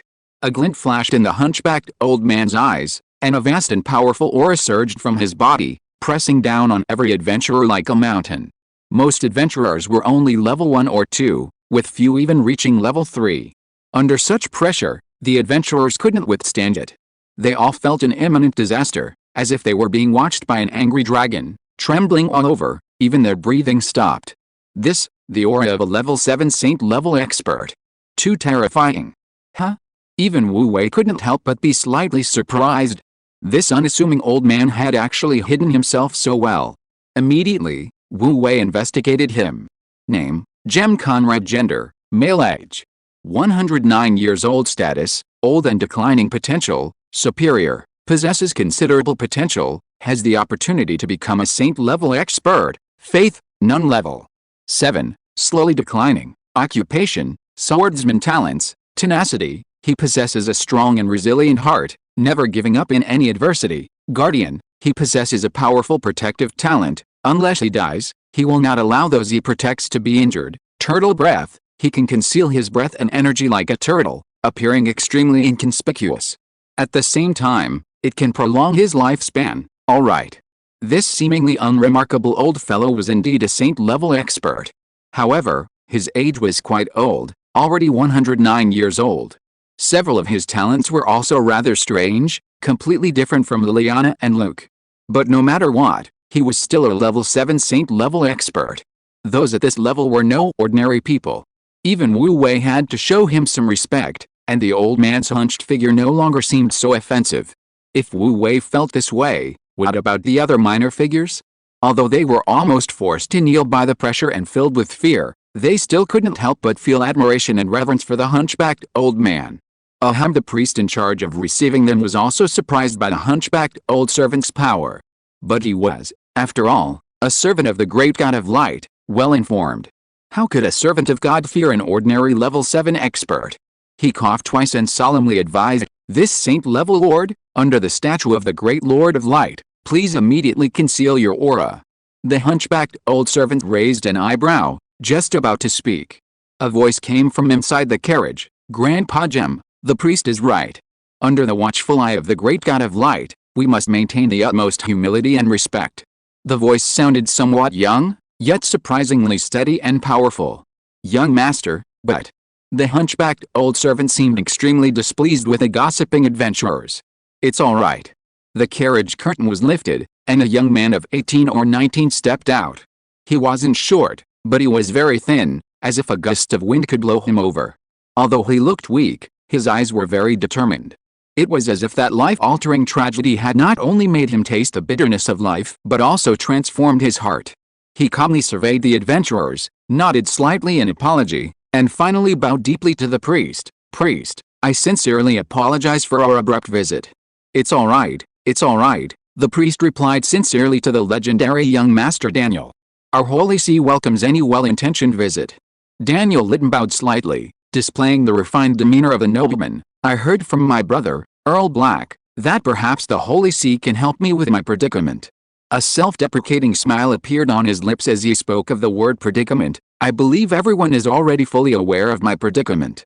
As long as you hold the light in your heart and approach with devotion," the priest nodded, "our great and omnipotent Lord will surely solve your problem." Wu Wei was also somewhat curious. What strange encounter had this guy, who seemed like a useless protagonist from a fantasy novel, had encountered that even so many experts couldn't figure out? However, Wu Wei wasn't worried about not being able to solve his problem. As the pastor said, divine power is omnipotent. With enough divine power, anything can be done. Whether or not the treatment can ultimately be performed depends on whether the Litton family can afford the price. "Check the character's status," Wu Wei said calmly, conducting a preliminary investigation. Name, Daniel Litton. Gender, male. Age, 18. Status, weak, possessed by a ring wraith. Potential, top tier, possesses extremely rare talent, with a certain chance to break through to the saint rank and reach a new realm. His future is limitless. Faith, none. Level 0, once reached level 2, but due to long-term absorption of his battle aura, his strength has plummeted to level 0. Occupation, knight. Special talent, calmness. His tumultuous life experiences have allowed him to taste the coldness and warmth of human relationships, making his heart firm and calm, far surpassing that of ordinary people. Ancient human bloodline, unawakened. Ancient humans have mysterious origins, lived in extremely harsh environments, and possess terrifyingly powerful strength. He only has 2 special talents, one of which is a talent created by his personal experiences. However, The ancient human bloodline made Wu Wei's eyes light up, filling him with anticipation for Daniel. Having possessed fragments of the old God of Light's memories, Wu Wei knew a little about the ancient humans. Humans back then were not as weak as they are now. They stand firmly on the earth, their heads reaching the sky. Even dragons are merely a part of their diet. This bloodline is now extremely rare, and once awakened, it grants the ability to dominate the continent. Meanwhile, Wu Wei also learned of Daniel Litton's condition. Weak, possessed by a ring wraith? His strength had drastically decreased due to prolonged absorption of his battle aura. Okay, this plot sounds familiar, and a bit melodramatic. Wu Wei has read countless fantasy novels like this on Earth. Is this really necessary? As for spirits, no world lacks them. Powerful beings with strong willpower often have their souls attached to treasures they possessed in life after losing their physical bodies. They then absorb energy to repair and replenish their souls. Saint Luke was once in a spirit state. And he was a very special spirit, a holy spirit. A spirit attached to a ring is naturally called a ring wraith.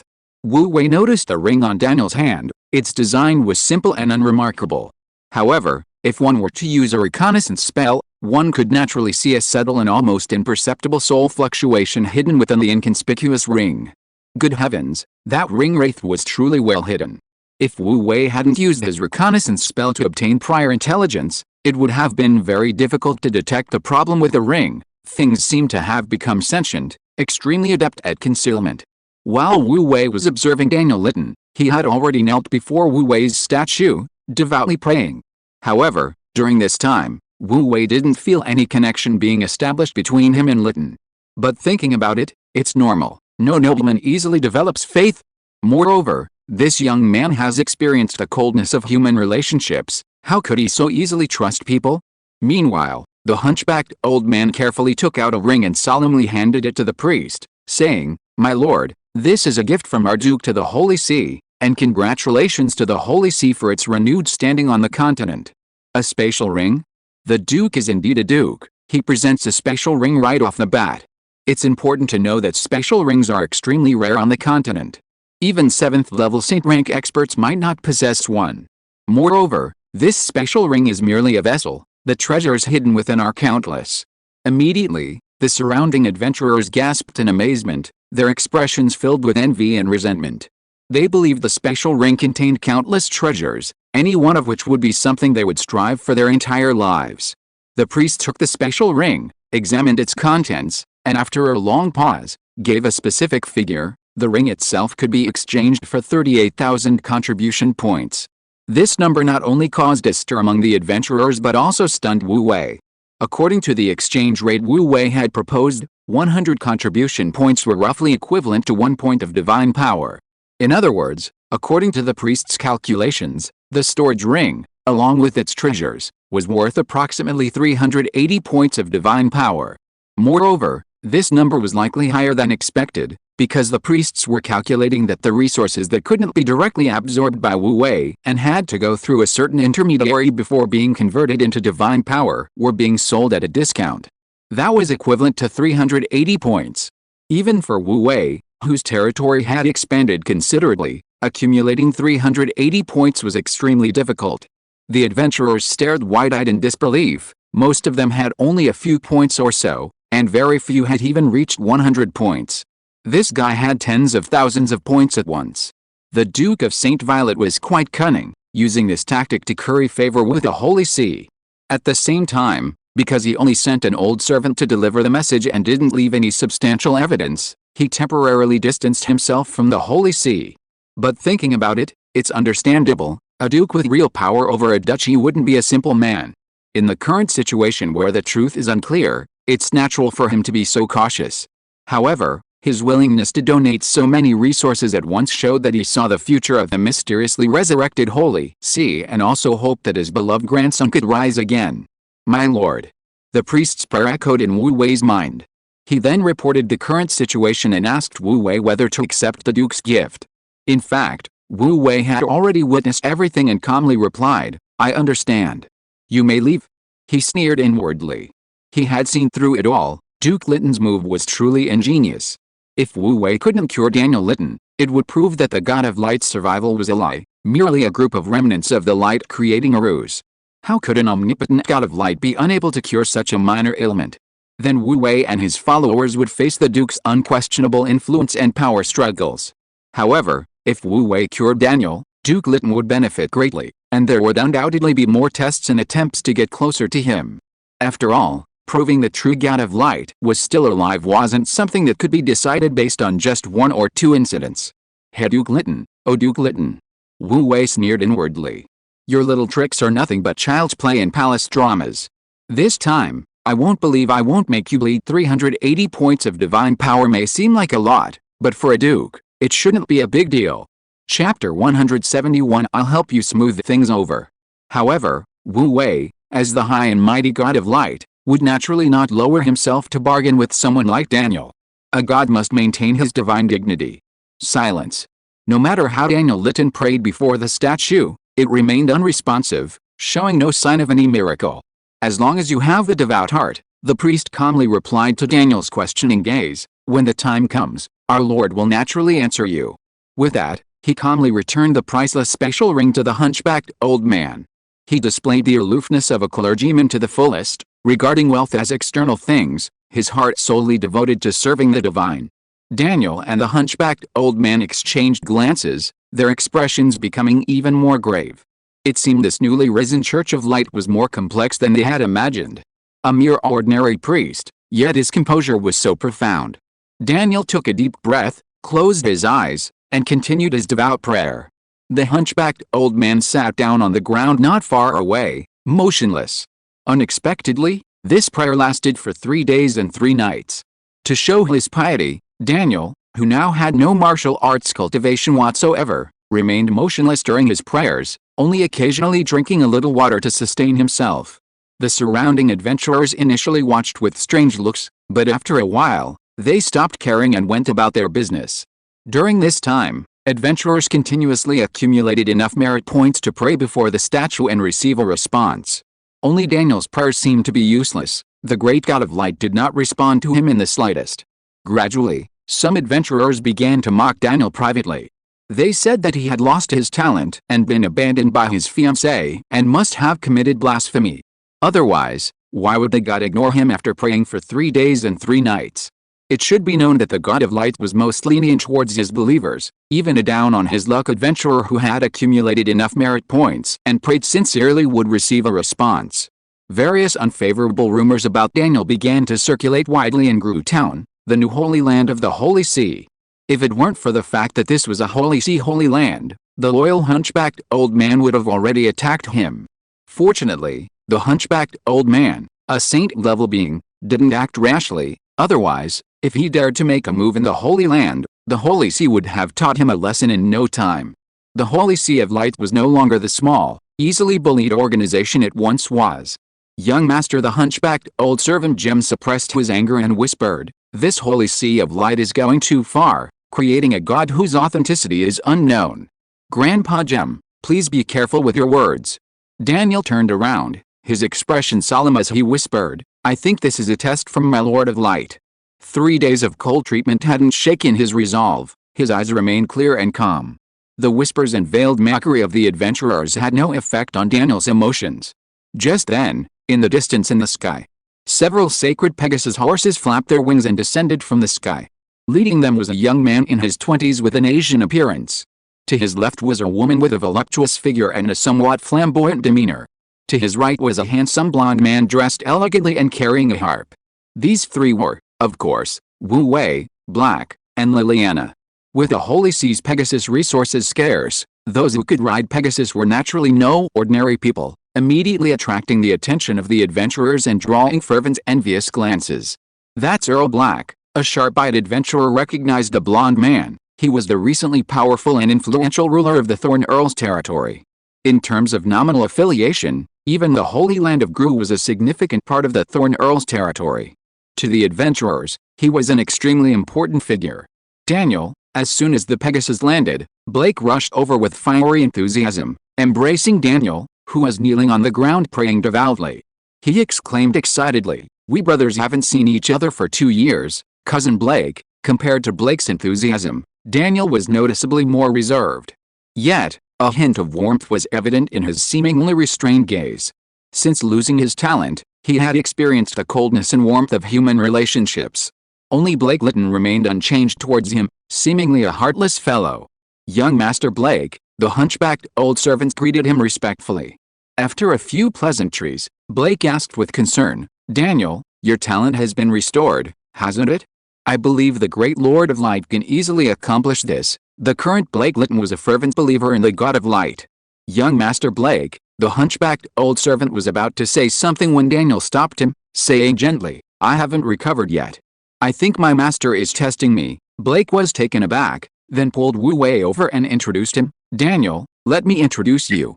This is Brother Wu Wei, my good brother." Daniel gave Wu Wei a reserved bow, not showing much enthusiasm.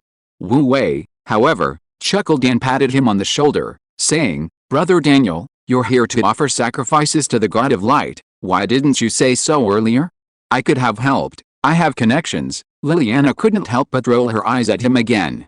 This guy might be telling the truth, but couldn't he be a little more reserved? A hint of suspicion appeared in Daniel's eyes. "Cousin, Brother Wu Wei might actually be able to help." Blake knew a little about Wu Wei's abilities.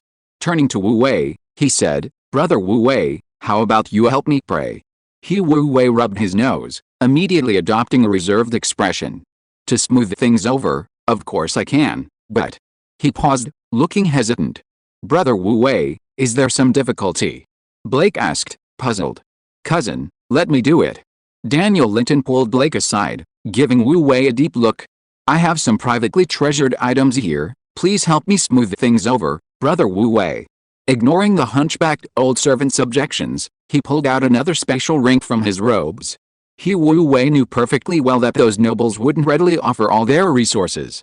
Taking the special ring, he had Shenjie calculate its value. Not bad, not bad. The total value was around 120 points of divine power. This gift was extremely expensive, even to nobles with large fiefdoms. It was an astronomical figure. The Lytton family, controlling a duchy, was indeed incredibly wealthy. Not a single mistake, not a single word, not a single content, not a single thing. Immediately, Wu Wei, his face equally devout, said, "I firmly believe that my lord will be moved by your sincerity. My lord, please help this devout lost sheep before you." He began to pray on the spot. "So hasty." Daniel frowned, feeling as if he had encountered a fraudster. Such a casual prayer, and he considered it a favor? But just as his doubts arose, suddenly, the statue of the God of Light shone with holy light, enveloping the entire square. This miracle was clearly far better than the treatment given to the adventurers. This. Daniel and the hunchbacked old servants both showed expressions of surprise. Such a hasty prayer could actually elicit such an effect? Wu Shay vast holy light enveloped Daniel. An ancient, unremarkable ring slipped from Daniel's hand. Suddenly, a phantom surged from the ring, seemingly filled with anger and resentment, roaring, "I'm helping him. I'll repay him. I'll make him the greatest being on the continent." Before he could finish speaking, divine power transformed into a hammer, smashing the phantom and the ring away. At the same time, the gates of heaven opened in a dazzling golden light. A war angel descended from the sky, seizing the ring and the phantom, then returned to the heavenly kingdom without looking back. All of this happened in an extremely short time. The adventurers had barely had time to kneel down when suddenly, a powerful aura rose from Daniel Lytton's body. His slightly thin and weak body swelled up as if he had taken a powerful tonic. Battle aura filled his body. Level 1, Level 2, Level 3, Level 4. Daniel not only recovered from Level 0 to Level 2, but also broke through from Level 2 to Level 4 in the blink of an eye. Everyone who witnessed this scene was dumbfounded and couldn't believe it. "Thank you for your graciousness, my lord." Wu Wei waved to the statue with a grin. Liliana, standing nearby, broke out in a cold sweat again. Wu Wei certainly had connections with those above, but was his attitude really alright? Daniel Lytton thanks my Lord of Light for his blessing. Daniel, ultimately a man of strong will, instantly understood and bowed in gratitude, his calm heart now surging like a tidal wave. He once again felt the power within his body. Not only had his chronic illness vanished, but he had even been elevated to Level 4. While deeply shaken, a channel of faith began to form between him and the God of Light. Chapter 172 is too noisy, I'll lock it up for 2 days. A miracle, a true miracle. No, I misspoke, this is a divine intervention. A magnificent divine intervention. Not only was Daniel Litton moved to tears, but his personal servant, Jem Conrad, also prostrated himself before the statue, tears streaming down his face. He seemed even more emotional than Daniel. In fact, from the moment Daniel was born, Jem Conrad had been by his side, caring for him in every way, witnessing his dramatic rise and fall. Although their social statuses differed greatly, in Jem's eyes, Daniel was like his grandson.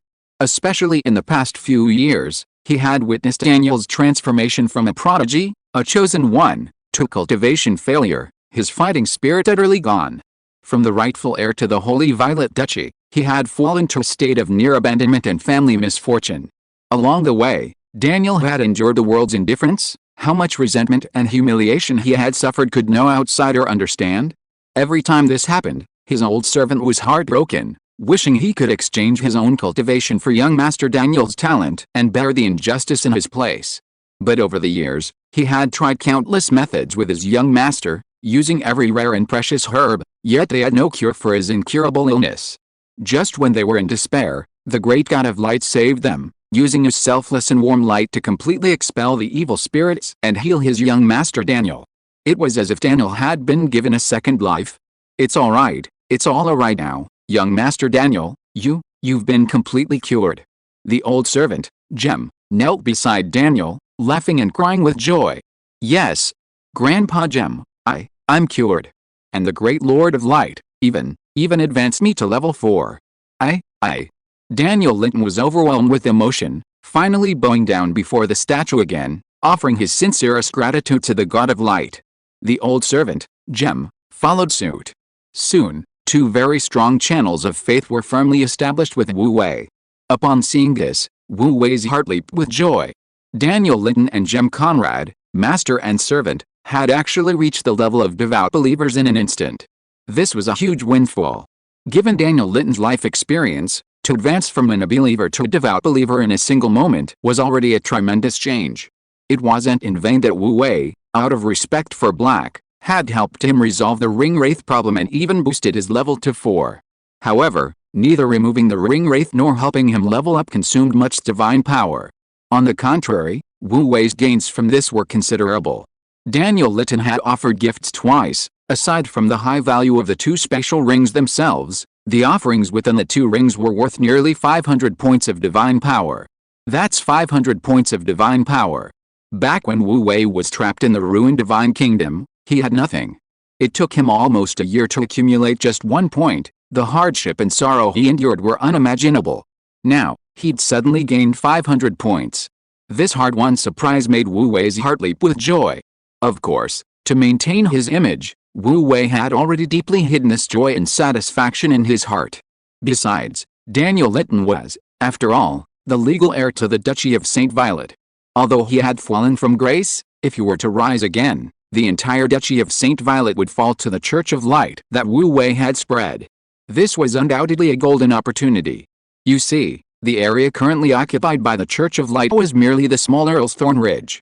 But even this small Thorn Ridge, with its numerous believers and abundant resources, had already brought the Church of Light and the God of Light behind it, Wu Wei, enormous profits, causing the entire divine kingdom to flourish. If Wu Wei were to spread his faith to a grand duchy like St. Violet, wouldn't his gains multiply several times over? If this continued, wouldn't his power increase exponentially, reaching unparalleled divine might? Thinking of this, Wu Wei felt a surge of secret joy and anticipation for the future. Furthermore, Daniel's old servant, Jem, was a powerful level 7 expert. At such a level, one's character and realm are extremely lofty, and one would not easily believe in or rely on any sect. Yet, Wu Wei had just performed a miracle, truly conquering him. Now, the old servant Jem had become a devout believer, and without a doubt, Wu Wei's Church of Light had gained another powerful and steadfast supporter. Therefore, Wu Wei was very satisfied with the current outcome.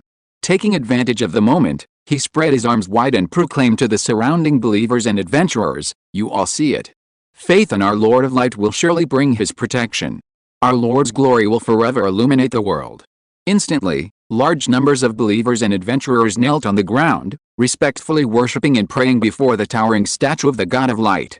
This scene was a living example. Now the truth was finally revealed. The high and mighty Prince Daniel Litton was not suffering from a problem himself, but was possessed by an evil spirit residing in a ring. The evil spirit had been draining his essence for a long time, which was why he had become so thin and weak. Such a bizarre and terrifying thing was utterly horrifying for the believers and adventurers present. Just thinking about it was terrifying and chilling. Fortunately, they had the protection of the great God of Light. As long as our Lord of Light was there, they no longer needed to fear the harm of any evil spirits. Thinking this way, the believers and adventurers present were undoubtedly even more devout and steadfast in their faith in Wu Wei, the God of Light. Several minutes passed, and the crowd finally calmed down. The miracle had long since dissipated, but Daniel and his servant still bowed for a while before slowly and respectfully rising. Seeing this, Wu Wei invited from the side, "Brother Daniel, since you are Black's brother, you are naturally my brother too. Brother Black and I are very happy that you have come all this way to Thorn City. Why don't I have Brother Black and Miss Liliana help you settle in first, and then we can have a good drink together tonight?" "Yes, yes, Brother Daniel, Brother Wu Wei's poetic talent is unparalleled. Only after you experience it firsthand will you understand what art is." Black Litton also enthusiastically invited from the side. "In that case, how could I refuse?"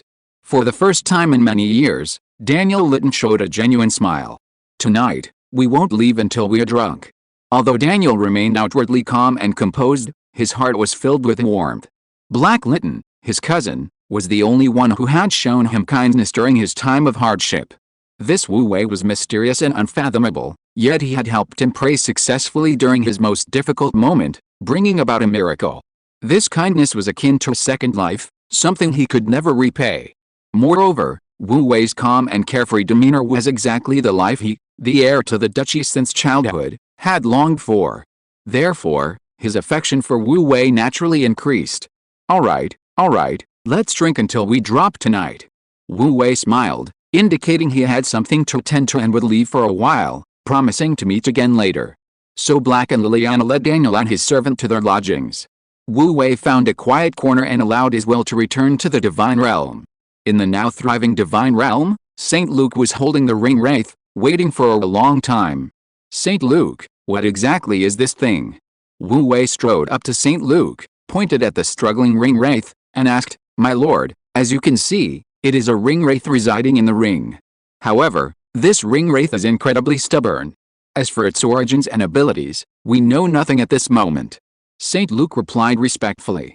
From his slightly troubled eyes, Wu Wei could clearly see that this ring wraith was of a very high level, even higher than Saint Luke, a level 7 Holy Spirit.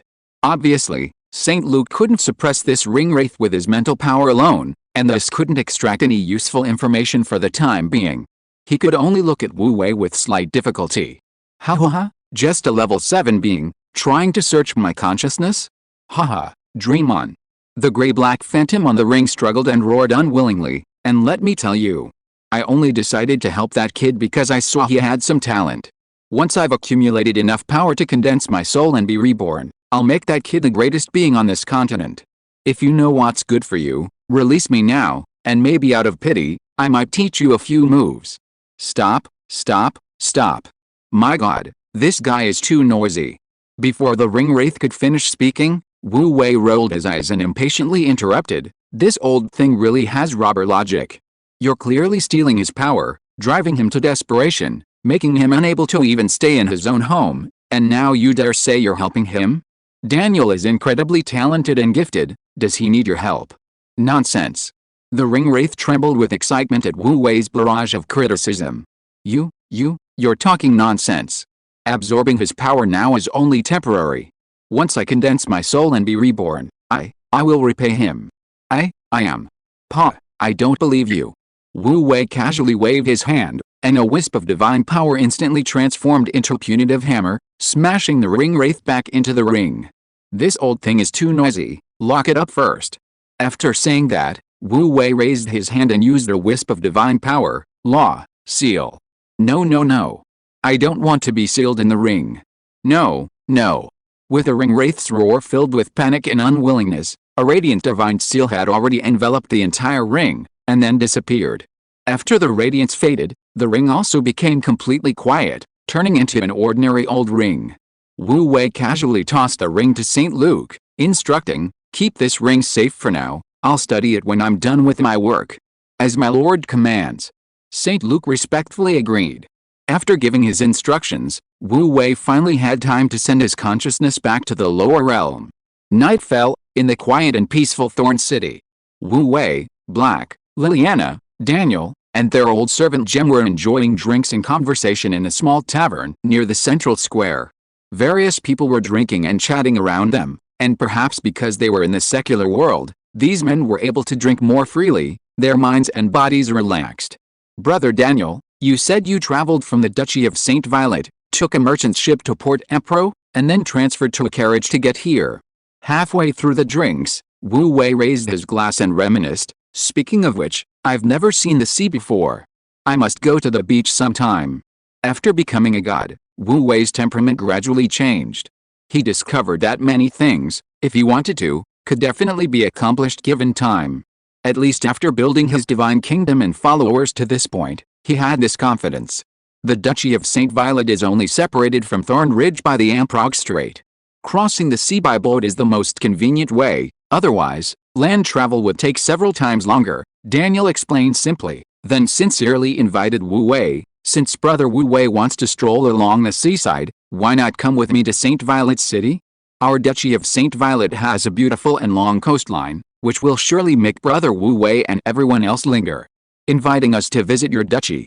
Wu Wei raised an eyebrow, seemingly showing some interest. That's right.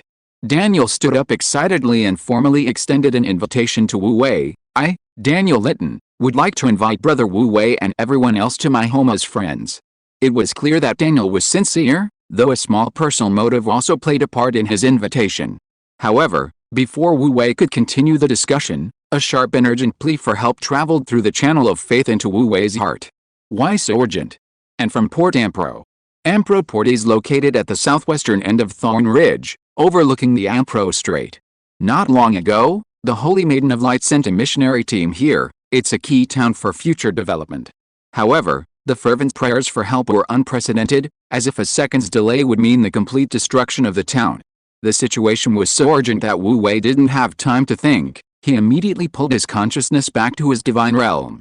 His remaining body slumped into the chair, seemingly asleep, motionless except for breathing. Brother Wu Wei? Brother Wu Wei? Cousin Blake, what's wrong with Brother Wu Wei? Daniel was chatting with Wu Wei when the other suddenly seemed to have lost his soul and fallen into deep sleep. This sudden change startled him. Looks like my brother's had another episode. Blake waved his hand, indicating reassurance. It's his old ailment, it's nothing serious, just let him sleep for a while. Ah. Daniel looked at Liliana, who was sitting on the other side, with a hint of disbelief. Liliana was idly drinking her wine, seemingly completely unfazed by Wu Wei's sudden absent-mindedness and unconsciousness. Seeing this, Daniel breathed a vague sigh of relief and slowly sat back down. It's good that Brother Wu Wei is alright. But even as he sat down, Daniel was still filled with questions. It had to be said, this Brother Wu Wei was truly too mysterious, even his episodes were so unpredictable. Chapter 173 Punishment from the Deep Sea. An hour ago, in the waters of Amprog Sound, Thorn Ridge, a damp, blackened old single-masted fishing boat was using the tides and night winds to navigate the calm surface of the inland sea back towards Amprog Port. The night breeze was refreshingly cool, and the calm sea under the night sky resembled a mirror shrouded in mist, peaceful and serene, yet shrouded in a touch of haziness and mystery. As they drew closer, the orange-red light emanating from the port's lighthouse became clearly visible, bringing a sense of peace to the 7 or 8 fishermen on board. Almost home. Captain Dave, the middle-aged man, tilted his head back and took a swig of ale, his spirits high. Another peaceful day. This boatload of bluefin bream is worth at least 7 or 8 gold francs, enough for us to drink gold ale for a whole year. As an old fisherman who had followed in his father's footsteps, Dave had been fishing in these inland waters for over 20 years. In the past, catching 1 or 2 bluefin breams on each voyage was already considered a full catch. But this year, as soon as the fishing season began, he and his crew caught over 20 adult bluefin bream in a single voyage, an unprecedented harvest. Could it really be the blessing of the God of Light, who had just preached here, protecting us fishermen? However, this thought had barely formed when Captain Dave shook his head, a smile playing on his lips. What God of Light? It was just a figure used by the powerful to deceive ordinary people like us. Even if such a god of light existed, he would only bless the wealthy and powerful. Neil, my old friend, you've prayed enough. Come and have a drink with us, we're almost home. Leaning against the mast post, Captain Dave raised his oak goblet and called out to his old friend kneeling at the bow. His old friend Neil was a fisherman about the same age as his father, experienced in fishing and very friendly, but extremely superstitious. Before and after each voyage, he would pray and chant to some god of the sea and tides, a truly troublesome affair. Dave, my friend, you must have reverence for the ocean. As long as we don't set foot on land, our lives remain in the hands of the sea god. Old Neil, with his white beard, turned to Dave and the crew, his eyes filled with awe. Dave, and you all, have you forgotten? Today is the sea festival. Today we offer sacrifices to the sea. The word sea festival was like a terrifying taboo, instantly filling Dave and the crew, who had been relaxed from drinking, with fear and stiffening their expressions. Old Neil, don't mention sea festivals again, Captain Dave interrupted Old Neil angrily. This year, the Church of Light and the New Earl have completely banned sea festivals. We are protected by the God of Light and no longer need to sacrifice our children. And, moreover, we haven't seen those things in Amprog Harbor for many years, so don't mention it again. In fact, by the end, Dave himself didn't believe his own words. He didn't believe that the so-called God of Light would come to the sea to protect them, these poor fishermen. But the sea sacrifice was too cruel. Like most of the townspeople, he didn't want to see any more innocent children killed because of it. Sigh. Seemingly realizing how cruel the sea sacrifice was, Old Neil sighed softly, stopped talking about it, and turned to face the calm, vast sea to continue chanting prayers. Captain Dave, like the others, remained silent, silently drinking his ale. It seemed that a mention of the sea sacrifice made everyone uneasy, and the atmosphere became somewhat somber. But they didn't care, they were only 10 nautical miles from home. Once they reached the dry shore, who cared about what was in the sea? Gentlemen, raise our sails. Perhaps out of unease, Captain Dave put down his ale and shouted to the sailors, intending to raise the sails and speed up the return voyage, so as to leave the sea that filled him with fear as soon as possible. But just then, the once bright starry night sky suddenly dimmed. The distant sky was a dark, heavy expanse, as if it were about to rain. A layer of mist had risen from the sea, obscuring everything in a hazy, indistinct haze. Even the bright lighthouse in the distance became blurred and indistinct. The fishing boat, which had been gliding peacefully on the sea, now seemed abandoned by the land, adrift and forlorn on the ocean. What's going on? Fog, fog. Captain Dave looked around, a chill creeping into his heart. The land was clearly only 10 nautical miles ahead, but now it felt farther and farther away, as if they were being dragged back into the deep sea by some terrifying force. A powerful, unknown fear made almost everyone on board tremble. Discomfort began to rise among the crew, and the sea grew increasingly rough. Everyone, including Captain Dave, was filled with anxiety and uncertainty. Old Neil, who had been kneeling and praying at the bow, hurriedly stood up. He leaned over the edge of the ship, looking down at the churning black waves, and cried out in terror, "Siren! It's a siren! Quickly!" But before Old Neil could finish speaking, a gigantic head suddenly emerged from the sea, biting off half of Old Neil's body. The foul-smelling seawater, along with the gushing blood, stained the deck crimson. Captain Dave collapsed to the ground with a thud, his orange-yellow ale spilling over him like urine. He stared at the head of the colossal beast before him, its deep blue scales covered in bone spurs and horns, resembling a dragon, and his heart sank to the bottom. The great sea serpent, Visca. Captain Dave murmured a name almost taboo in fishermen's legends. It was said to be a monster kept by the Lord of the Sea, and whoever encountered it on the vast ocean had no chance of survival. Swoosh! The sea serpent swallowed half of Old Neil's body, its throat emitting a terrifying low growl like that of a wild beast. Time seemed to stand still at that moment. In the churning sea, the sea serpent slowly raised its ferocious head. Its body was enormous. The part of its head that was above the water was even larger than Dave's fishing boat.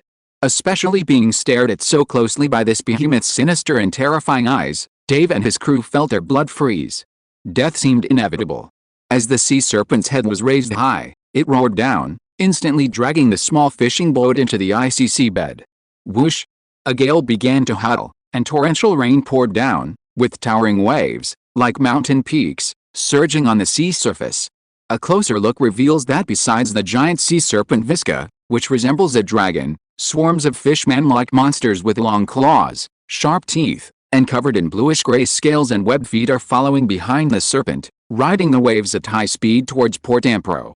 Undoubtedly, these fish-man-like monsters are the terrifying deep-sea race, the natural enemies of humanity at sea, the sirens, that Captain Dave and Old Neil spoke of. Among the fishermen of Port Ampro, a custom has long been observed. Every year at the start of the fishing season, all fishermen must gather for a sea sacrifice.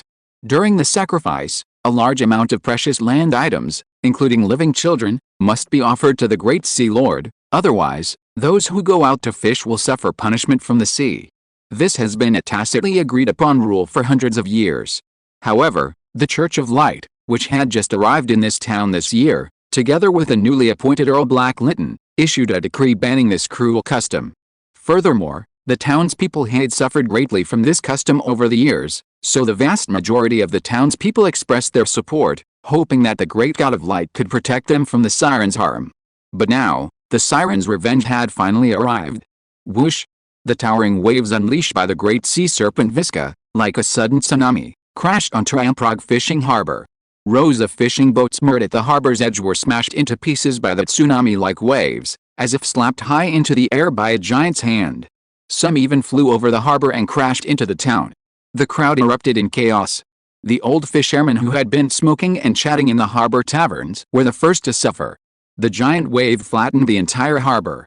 The old tavern, located right there and catering to fishermen, was instantly destroyed along with its customers, completely submerged in the sea.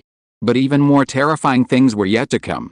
The giant sea serpent, Visca, rode the wave and was the first to reach the shore. It possessed a massive body nearly 100 meters long, with a pair of broad, fin-like claws on its chest. As it surged ashore, its long tail swept across, destroying the lighthouse on the shore. And its ambitions didn't stop there. Once ashore, it writhed its ferocious serpentine body like a rampaging container truck, charging straight towards the town of Ampro, leaving a trail of destruction in its wake. Following closely behind the sea serpent, thousands upon thousands of hideous sea monsters swarmed onto the shore. These monsters from the deep sea, chasing after the sea serpent, rushed towards the town. Their sheer numbers were overwhelming. They killed indiscriminately, destroyed everything in their path, acting with bloodthirst and savage cruelty, clearly intent on destroying the entire town. The entire town instantly descended into hell, filled with wails of agony. Of course, Port Ampro also had its viscount and guards, but Port Ampro was a peaceful and prosperous fishing town located in the southwest bay of Thornridge. It was a tranquil and prosperous place, its residents primarily known for fishing, passing merchants, and its beautiful seascape. The town had a permanent population of only about 20,000, with a standing guard of about 500 to 600, half of whom were from the Knights Templar of the Church of Light.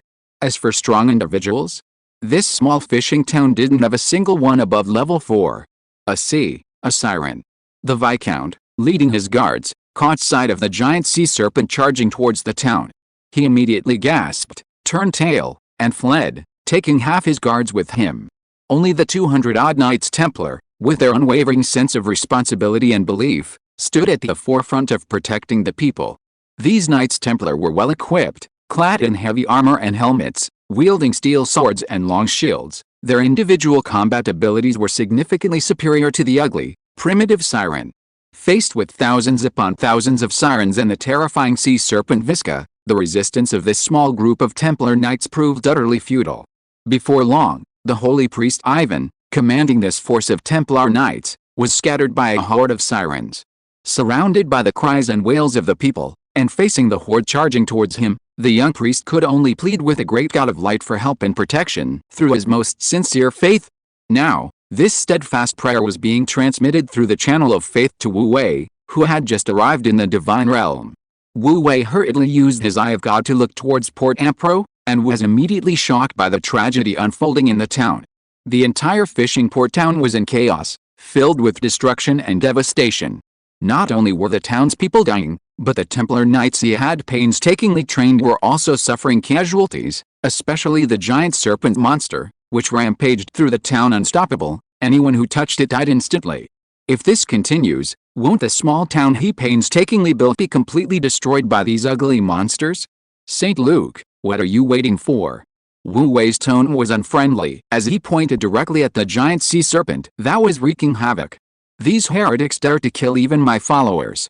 Quickly wipe them out for me. Chapter 174 Divine Wrath. Holy Priest Ivan was born in the town of Gru. His father, a well-known kind-hearted man, ran a general store his entire life. During Ivan's childhood, every summer evening, the elderly neighbors would gather on the steps in front of the store, smoking and enjoying the cool air. Thus, Ivan grew up listening to the elders tell tales of the God of Light in his father's shop. Although rumors of the God of Light's fall had circulated for decades, it didn't diminish the legend's popularity. Ivan was a potential believer who loved hearing stories of miracles. Then, when the Holy Maiden of Light liberated Gru, and the Supreme God of Light performed miracles, the young Ivan, witnessing it firsthand, experienced a profound awakening. He discovered that the legends were true, the great God of Light had not fallen. It was at that moment that he found his lifelong faith and the cause he wanted to dedicate his life to. Soon, thanks to his extraordinary talent and tireless efforts, he passed the selection of the Holy Maiden of Light, becoming a true holy priest and being dispatched to Port Ampero to spread his sublime faith. What an honor! What a meaningful thing! Ivan was proud of it and set an example for others. But now, what should he do? The rain poured down, thunder roared, and the surging waves of the ocean relentlessly crashed against the harbor, from which countless sirens leaped. Especially the terrifying giant monster, the great sea serpent Visca, a level 7 powerhouse, was simply unstoppable. In fact, the defenses of Port Ampero were quite strong among the many towns in Thorn Ridge, but these evil sea heretics arrived too suddenly and were too ferocious. Half of the Viscount and the town's guards fled in terror, leaving only Ivan and his 200 or so Templar knights to stand at the forefront of the fight against the sirens to cover the civilians' evacuation. But the Templars' tenacity didn't last long in the face of cruel reality. Their defensive formation was instantly shattered by the sea serpents, and the fate of many of their comrades remained unknown. Ivan himself was also knocked to the ground by a group of sea monsters in the chaos of battle, driven to the brink of death. Ivan Vasco, will never yield to any heresy. On the damp, muddy harbor floor, the holy priest Ivan raised his face and shouted, "The light of my Lord will surely shatter all darkness." The cold rain fell, and Ivan tightly closed his eyes, letting the rain lash his face. He was prepared to offer his life and soul entirely to the God of Light. As a servant of the God of Light, he was willing to die. Whoosh! Roar! One after another, ferocious sea monsters with long claws and sharp teeth, their bodies covered in bluish-gray scales, charged down like a savage mountain demon from a mountain top. They shrieked, charged wildly, and bared their claws, lunging at the fallen Ivan. Time seemed to freeze. In the flashing, thunderous night light, the exposed claws and fangs of the sea monsters leaping into the air gleamed with a sinister light. In just a few seconds, this holy priest would be torn to shreds by these ocean monstrosities. Death seemed inevitable. But in that critical moment, a deafening roar suddenly resounded above him. Boom! The roar was earth-shattering, and a golden wave of energy erupted powerfully above Ivan. Simultaneously, as this golden wave, like a doorway, spread across the sky, a holy pillar of light, radiating golden might, descended from within the energy field, striking the holy priest Ivan directly. Wah! A dozen or so sirens who collided head-on with the pillar of light were instantly struck as if by a scorching hot bronze pillar. They screamed in agony, burned, and were thrown dozens of meters by the force, crashing to the ground, their necks lolling to the side, lifeless. Meanwhile, the holy priest Ivan, bathed in the holy light, was completely unharmed. Instead, he felt as if he were in a warm womb, all his fatigue and pain vanished in an instant. Ivan slowly opened his eyes, immediately moved to tears by the sight before him. An angel. A war angel clad in silver armor, wielding a long sword, with pure white wings soaring higher on his back. He hovered above Ivan's head, firmly protecting him. A vast and awe-inspiring golden holy light emanated from his lithe and perfect body, radiating power and majesty. For a moment, not a single one of the hundreds of ferocious sirens dared to approach. What magnificent divine power this was! What sublime glory! What virtue or ability did Ivan possess to deserve such protection from our Lord of Light? Moved to tears, the holy priest Ivan knelt before the gates of heaven, proclaiming in gratitude, "Thank you, Lord, for your selfless salvation. May your glory shine eternally." Ivan's heartfelt cry, filled with infectious power, coupled with the Archangel of War, St. Luke, hovering high in the sky, scattering endless light around them, instantly restored courage to the surrounding crowd. The panic subsided, and the tense, weary Templar knights rose again, regrouping into their ranks. They were no longer terrified, no longer fearful, their hearts were filled with unwavering strength. If they had been like lost lambs fallen into an abyss just moments before, now, under the endless radiance of the God of Light, they felt like powerful warriors against all evil. Now, the great gods were watching them. How could they possibly lose? He, not bad, finally caught up. Within the divine kingdom, Wu Wei, the God of Light, couldn't help but breathe a sigh of relief. If it weren't for the tenacity of his followers and his own quick reaction, the losses would have been incalculable. Now, his most prized war angel, St. Luke, had successfully descended. The giant sea serpent and the hideous sirens had only just stormed into the town, the damage and casualties were within controllable limits, and everything was still in time. St. Luke, ignore those low-level sirens, kill that giant sea serpent first. Within the divine kingdom, Wu Wei waved his hand, issuing the immediate attack order to the war angel. Through the eye of God and with the aid of divine power, it was clear that the sirens, resembling fish men, were indeed bloodthirsty, ferocious, and terrifying, but their general strength level was only level 1 or 2. They were enough to bully ordinary fishermen, but against well-trained, fully armed Templar knights, they were utterly inadequate. The real threat to this town was actually that terrifying level 7 sea monster, the giant sea serpent Visca. I obey my lord's will. Above Emperor, the war angel St. Luke stood proudly in the night sky, his longsword pointing directly at the giant sea serpent Visca. With a whoosh, a layer of incandescent flame suddenly rose from his sword, and a solemn and holy aura immediately spread outwards, plunging the entire town into a state of solemnity. Hiss! The giant sea serpent Visca raised its head and hissed loudly, its sinister snake eyes fixed on St. Luke, the war angel who had come with ill intentions. As a powerful creature of level 7, strong enough to be called a saint in the mortal world, it clearly felt that the war angel hovering in mid-air posed a great threat to it. So much so that it had to stand upright, spreading the creepy web feet and bone spikes on both sides of its serpent head, defending itself in its strongest form. Heavy rain poured down between the two, the atmosphere desolate and heavy. Suddenly, a thunderclap resounded, shaking the heavens. Without a single mistake, a single shot, a single content, a single 6 to 9 book, a single bar to watch.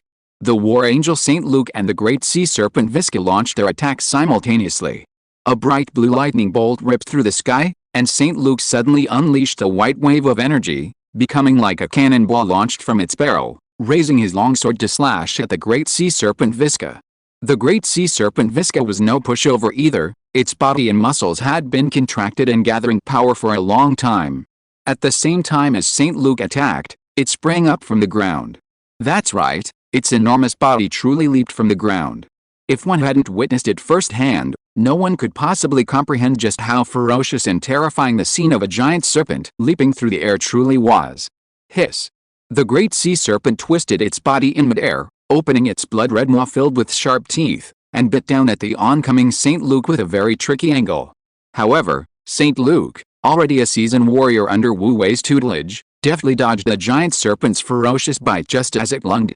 Simultaneously, St. Luke's longsword, wreathed in holy flames, slashed down, cleaving a massive gash in the serpent's spine. Large, blue scales and foul-smelling blood flew through the air. The persistent holy flames lingered in the wound, continuing to burn the pink flesh beneath the serpent's scales. Hiss! Ah! The giant serpent crashed to the ground, writhing in agony, roaring madly, desperately trying to extinguish the burning flames on its back. But once ignited, holy flames were not so easily extinguished. As a manifestation of the power of the God of Light, holy flames possessed the immense power to destroy evil and incinerate all things. Without special methods, once tainted, they were virtually impossible to remove except by cutting flesh and removing bone. Evil heretics, accept your judgment. St. Luke gave the sea serpent no time to breathe, immediately charging forward. In an instant, a fierce battle between angels and sea monsters erupted powerfully in the town of Ampro. Brothers and brethren, for the innocent people, for the glory of our Lord, follow me to dispel evil and destroy heretics. At this moment, the holy priest Ivan stood up, raising the holy cross high, emanating a pure and unwavering holy light. This was originally a small battlefield blessing spell, but now, cast by him alone, it was comparable to a high-level blessing. Brothers, for our Lord, kill. Destroy these evil heretics. Drive them back into the sea. Charge. Roar. The Templar Knights, inspired by the war angel and holy priest Ivan, were filled with overwhelming momentum. They formed a square formation and charged along the destroyed streets towards the swarming sea monsters. Shields raised. Ramming. Slashing. Thrusting. The well-trained Templar Knights finally displayed their formidable siege power. Like an unyielding wall of bronze and iron, they withstood the onrushing, ferocious sea monsters, hacking them to the ground and trampling them underfoot. Gentlemen, let's attack together. Help the Templar Knights defend our town. Not only the Templar Knights, but the panicked and fleeing town guards finally regained their footing and returned to the battlefield. Even some brave townspeople, as well as adventurers and mercenaries from elsewhere, joined the fight. The once fierce sea monsters finally crumbled under the fervent resistance of the crowd. Wu Wei, residing in the divine realm, was extremely satisfied with this scene. Especially the holy priest Ivan, though young, possessed unwavering faith. Undoubtedly, the fact that the various forces in the town could unite at this moment, working as one, was due not only to the threat of the sirens and the awe-inspiring miracles displayed by the God of Light, but also to the tenacious resistance and unwavering faith of the more than 200 Templar Knights led by Ivan.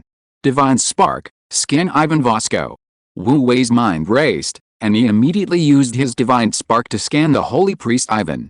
Upon seeing this, Wu Wei felt a surge of satisfaction. He hadn't expected this kid to become a fanatical believer.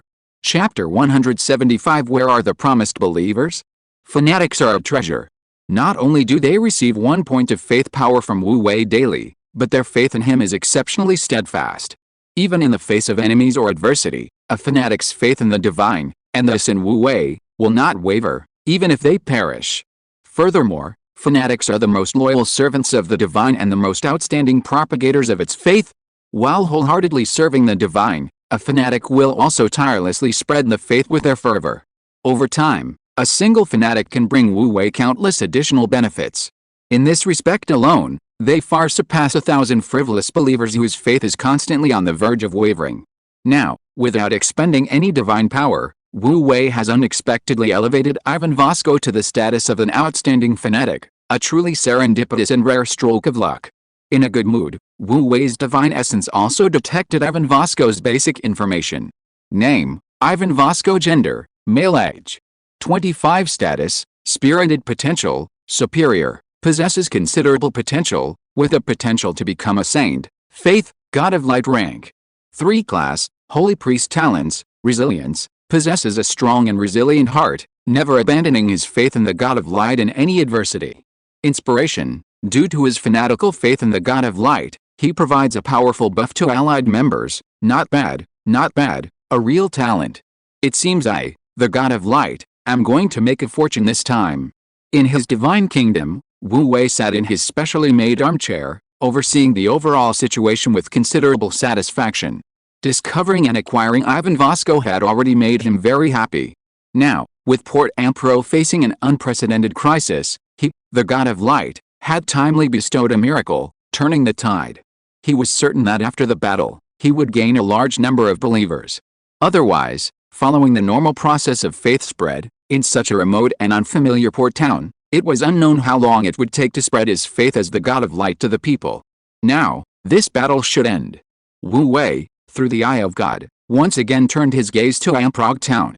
The battle taking place in Amprog town had already reached a fever pitch.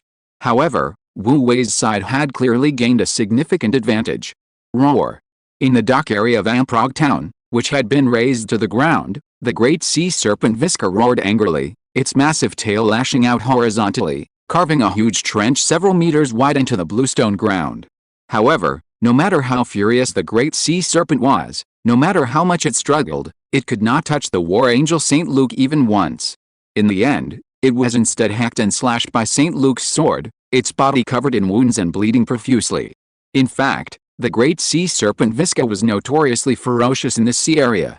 Even among sea beasts of the same level, it was a top-tier one, a sea monster worthy of being called a king.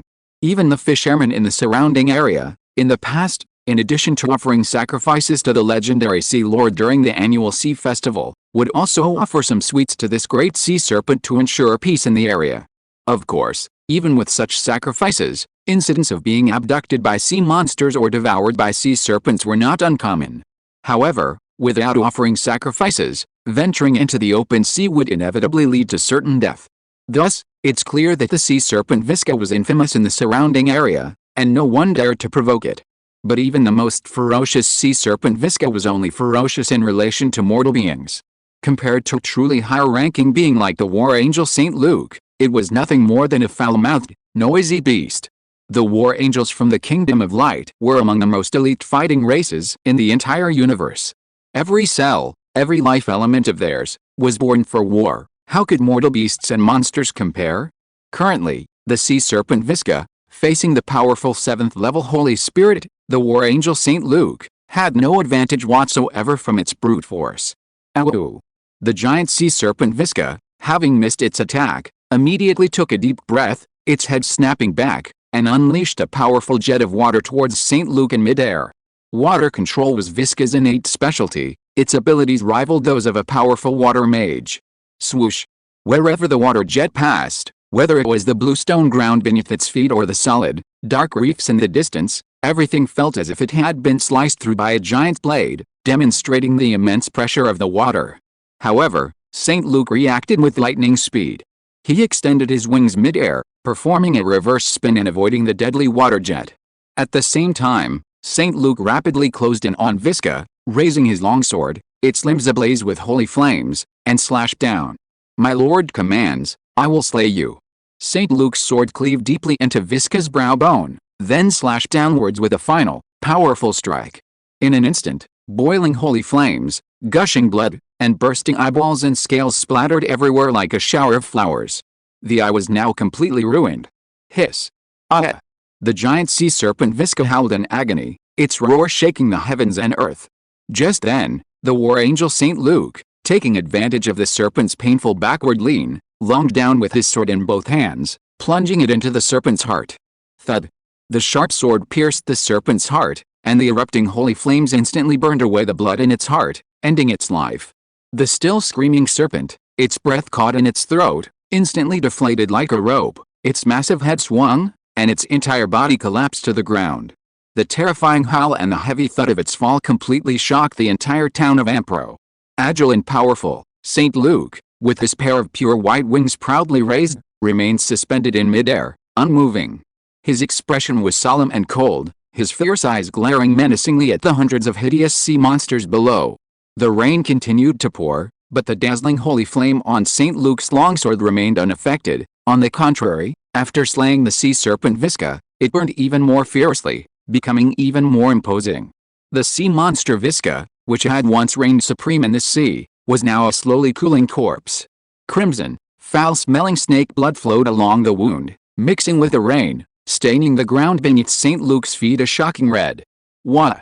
Wah! After a few seconds of stunned silence, the terrified sea monsters, amidst a series of panicked howls, abandoned the corpse and fled haphazardly towards the ocean.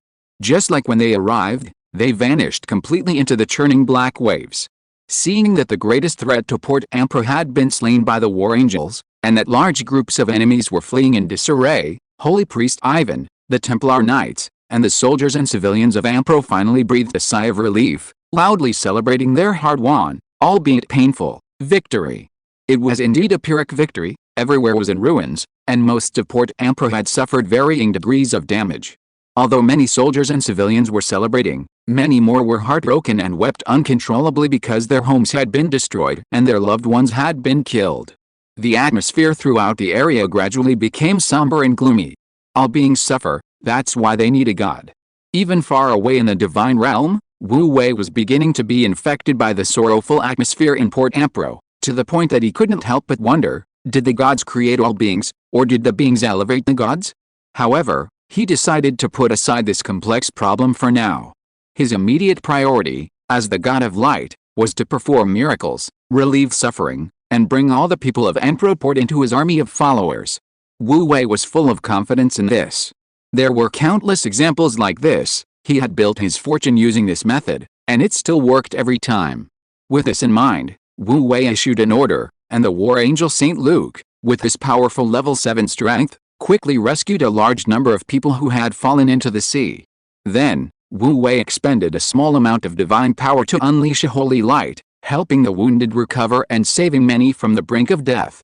However, just as Wu Wei finished his spell and awaited the rapid increase in followers and faith power, reality greatly surprised him. Huh? What's going on? Where was the expected surge in followers and the resulting explosion of faith power? The abnormal scene before him left Wu Wei stunned. Leaving aside the fact that all the residents of Anpro Town had fallen under Wu Wei's divine power, after such a great disaster and such a grand spectacle, should at least 7 or 8 out of 10 have submitted?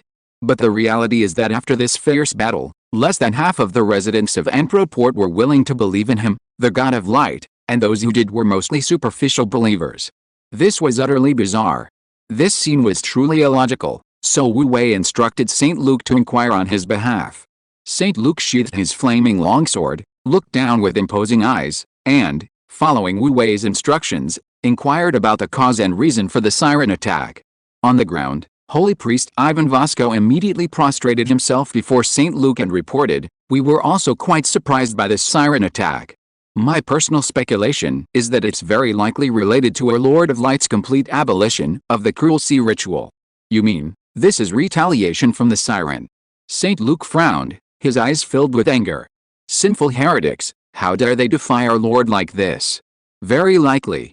I mean, if my speculation is correct, it's very likely for this reason." Holy Priest Ivan Vasco humbly reported again respectfully, "Because today is the day of the sea ritual. In previous years, the cruel sea ritual would begin early this morning. But this year, our town of Amprog not only didn't hold any sea ritual, but also notified the fishermen to return to port as soon as possible, and built fortifications around the harbor to strengthen our defenses. Alice, we never expected the siren's retaliation to be so sudden and so fierce. Our fortifications and related precautions have been completely ineffective. This disaster is all my fault. I failed to protect Port Ampro in my lord's stead. I beg my lord to punish me."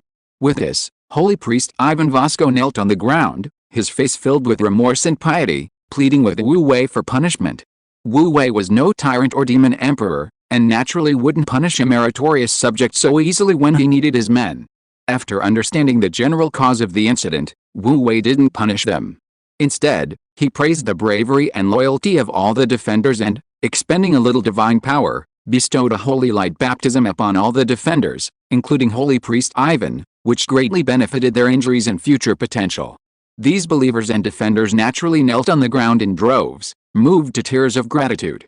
However, Wu Wei had no time to pay them any more attention. He ordered St. Luke to pack up the corpse and core of the great sea serpent Visca, as well as all the sea monster carcasses present, and take them back to his divine kingdom. These were priceless treasures, and these deep-sea creatures held immense research value for Wu Wei's crumbling divine kingdom. After all this was done, the gates of heaven slowly closed, and the torrential rains of Port Ampro subsided. Port Ampro, now peaceful again, bore no trace of its former miracles, but the believers who had witnessed them remained kneeling, offering their sincerest gratitude to the God of Light for the great miracles he had displayed. Within his divine kingdom, Wu Wei had closed his eye of God, but the strange creatures from the deep sea still lingered in his mind. These deep sea creatures were always shrouded in mystery. The vastness of the ocean and the number of mysterious species were largely unknown to humans on land. Not only had the young priest Ivan not anticipated this, but even Wu Wei himself hadn't expected those mysterious sea monsters to arrive so fiercely. Even the legendary sea serpent Visca had joined the attack, clearly intending to utterly destroy Port Ampro as a warning to others. Moreover, these sea monsters dared to openly attack Port Ampro after he, the God of Light, issued the decree canceling the sea sacrifice, clearly showing they didn't take him, Wu Wei, seriously. This was blatant provocation against him, the God of Light. End of this chapter. Thank you so much for reading until the end. Don't forget to give it a like. Looking for more exclusive content and immediate access? Subscribe to our Patreon. Remember, every like, subscription or donation encourages us to continue. Thank you all. See you in the next video.